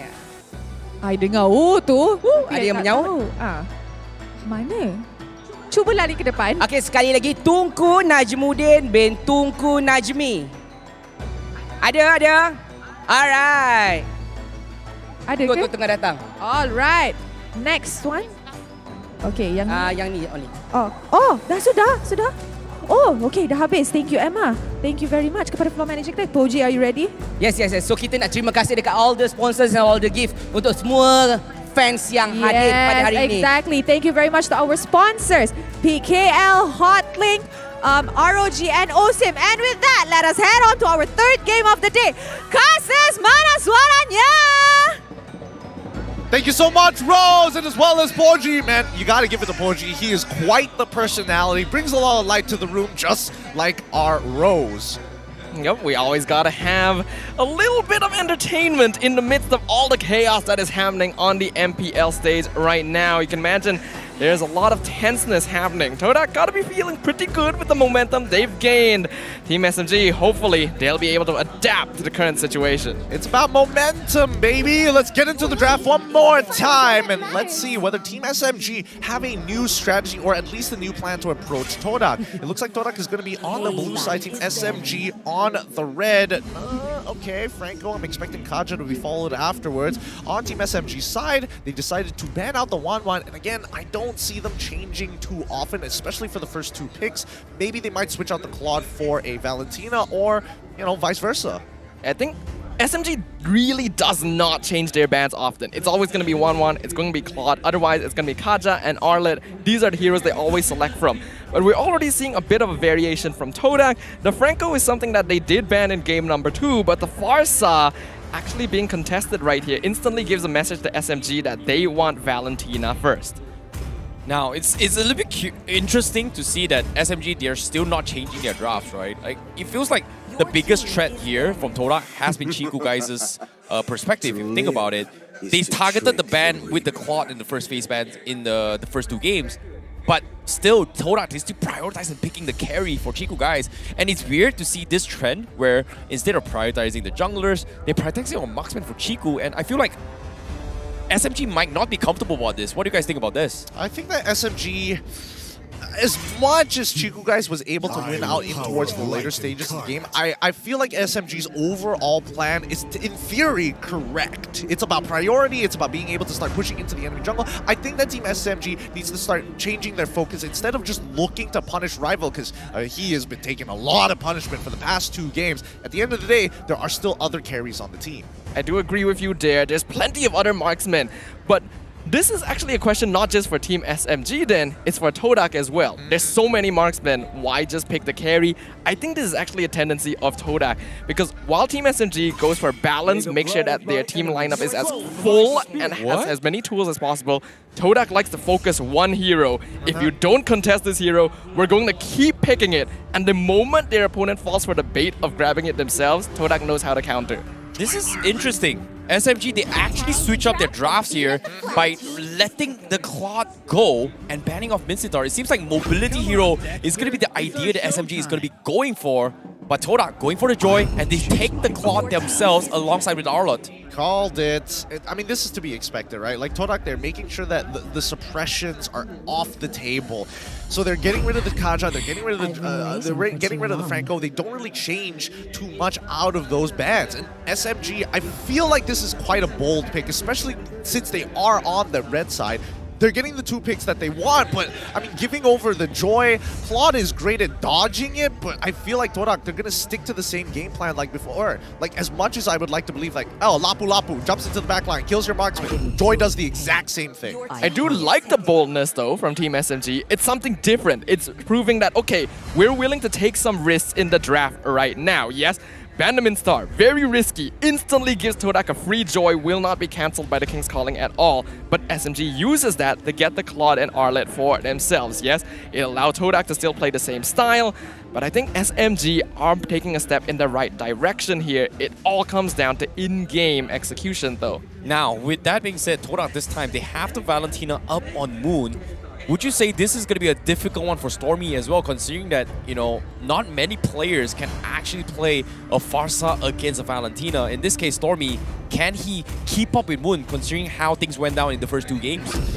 I would say that he should be able to keep up with Moon, right? I mean, it's not exactly the best matchup in the world, Farsa, into the Valentina, especially when Valentina's ultimate is down. It's like, wow, you really don't have... You get stunned once, you're basically dead, right? And that's exactly what happened in game number 2. I feel like in this case, SMG should be considering things like Lilia, things that can actually start peeling for that front line, play that traditional front-to-front, so at least Claude just only has to manage the joy. But that's the thing, right? When you talk about Lydia, we've discussed this in the first 2 games. But we base on historical track record, SMG on game 1 played the Lilia, didn't really work out. Game number 2, well, Valentina against a Farsa, technically Valentina should have won, but guess what? Todak actually still won the game. Well, that's because I agree with you. Yes, SMG didn't exactly play at 10 out of 10 that particular game, but I don't think that the draft was the issue. Okay. Game number 2, I will say it's a little bit more iffy. There's a couple of game executional plays that could have come out better, but still, generally, in theory, it is good. And especially with the lineup that we're seeing from Todak, now that it's on Lapu Lapu and there's no technical hard CC that could lock down this Lilia, why not? But when we're talking about the Lilia here, I'm wondering whether or not it really is the hero that SMG wants. Because I'm actually thinking about the Eve. It has not been banned. The Farsa was already banned previously. Yes, Eve is a very scary hero to pick into the Valentina because you give them real-world manipulation. But if you combine it with the final slash, Team SMG actually gets a bit more value out of it. And I think that's what they're baiting from Todak as well. You don't have to ban the Eve because it would be a bad thing if we picked it. And Todak, gonna snap onto that, they still focus on Valence. No, I genuinely feel bad now that Todak has won this exact same... I would say won with this exact same style of banning from game 1 to game 2 to a point that Valence's hero is just getting completely countered. And I'm really surprised that SMG did not prioritize on Valence's hero right from the get-go, knowing that Todak is going for this angle. I mean, I feel like no matter what they do, somebody is going to have to get the worst. Well, be at the bottom of the dog pile, right? For a lack of better terms here, somebody always has to lose out in the draft, and if it has to be Valence, so be it. Because their side laners usually are the main conditions to win games 10 out of 20 times. My goodness. Lunox, I feel this is like so desperate for the side of Team SMG. It looks desperate, but I don't really think it is. Team SMG are very comfortable with the Lunox as a hero. It scales up well. Admittedly, kind of risky since they already have Claude, so it's very late game for them. But since Todak have the Valentina as well, they don't have to worry too much about mid lane priority, and it doesn't have the same risk as the Eve. But if we're talking about the Eve, Todak can still pick the Eve. Well, if they want to put it, they throw it into the support Roam section. again? Yeah, why not? What? Grand Finals, baby, come on. Grand Finals, the fact that there's no suppressors as well, keep that in mind. But Todak, instead, they just beef up that front line. They're not going to play unorthodox this time. We haven't seen them go off for their interesting Minotaur lineups ever since the upper bracket finals. And now Kufra and Akai, I think this is a great addition to the comp. This is so scary. This feels like a denial pick from Valence's hero. Like, knowing that these are all Valence's hero pickups, I'm going to just draft it all the way through, limit Valence's hero pool as much as possible to play just one hero all the way through. But the question here is, considering that there's so many tank bans, and with the Akai and also the Kufra ban as well, what is he going to pick up right now? Do they want Diggy? Oh my goodness, he's got to play Is Estes, that an idea? right? Yes. It's Diggy or Edith, one or the other right now. If he does go for Valir, I'd be very impressed, but also it'd be pretty troll. Atlas instead. Okay. Why do they want to go for Atlas here? Hey, considering how game 1 went, he got dumpstered by an Atlas by Yumes when he was playing Kufra. It's time for revenge, baby. It's time for revenge. All right, let's see how... I'm trying to imagine what revenge looks like in the eyes of Valence. All right, he's coming in with a perfect match. He's expecting... No, it can't be Sasa. It has to be Smooth who flickers final slashes to kind of group them up close so that he can go for the Fatal Links. It would be a really good setup for the Fatal Links though. Final Slash, very effective overall, and if we're looking at the drafts, they are fairly balanced in terms of the composition prediction, where SMG has a bit more kill pressure, a bit more team fight, and late game because of Claude, Lunox, and Atlas. But note, that's 3 late game heroes, whereas Todak have the carry, they have the Joy, they have the Akai, the early game pressure, the amount of resources and tools they have to decide when they want to start fights is massive. Now, with that being said, we're heading into game number 3. Ladies and gentlemen, the grand finals of MPL MY Season 11. This is game number 3. Todak versus SMG. Todak going to be on the blue side, Team SMG on the red side, and we're talking about early game pressure. It's not like Team SMG doesn't have that attribute, right? Smooth and as well as Subway should be the ones who can actually get that early progression for the team. Valens as well with the perfect match. If he times it right and catches people off their cooldowns, I think it would be the perfect opportunity to actually accelerate the game. Technically true, and I guess I kind of forget as well that Lunox isn't actually a full late game hero. The max HP damage on his pet. Oh, Moon might be in trouble here. I don't think he dies here, right? He still has Purify. He paused the Purify? What? He actually used the Purify as well? He gets 30% movement speed out of that at the very least. Most likely using the movement speed in that situation.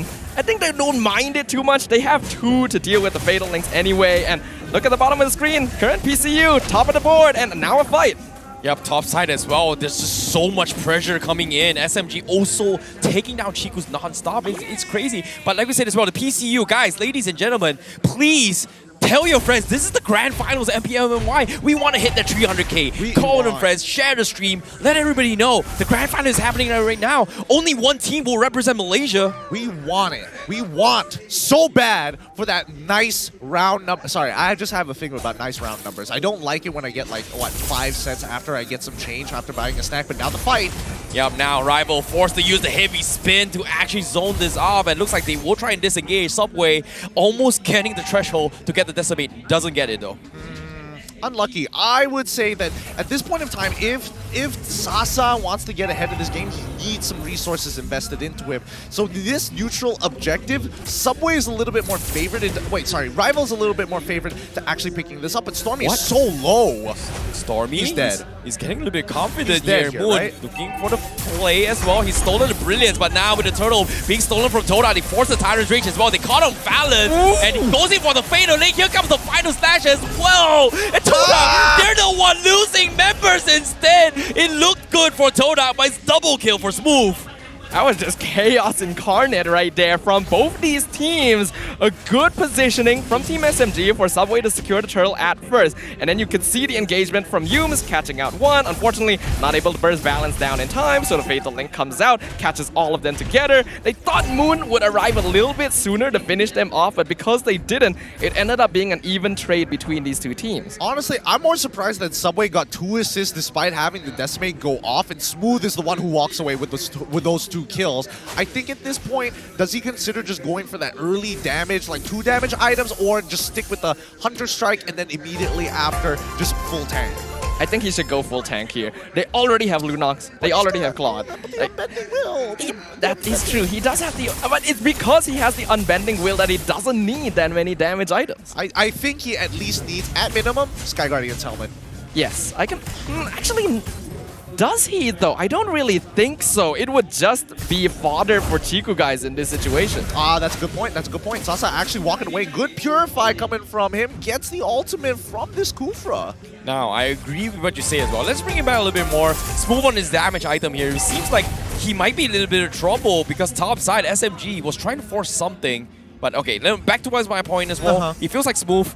I agree with you guys. I'll be the tiebreaker. He's going to go for Hunter Strike first, then go for tank items. Yeah, but we already agreed with that. Give me an answer. Give me an answer. He's got to go hybrid. Why not both? Best of both worlds, man. Okay, the most that I could see Smooth going into is probably if he doesn't want to give too much health, max health, so that Chiku chunks him out with true damage, probably Hunter Strike into, what's it called, Thunder Belt is the most likely outcome, because then you're having more damage. At least you have Unbending Will. The one-shot is definitely available to you. Well, top side now. It's second turtle. Going to be contested. Yume's going to isolate the fight. He's going to extend his way through. He isolates the members from SMG, but look at this SMG. They're trying to regroup, but they get caught out. Todak now in a little bit of trouble. They are going to give chase, but somehow Smooth, he's the only one that is in a lot of trouble now. Eventually, Momo will pick him off at the last tick. Man, man. Momo's target priority is insane. You would imagine him jumping on targets like Sasa, but no, he knows he wants to put Smooth behind. It would normally be Sasa, but Sasa was not actually part of that fight. So his next target is whoever is lowest on HP in this situation, and that was going to be Smooth. And to follow up on the conversation you guys were having, I'm predicting Hunter Strike into Radiant Arbor personally to deal with the Joy and the Valentina, because Smooth is going to be frontlining for most of that early game. Well, is he gonna be okay? Well, let me think about this. They've got Balance as well as Stormy. I mean, Rival should be okay. Oh no, Rival, he's gonna get caught out as well. He's taking a little bit too much damage. And eventually forced to use the heavy spin, but guess what? He walks out scot-free. SMG, they committed everything, and now Momo is in position to pick him apart. Does he want to go for it? Half HP, doesn't want to risk it. He will respect it and back out. He will try and protect Rival a little bit, but that should be all. Yeah, unfortunately for Valence, he wasn't able to get enough charge on that perfect match Moon. Hold that thought for now. Moon now gonna get caught out. Look at this, Momo, he's finally gonna dive on Sasa. He drops him down pretty low, but it is gonna be Stormy that kills him off. Toda, they want to re-engage, but look at Valence's position. He is gonna save them off with a concealed play, but Sasa, he's in trouble. What are you doing here? He's hiding in the bush. Can he get out? Yes, he will. And Todak, they will back out for now. They will try and threaten this. And Stormy is looking for the brilliant play. Yums looking for the catch. Can they catch him off guard? And they are going to collapse on them. And SMG now in a lot of trouble because Yums, he got caught with the Tyrant's Rage. And they will lose Stormy. All things considered here, I think it's not actually that bad for Team SMG. Todak will be feeling themselves with that, but right now Team SMG's plan in this game is actually just to disengage from any major fight because they know they're waiting for Sasa and Stormy to scale up a little bit more. Todak, of course, forced their hand a little bit by taking the tower, and that cost them, but Smooth did still get that top split push. Yep, and that's the thing. You're trying to find, like, scrape the crumbs as much as you can. Try to keep it clean, and don't let this goal lead from Todak actually deter you from making these plays, because it's not that far apart. And now top side as well. Smooth, he's gonna get picked apart. No, he's actually gonna die here. Smooth, and he gets caught off. Todak, the precision, the damage from Chiku is just insane. And now Subway, can he do something about this? No. They tried to train on Rival, but they can't even kill him. Oh my goodness. It seems like everything is going wrong for SMG right now. It was a great dive. It was a great dive, and I also think that just the fact that Chiku, guys, he's playing a different game today. Like, he's now not dying 1v1 against Sasa. He's still making things happen. Stormy, he has his brilliance, so he should be okay. Yep, now Yums looking for the flying angle. He gets the catch! The Tyrant's Rage, the counter fatal links from Valence is going to be there. Stormy tries to burst him out, but Rival, he steals the turtle. He gets out scot-free, while the back line, Chiku, guys, is going to finish off Valence, but he's in the midst of Stormy and Smooth. But the damage from Chiku! He's got so much! He will kill two and before dying off. Just outplays after outplays, but in the hands of Todak. Subway, no way! Subway, he get caught out for now, and Todak, they will pick him apart. And Todak, he got him as well. SMG, they're just not bouncing back at all. Todak are feeling well rested. It really looks like they're playing super fresh today. And Team SMG, on the other hand, is dropping the ball. I mean, Smooth trying his absolute best here, but man, Todak is on another level. Team SMG are falling apart right now. Todak being able to effectively utilize their resources. Again, having a lot of heroes that can stand on their own, dive the backline, catch out the members of Team SMG. You saw them use the Fatal Links and still not even secure the turtle, on top of losing multiple members to Chiku, guys, who, like you mentioned, is absolutely feeling himself today. Todak already with that 3K goal lead is putting Team SMG in a really bad spot. I'm honestly surprised that he stole it. Oh boy, oh my goodness, Momo, you can't do him dirty like this. Oh no, now even the fight coming in as well. The Tyrant comes in. Chiku, guys, he's gonna chip apart. Heavy spins, isolate Valence. They pick Valence, they pick Stormy, and just like that, SMG, they try to go in for the push. The fighter slash misses. Subway is going for an all-out desperation. He's getting kited out. Momo as well, gonna play with Smooth, and eventually Subway will fall. Smooth, last man standing. Can he get out? Yes, he will, but Todak, they're gonna crash in. Sasa is here to play, but what can he do? He's gonna get forced back as well by the tower's frost shield here, and SMG will still hold on. Todak has this way of getting under their opponent's skin here. Team SMG has been so disciplined, so flexible, and yet it feels like they're so desperate to eke out victories against Todak. They're extending the fights, they're playing around their own personal strengths and not even necessarily making mistakes. It is Todak that are forcing them to outmaneuver themselves. Yeah, and more importantly, they're staggering Team SMG, and especially with the way that they're handling the situation. It almost feels like SMG is going in one by one, but that's just not the case. Momo is a threat. Rival is cutting the fight in half, and you think that's over? No. Oh my goodness, hold that thought for now. Momo, he tried to get dived in deep here. SMG, they will try and punish this, but do they give him more? But SMG, they only got one. That's all. Is it enough though? I think, considering how ahead Todak is, Team SMG will take anything at this point. The consolation prize is better than nothing at all after all, but Todak are not gonna let Momo's death go in vain. Rival even stealing another buff, constantly putting on the pressure. Looking at the items right now, Chiku guys way ahead of Sasa, already completing 4 items with Sasa only having 2. We can see Rival with the antique cuirass again to delay Sasa. And interestingly enough, no blade armor yet, but considering how far they put the Claude behind at this stage, I'm not surprised. And Smooth even having to completely skip the Hunter Strike and go straight for Radiant armor. Yeah, I think that was a necessary move here. He's not able to abuse the Unbending Will as much as he would like to, considering the lead that he got, but Todak just refused to give Team SMG an opening. Now, with the Lord knocking in as well, Todak, they're in for a treat. SMG, they just got the Corrosion Scythe on Sasa to actually force this fight. Is it going to be enough? But it seems like Todak, they're respecting the boundaries. They are allowing SMG to clear up the Lord. But the bigger picture here is going to be an inhibitor. Concealed plays coming from Balance. They're looking for the play. But it seems like they are not taking the risk at all. They will settle with objectives coming from Todak. Really smart movements right now, Todak. They recognize that Team SMG still has a lot of strong ultimates. The Final Slash and the Fatal Links will destroy them if they force things too hard. But watch out now. Oh, Yums, he misses the angle. He might be punished from this. Subway, he's taking a little bit too much damage from Chiku, guys. And now he's forced to back out. Smooth, he's going into the back lines. He gets a nice Final Slash, but there's no follow-up. He almost dies to Chiku as well. And Todak now, they are still in position to continue this fight. Balance looking for the Fatal Links play. He catches on the stun, but here comes the heavy spin from Rivals. He isolates Sasa with the rest of the team. No damage onto a Todak, and they pick Subway apart while that's happening.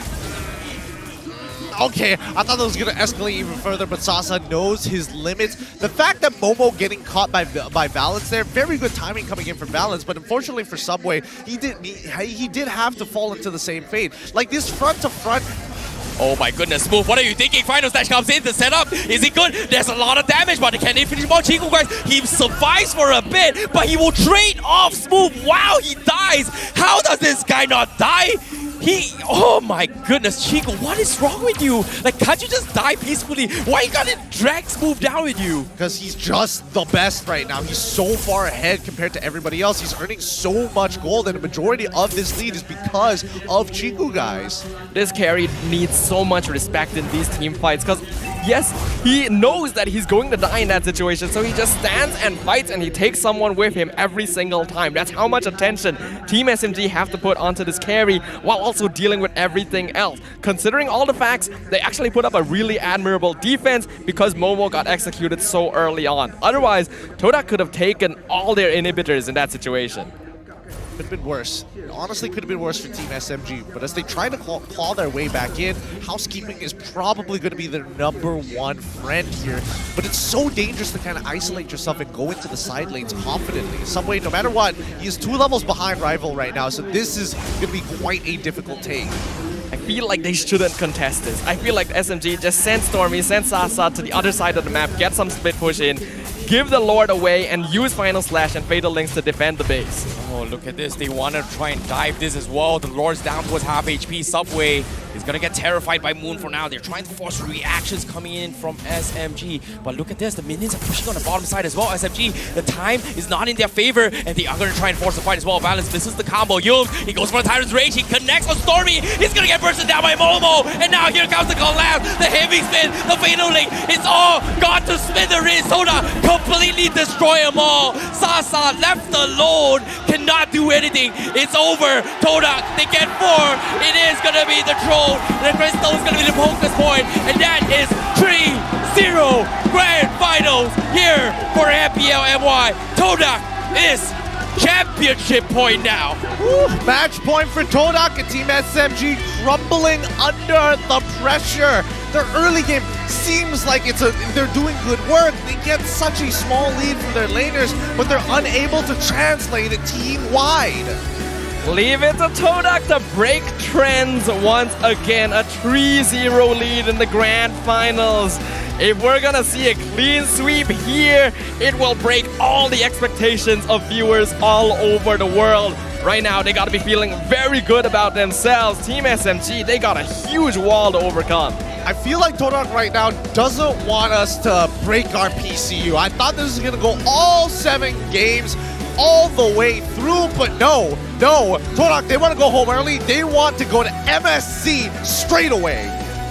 What a way to close things out. Todak 3-0 thus far. Championship title. Chiku just playing absolutely crazy. Do you think it's about time to respect the Chiku carry? Like, what do you even do if you don't respect the Chiku carry at this point? Todak, their plans have gone perfectly. They just pick the carry over and over and over again. They make Team SMG think, hey, maybe this time you'll have the tools you need, but they never do. And now if they give respect to it, Todak just pulls another pocket pick out of nowhere. Yeah, and I think right now, the biggest issue right now in their draft is the fact that Stormy is not getting a fundamentally good matchup for his lane, and the same goes for Valens, right? This meta is about that mid lane duo. As much as you want to make those plays, without that mid lane pressure and the reinforcements to affect the side lanes, it really doesn't equate to anything. It's really tough to go through. Oh boy, I don't know about you guys, but my face is getting hella oily, so that means that I'm going to be taking 10 seconds out of my day to be using the Champion Extra GG with Guardian Men, which I can fight 99.9% of acne-causing bacteria in just 10 seconds. That's such little time. Is that why you look so good? Of And course. he looks so good as well? Of course. Oh, you've discovered our secret. Oh my goodness. You know what? You know what's the best secret about it? I use Guardian Man too. No way!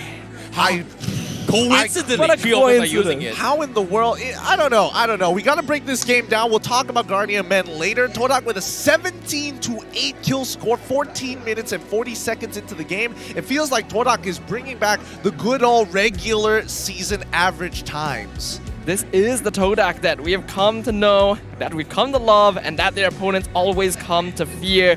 We tell by their kill score how confident they are in their build. Momo definitely seems very comfortable with the Genius Wand into the Holy Crystal. This time grabbing the Winter Trunkian as well, because he did end up getting caught out by SMG here and there. And as SMG as well, look at how many Radiant armors they have to build against Todak.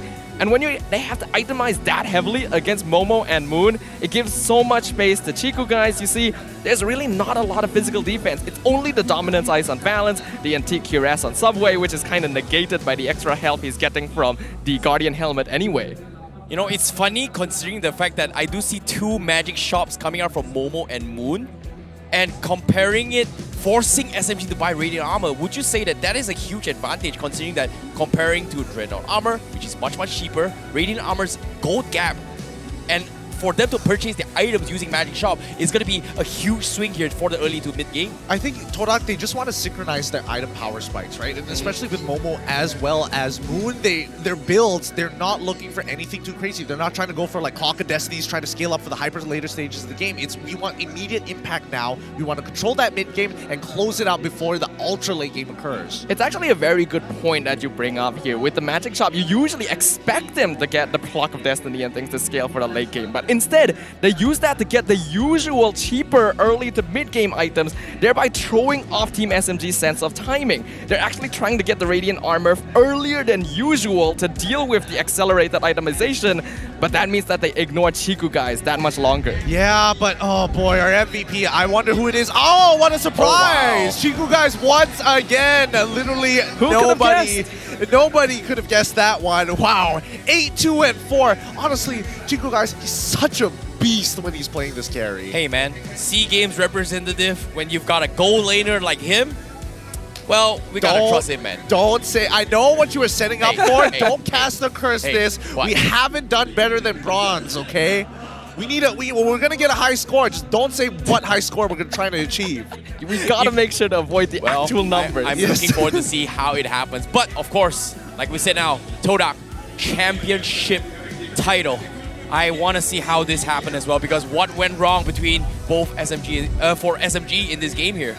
So looking at the highlights here, brought to us by Garnier, man, Team SMG had a very solid plan to start off the game. Play a bit more passively, go for the counter engage. When they have Fatal Links, it's very strong. They start off the fights with Smooth, they end the fights with Valence, and then just avoid fighting until they actually get some scaling. But Todak realizes this is the case, which is what makes the Magic Shop accelerating their itemization that much smarter. They up the tempo, they're not taking risks, they're not playing passive, they are forcing Team SMG to respond to them. And every single time Team SMG responds, somebody ends up losing their heads, right? I mean, the counter engages and more importantly, the positions that Todak were able to make because of the missing outer tier 1s. They get to transverse the jungle, they get to set up dives by tier 2s. It's interesting to see that even though we've seen so much flashy plays coming from Chico, guys, would you say that Rival is the underrated MVP? Because what I saw multiple times is that his heavy spin has been on point in isolating Sasa or the rest of the teams into a choke point.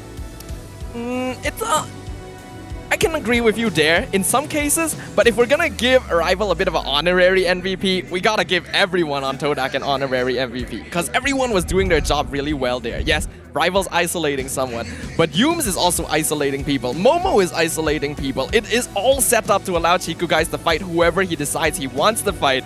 And by the time that Team SMG figures out, okay, let's try to focus Chiku, wait for the cooldowns to be used, Chiku is already way too fed. I mean, if we're talking about somebody who has to just eat it in the middle of that fight, and SMG was very much clearly targeting Momo first, get rid of that problem, and then start working out. Because Momo, I'm sure he's had enough games where his back starts to hurt from carrying his team, so it's great that his team is actually pulling himself there, just like the Awesome Youth Throne gaming chair that we're sitting on right now. It's a massage chair as well. It's also the Transformer series, so if you're a nerd, you like massages, and you like video games, this is the perfect opportunity to cop yourself one today. Recharge and game on an Awesome Youth Throne gaming massage chair Transformer series. A mouthful, but very cool. We just have a live example right here. I finally understood how you felt yesterday. Oh my goodness, this feels so good. That looks like an actual brain aneurysm compared to... It's not a brain aneurysm, bro. It's a massage. Oh my goodness. Oh,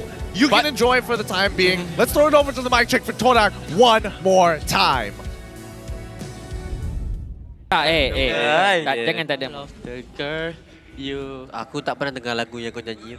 Puri-puri. Kau tak ya. Bismillah. Sudah. Tiga momo ni. Dia rapat. Apa ni? Boleh. Mati. Tidur dia. Tak ada second. Aku tolak dia. Nice. Ni. Boleh ke bawa? Tak ada mo. Jelas gila mo. Driver ke belakang. Okey. Ni tolak aku guys. Dapat kill bro. Apa triple guys. Game kita ni aku dah fat ni. Kelas pakai Z.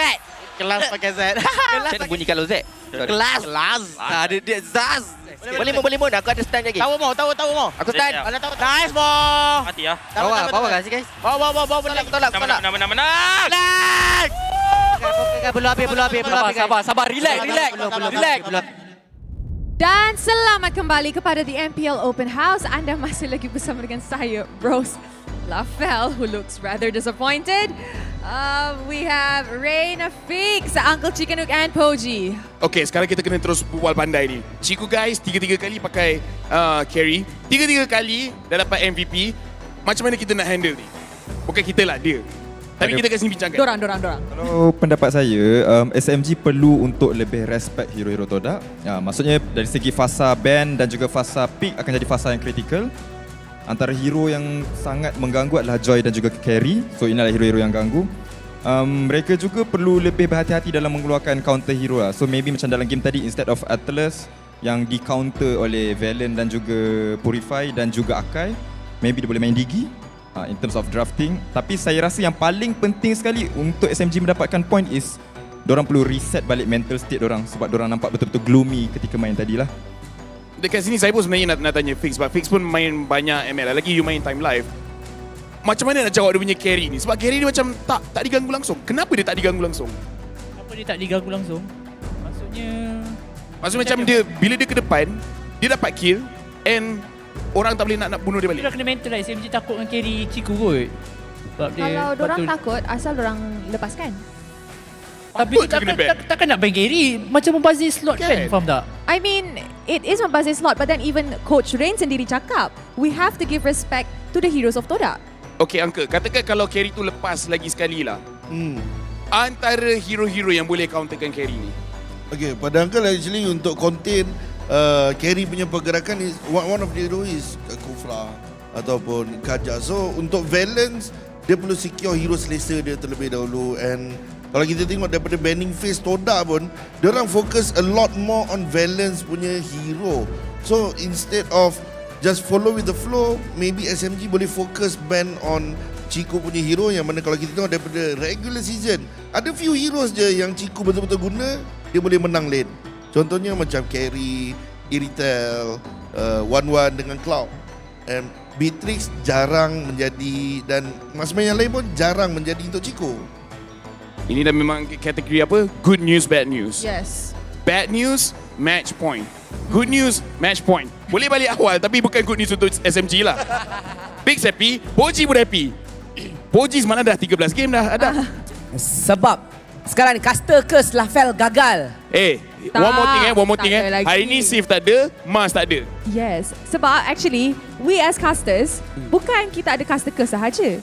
Ada talent curse juga. Oh my God. Kalau ada Sith, kalau ada Mars, maksudku confirm full game plus technical issue. Hari ni dua-dua tak ada. Mungkin ni kita fikir baiklah. SMG nak bagi Todak penat dulu. Nak reverse sweep. Yes, lepas tu dia pull on sampai habis. Dia buat macam tu, kita yang penat. Tahu? Betul. Kita yang Physical, penat. mental, jiwa semua terasa. Itu maybe perancangan. Macam saya cakap semalam, sebab diorang tak masukkan Noah dengan Zaim. Who knows kalau diorang masukkan, sebab diorang dah orang kata burn sekarang. Tak, I rasa kan SMG perlu keluarkan the Celebel meta. Tadi Celebel meta? Tak, Celebel meta? Tadi dia nak naik atas kan. Apa ni, fans SMG suruh I bagi sokongan dekat SMG. I cakap macam ni, diorang semua buat macam ni. I rasa diorang nak reverse sweep, lepas tu cakap atas stage nanti lepas menang Celebel. Ros, Uncle rasa lah kan, ni macam spicy sikit lah. Macam it's better daripada keluarkan meta baru daripada SMG, baik keluar dewannya terus. Oi, Uncle. Oh. Uncle, asal makin lama makin jadi macam Poji. Tersampuk, duduk sebelah dia tak boleh, kena racun. Senang kena pengaruh. Saya takut Uncle nak balik sekejap lagi, ramai tunggu kat parking. Sabar Uncle. Kepada semua, ini hanyalah sekadar hiburan semata-mata ya. Dekat sini juga kita nak cakap apa-apa yang kita punya guest cakap tak membawa apa-apa masuk pada MPL. MPL kita dekat sini kita semua main baik-baik. Betul Fix eh? Betul Fix eh? Kita tak tahu apa-apa. We are very good people. Their opinions does not reflect ours. Ya, saya suka dekat sini. Fix pun sebenarnya dekat sini nampak professional Fix. Aku jarang kau nampak kau pakai suit, tapi itulah tu. Ini memang nampak gaya dah ada lah Fix. Gaya dah ada. Gaya dah ada. Alright. So, it's now time to throw it back to the casters to start our fourth game. Match point. And with that, casters, take it away. And that's going to be the open house concluded here. Match point for Todak as Team SMG scrambling to look for their very first point. They even walk out late to get to their seats. It looks like there are a lot of discussions are being done in the back. I'm genuinely worried now because, need I remind you, this could be the potential last time we see Team SMG after this game. What do you mean? Need I remind you that this is a very, very important moment for SMG to even stand a chance to win the title. They can no longer afford to lose any more games in order to acquire the championship title. There's only one way. That is true. Yep. They got to reverse sweep it. Man. It's either we're going to be here for the longest playoffs ever, or this is going to be an unironically fast game. I mean, reverse sweeping the grand finals would be an achievement that many people can only dream of. But so far, from what we are seeing of Todak, their game sense is on point today. They are firing at a different level that we I feel like we haven't gotten to see from them. It's one half of respect towards Team SMG and another half respecting the most competitive season of MPL MY, that it is no longer time to mess around. The full strength of Todak is up there on that stage. I mean, they're reading the drafts really well. I feel like Todak have kind of figured out a formula that, especially for MY teams, they haven't been able to crack just yet. And we're going to be jumping back into the draft and expect the same bans coming out from Todak. Oh boy, ladies and gentlemen, game number 4 on its way. The championship point for Todak. This is the drafts coming in. SMG going to be on the blue side this time, and Todak on the red side. And right from the get-go this time, SMG, they're opening things up. Claude 1-1 ban. No meta bans yet, but what a chances they are going to ban a carry as well, unless they first pick it. Do they really want to let go of carry? I don't know about that one. I feel like Team SMG, worst comes to worst, they first pick it. First picking the carry though, is that a good idea? Look, they got to do something out of the box here. Todak has been rolling them these past games. Because if they were to pick the carry first, it would mean letting go of heroes like the Kaja, like the Franco, like the Faramis. They're still going to respect the 1-1 and Claude because those are actually even scarier than the carry, but... Well, I'm just going to point it out. Todak have not changed their bans, and the fact is, they've always banned Franco and as well as Kaja. So let's, I mean... You know what? Let's prioritize some balances hero first pick up. I agree. I actually what is super a agree. good first pick roam hero for Valence from the get-go? Chill. Lolita first pick. We haven't seen that in a while since early days of regular season, I guess. That's a good point. That's a good point. Not quite worth first picking, but they definitely gotta pick Valence's hero in the first half. They cannot let Todak just focus down on it. That's the thing. If you do that, the possibility of the Arlet and Joy getting sneaked through is very, very high for Todak. And knowing them, they do have this sense of idea of drafting where they like picking or denying picks from your opponent. So they wouldn't be... I wouldn't be surprised to see Rival paying a jungle Joy, which kind of happened during the regular season, or maybe even a mid lane Joy as well if you want to. It's Todak we're talking about. That's why we hate them. It's true. If it's any other team, whatever I'm saying doesn't make sense, but it's Todak. Yeah, usually it would be irrelevant for other teams, but it is special for Todak that they're pretty interchangeable with their roles. They're banning the Joy. Kaja got banned out by the side of Team SMG, and Arla instantly selected for the side of SMG. Based on the way they were drafting, SMG were definitely trying to bait out the Joy and Arlet so that they could first pick it. But this Arlet pick has not been working for Team SMG this entire series, and Todak are still so confident with the Chiku carry that they instantly first pick it. Counters, what are those? In the hands of Chiku guys, anything's possible. You know what? 100% win rate thus far for today on his carry. And, you know, there was a guy in the crowd says that if Todak wins, he's gonna go bald. You better call up your barber real soon because Chiku guys, 4 carries in a row thus far. He's already booking his Air Asia Super App ride to his barber after this. He said it on schedule. It feels like Todak should be able to 4-0 this no problem. And I think, you know, with the position that they're in right now, I like the idea of the Lolita. I really do. The Guardian's Bulwark should be able to block just enough projectiles to keep him alive, especially against this carry. My second issue here, why haven't we seen a Melissa more often? Melissa has definitely fallen off ever since the playoffs began. I think a lot of teams realizing that although she does a lot of damage, her stationary nature makes her very weak to artillery and requires a fair bit of protection towards that mid-game, forcing team fight compositions. But if we're talking about team fight compositions, Team SMG seems to be gearing up for it here with the Lolita and the Faramis. It's about time. It's about time that SMG says, you know what, it's okay. You pick the Valentina, Faramis, like it or not, let's go double count outdoors. I'm going to pick comfort picks here. Finally, they adapt. But the question here is it too late? I think there are responses. I don't think it's too late just yet because no matter what, like let's say Team SMG decided to omit one of these heroes, right? Lolita or Faramis. That means it will fall into the hands of Todak. It either gets banned out by the side of Todak, and if SMG position themselves for the Melissa, the counter pick is already in favor of Todak no matter what they do because of the red side nature. Absolutely, and when it comes down to Valentina as well, there's only 2 ways you play around this hero. You either pick no good ultimates or you pick multiple good ultimates so that they have to to pick one. And in this case, Final Slash, Numenon Blast, Cold Altar are all worth stealing. The Akai though may throw a wrench into Team SMG's plans because that heavy spin is really going to disrupt the way they want to all stay inside the Cold Altar. So hopefully they will have a plan for that, as Todak will actually ban out the Melissa we were talking about to make sure SMG cannot go for the big 5v5 team fight. Is it me or Todak is just reading SMG like a book right now? No, I mean, it's to be expected, right? When they first opened up with the Arlet pick, I mean, from then on, it became a difficult draft for them. I feel like Team SMG, they're putting a lot of faith in their regular season MVP Smooth, and that's why they're getting so much priority. And he has proven himself time and time again that he is a playmaker. Okay, it feels like right now, SMG, they are just respecting Yums a little bit too much here with this Cho ban. It feels like there are just so many more they could have banned. That, like, I don't know, man. Like, what are the chances that this is Yums playing Akai? Like, I know this entire season, we haven't seen it. This is why I hate Todak, man. It's frustrating. Like, you know, what we're seeing right now from the bans and drafts coming from Todak, it feels like they can read SMG. But SMG is just reacting to whatever happened in these past 3 games and this is betting accordingly without considering the fact that Todak might be just trolling you. They're hovering the Kufra, but I feel like they need to consider Atlas. And if they don't consider Atlas, they need to consider Eve.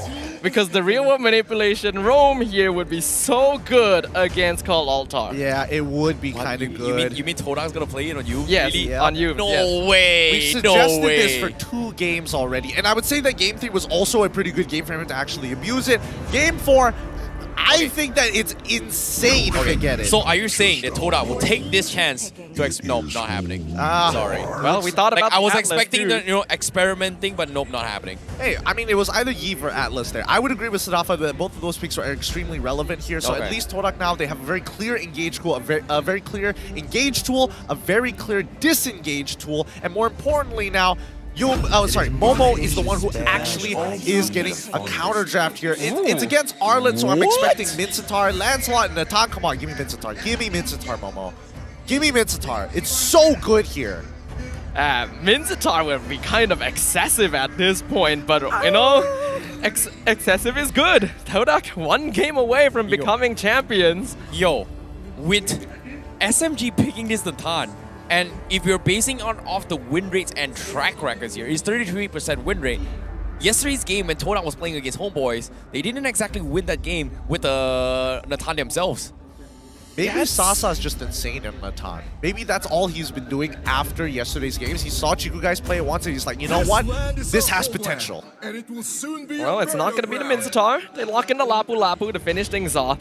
I'm trying to make sense of what the Natan is supposed to do here, and I think what it is kind of forced itemization from Todak, because Natan does do some mixed damage, and maybe that'll catch them off guard.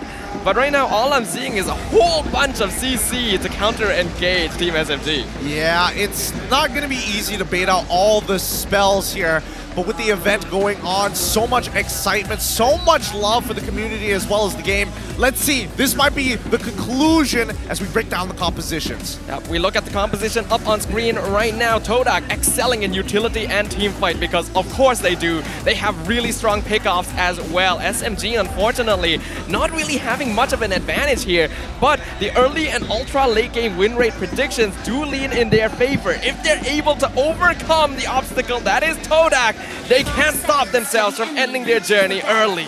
Well, ladies and gentlemen, the grand finals of MPL MY Season 11. This is game number 4, potentially the last chance for SMG to bounce back. Or will they do so? Because this is SMG versus Todak, with Todak having the championship point.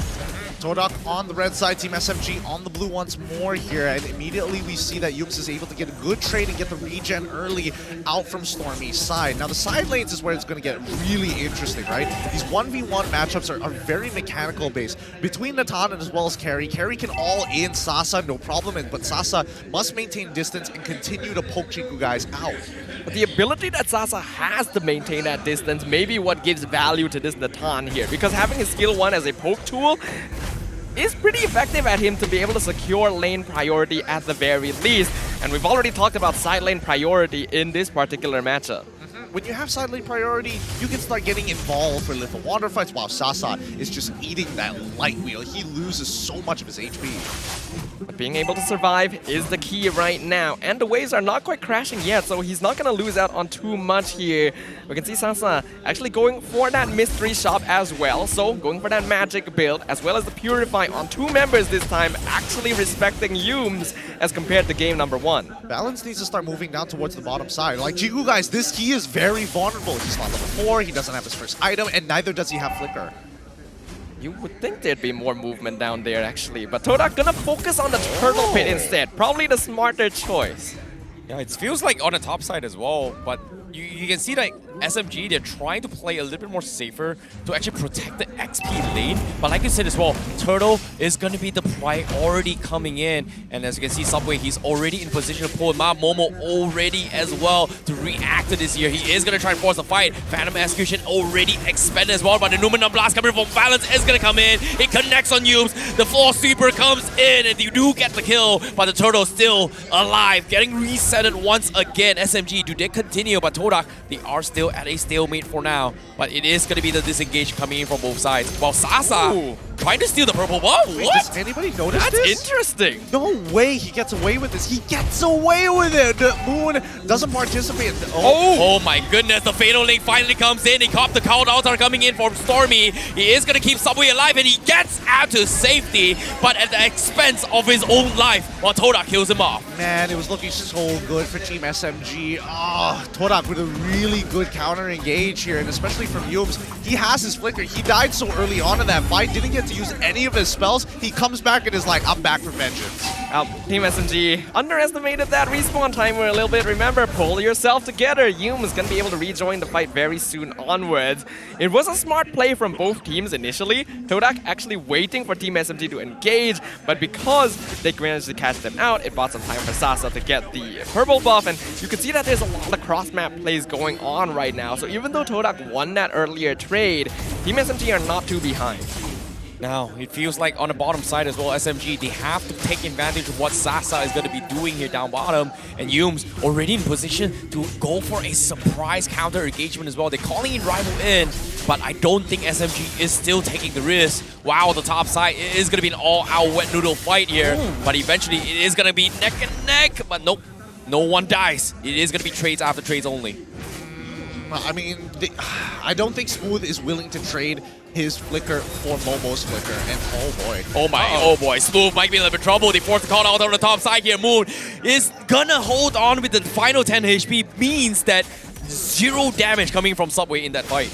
We saw these two teams do the exact same thing sequentially there, with Momo trying to bait Smooth into a fight so that Moon can gank him, and then Smooth baiting Momo into a fight so that Subway can gank him. It's literally the same thing, no casualties on either side because the Cult Altar kept them alive, but I do like that Team SMG is matching up against Todak right now despite the pressure they're under. Yeah, they're trying to be proactive here. They're trying to tell Todak that they can't just get away with absolutely everything, and now Yume's opening up the map once more. Oh boy, Stormy gonna be in trouble as well. He forms the Purify and he's gonna get out. The counter Numenor Blast coming from Balance is gonna hit them, but there's no follow-up coming from SMG. Looks a little bit disoriented, but Todak to get out for scot-free. I really don't think that the Numenor Blast was necessary. He just needs to have faith in Smooth. Oh no, hold that thought for now. Smooth, he's in a little bit of trouble here. He needs his teammate, misses the final slash, and Moon is gonna bait him out. He even sidesteps the slab. He steals the final slash move. He needs to run. Stormy a little bit late with the count altar. And Todak, they managed to get the ultimate, but the turtle will be stolen by Subway as a redemption point coming from SMG. Yo, aren't the Todak players kind of cracked here? Moon, you saw his movement. He specifically stepped back because he knew the final slash was coming. They know Smooth's tendencies. That feels how like do an you even anime do that? fight scene, isn't it? It literally defined an anime fight scene in that scenario, isn't it? I would say the Homeboys versus SMG one was probably a little bit more like the anime fight scene. This one in particular, I think, at least with Moon, he anticipates things, right? When there's too many factors involved, he can only focus on so many things at once. So he relieves that role to the rest of his team. But when it gets into these like 2v1 advantage pushes, when it comes down to the 2v2s, that's when he really shines. He's great at skirmishing.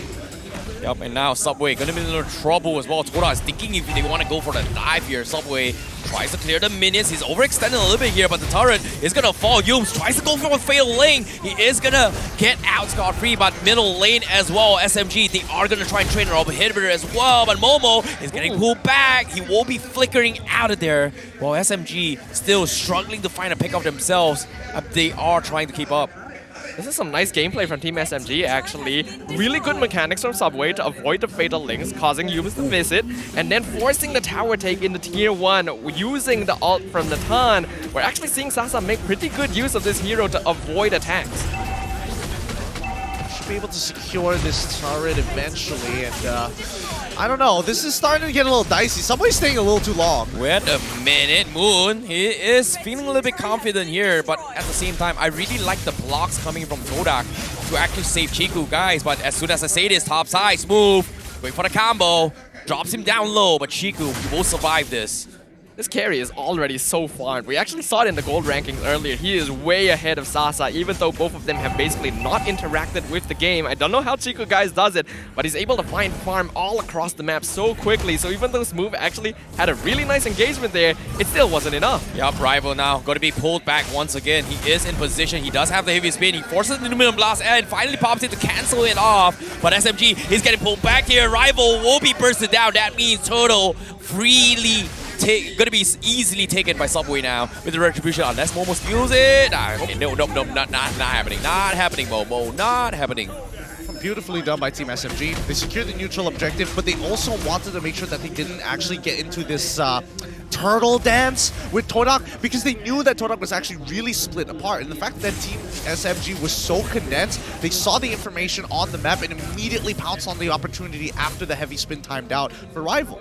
What I'm seeing is very interesting from Team SMG here is this is the most split up gameplay we have seen from them this entire series. In a lineup where they have a pyramid. I feel like that's catching Todak off guard because they were expecting SMG to play together like they have been in the past 3 games. But now they're actually exerting macro pressure and forcing Todak to use cooldowns early.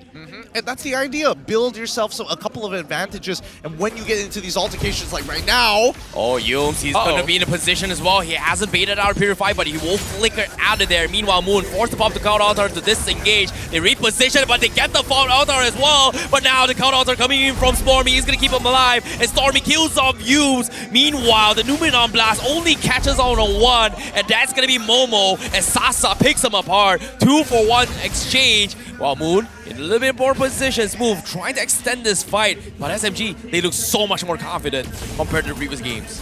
Team SMG are showing signs of life right here. Again, doing a very good job of it, forcing Todak to use cooldowns. I'm actually surprised Yums didn't go for the Fatal Links early there because he had a really good setup for it.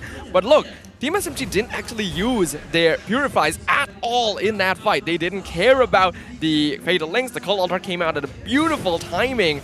And Todak backed off because they realized, oh, we have made a mistake. So that's actually them cutting their losses as well.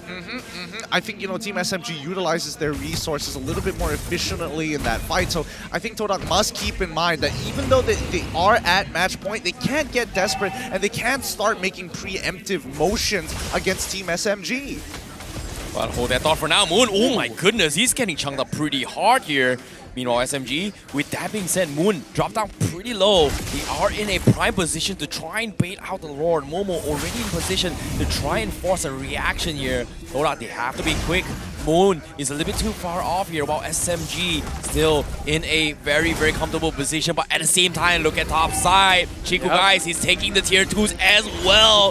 This is going to be a problem. SMG, they're taunting Todak to force a reaction. Eventually, they get the kill on Chiku, guys, with 3 men up top. But the Lord, they're dropping down low. It's 2v5. Numenon Blast comes in. It connects on 4. But this Lord, do they get it? No, they don't. Todak secures it. And now Stormy, he is going to try and re-engage this fight. Sasa flanking from the top side. Can he get a kill? He goes for the ult here to try and kill off Rival. He doesn't get it. No, he actually does. Sasa, he got the kill. And Stormy got the kill on Moon as well.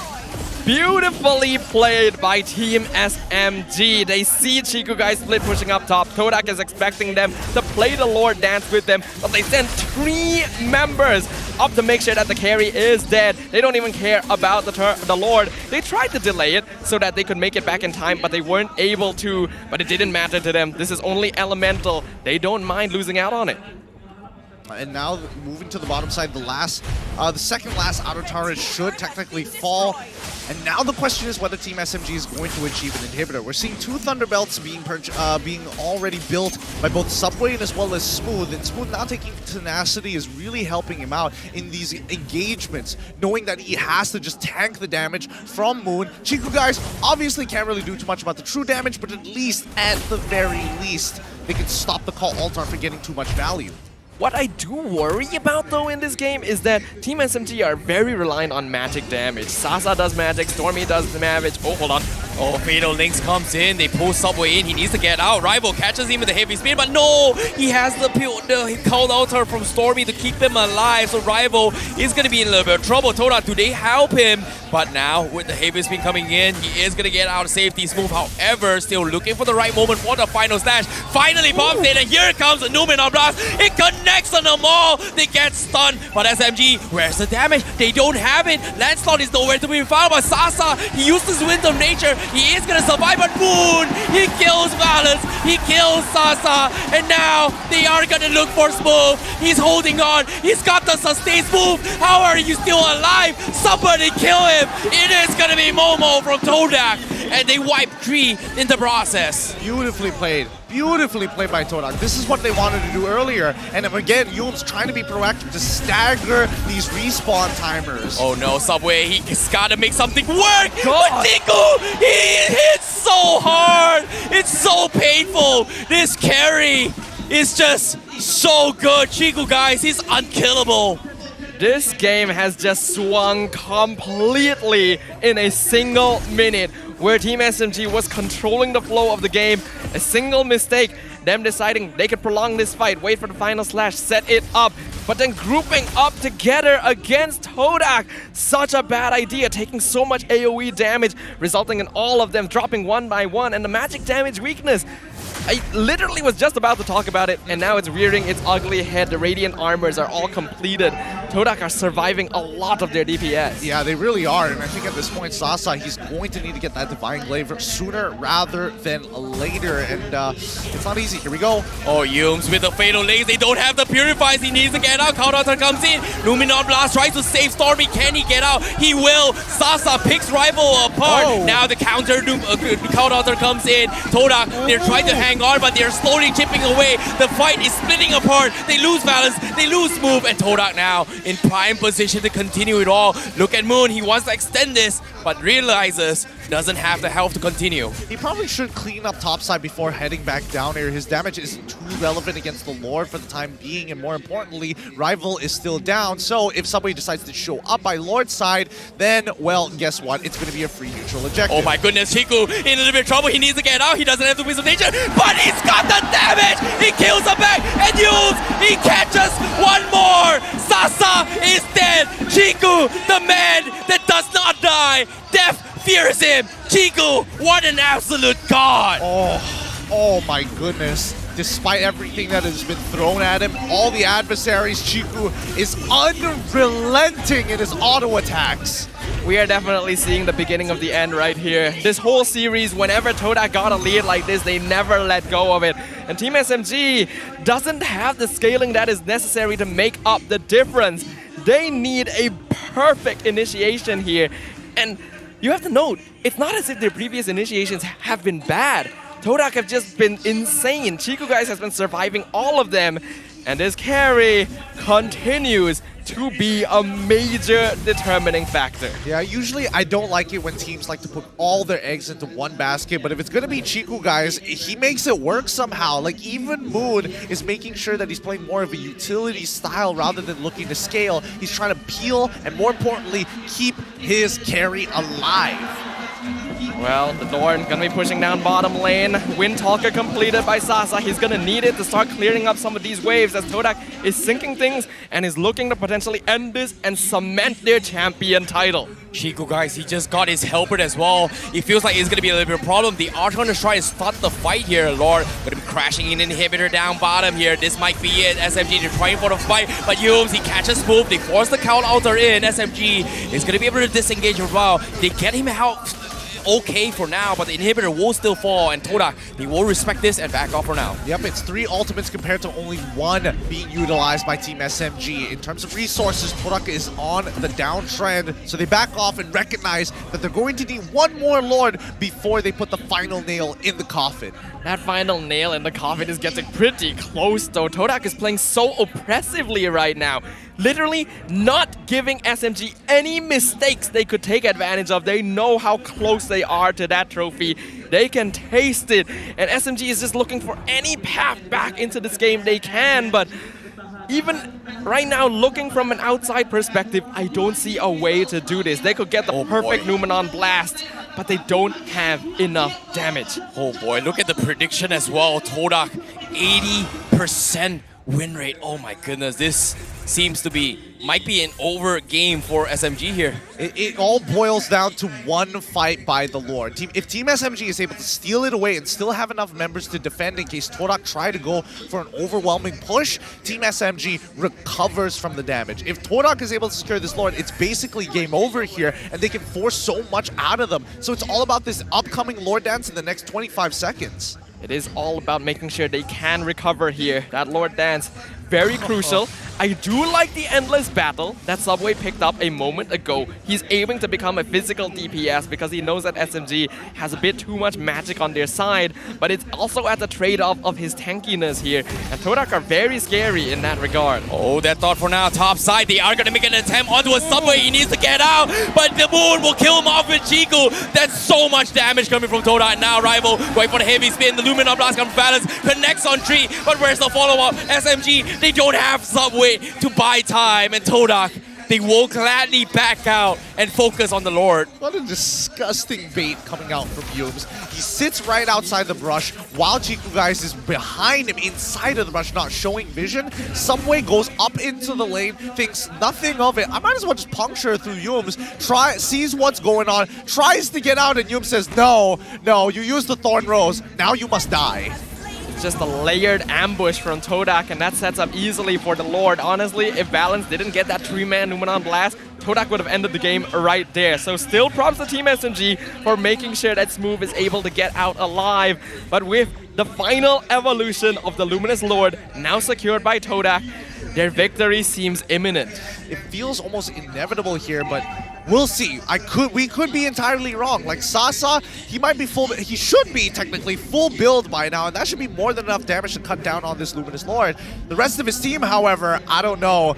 Stormy, he needs to be part of this fight, and finally, this might be where they all get hit by that perfect match. It's going to be tough as well. Yums, he's going to pull one back. Smooth is the first to fall. Stormy late with the count altar, but the heavy spin isolates them all. And Chiku guys pick them all bit by bit. Subway is dead. Smooth is dead. Chiku's still alive. The Lord is standing as well. It's up to Stormy and Sasa, but what can he do? Balance cutting the bad lines, but no, it's over. Todak, ladies and gentlemen, they are your MPL MY Season 11 champions, 3 times MPL champions, ladies and gentlemen. Making history once again on the MPL MY stage, ladies and gentlemen, Todak shall be your MSC representatives as they take down Team SMG and emerge the victors for the 3rd time in history. Congratulations to Todak, the Swordfishes, finally making sure their entire lineup is champions. Rival gets to hold the trophy for the very first time in his career. The trend of the Season 11 playoffs is broken, and perhaps in the grandest way possible here in the grand finals, the final day of the playoffs. Team SMG, it was a valiant effort, but it appears they were outmatched from the very beginning. GG, well played to Team SMG, and I'm curious to see what they have to say because we are throwing it over to our hosts up on stage with Lafel and Rose. Take it away. Inilah dia wakil Malaysia untuk MSC, Todak! Tapi dengan ini, sebelum kita championkan Todak untuk musim kali ini, buat kali terakhir, kita nak menjemput Team SMG untuk berada di tengah-tengah pentas. SMG? It was a great game, great run. Team SMG performed the entire regular season. Tetapi, pasukan Todak lagi sekali berjaya untuk menjatuhkan mereka di Grand Finals. Yes, and with that, Team SMG, you are the first runner-up of our MPL. But before we let you guys go, what would you like to say to all the fans who supported Team SMG from the first week till the Grand Finals? Okay, to all who supported us since day one, we would like to say really thank you. And to those who come till late night yesterday and coming until late evening today, we want to say thank you. And we are really sorry for our bad performance on playoff, but believe us that we will train our hardest to come back for the next season. All right, guys, and with that, please give them a round of applause. Now for the final bow of SMG for this season in 3, 2, 1, bow. We will see you guys in the next season. Again, a big round of applause for SMG. And now, let's invite the champions again, three times in MPL Malaysia, Todak to the center of the stage. And there we have it, our MPL Malaysia Musim ke-11 champion, Todak! And now, disebabkan champion, kita nak memberikan medal. Jadi, marilah kita invite Mr. Sewhausen, Munton Senior Esports Manager, naik ke atas pentas untuk memberikan the champion medals.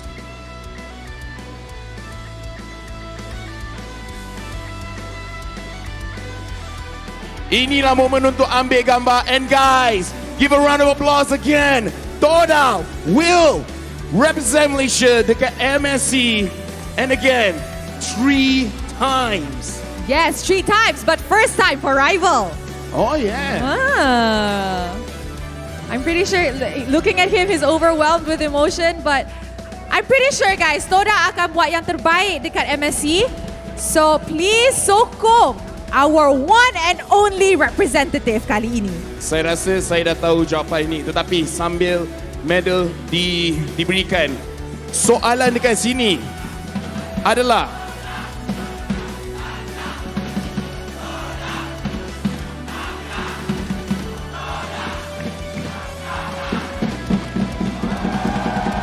with the cheer, kita ada lagi satu benda, which is saya rasa saya tahu jawapan dia. But first, thank you very much, Mr. Sewhausen. Siapakah Playoffs MVP? With that, marilah kita menjemput Mr. Ong Boon Jin, Hotlink Head of Brand Activation, untuk naik ke atas pentas untuk award our Playoffs MVP, di mana ada hadiah dekat sini, di mana mereka akan dapat, bukan mereka yang Playoffs MVP, Apple AirPods Max yang harga RM2,499. Ui, tak payah beli. So, Stadium juara, siapakah Playoffs MVP anda? Saya cuma dengar satu nama. So, in 3, 2, 1, the Playoffs MVP is Chico, guys!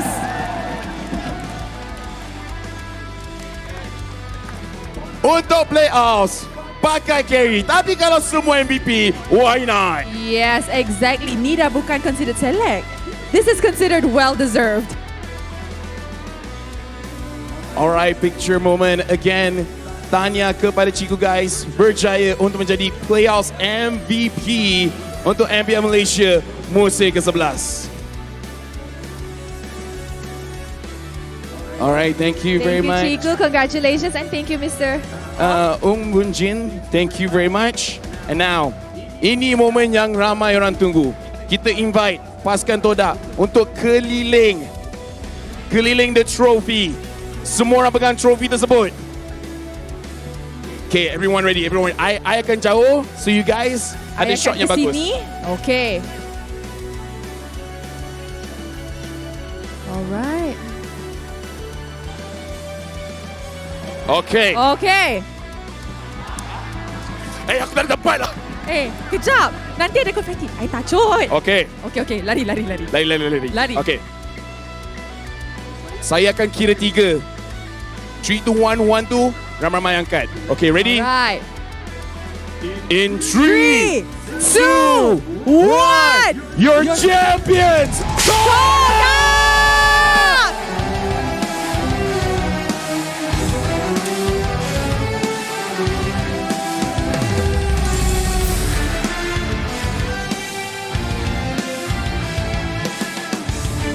Enam minggu regular season, kemudian playoffs yang sangat-sangat panjang. Mereka berjaya 7 kali pergi ke Grand Finals dan 3 kali berjaya menjadi juara. Oh my goodness, and there you guys have it. Our MSC representative. With that being said, Rose, rasanya everything is concluded. Yes. Tanya kepada Todak. Congratulations, boys. Dekat sini, nama saya Lefel. Nama saya Rose. Wakil untuk semua casters, talent dan juga MPL Malaysia musim ke-11. Sampai sini saja. Terima kasih untuk menonton dan we will see you at MSC.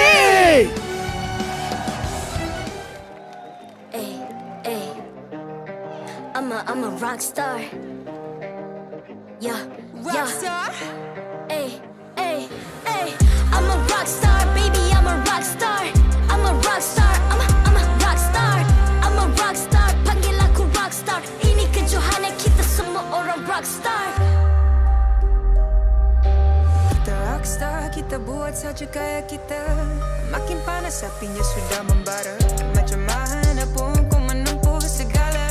Demi negara kau buat semua bangga. Step into my world, you know I'm always in my zone. You know I got my team, no I'm never alone. Bring out my best, buat yang terbaik. Jadi juara perlahan kita naik. Aku nak push, naik jadi lebih bagus. Jadi hero, ku ada skill. Berapa banyak musuh aku dah kill. Ramai cuba mencapai, cause they envy me.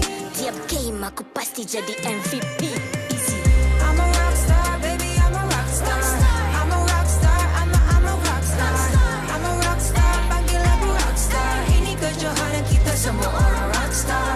I'm a rock star, baby, I'm a rock star. I'm a rock star, I'm a rock star. I'm a rock star, panggil aku rock star. Ini kejohanan kita semua orang rock star. Tengok nanti siapa yang juara. Ni peluang kita bawa pulang piala. This is my game, this is my time. Menang semua, everything will be mine. Kalau jatuh kau pasti kembali. Bangun balik ku tegak berdiri. Kuatkanlah tenaga, ganjaran diperoleh. Ni kejohanan kita, Malaysia memang boleh. Rise up to the top, kita buat bersama. Semangat kita kuat di bawah satu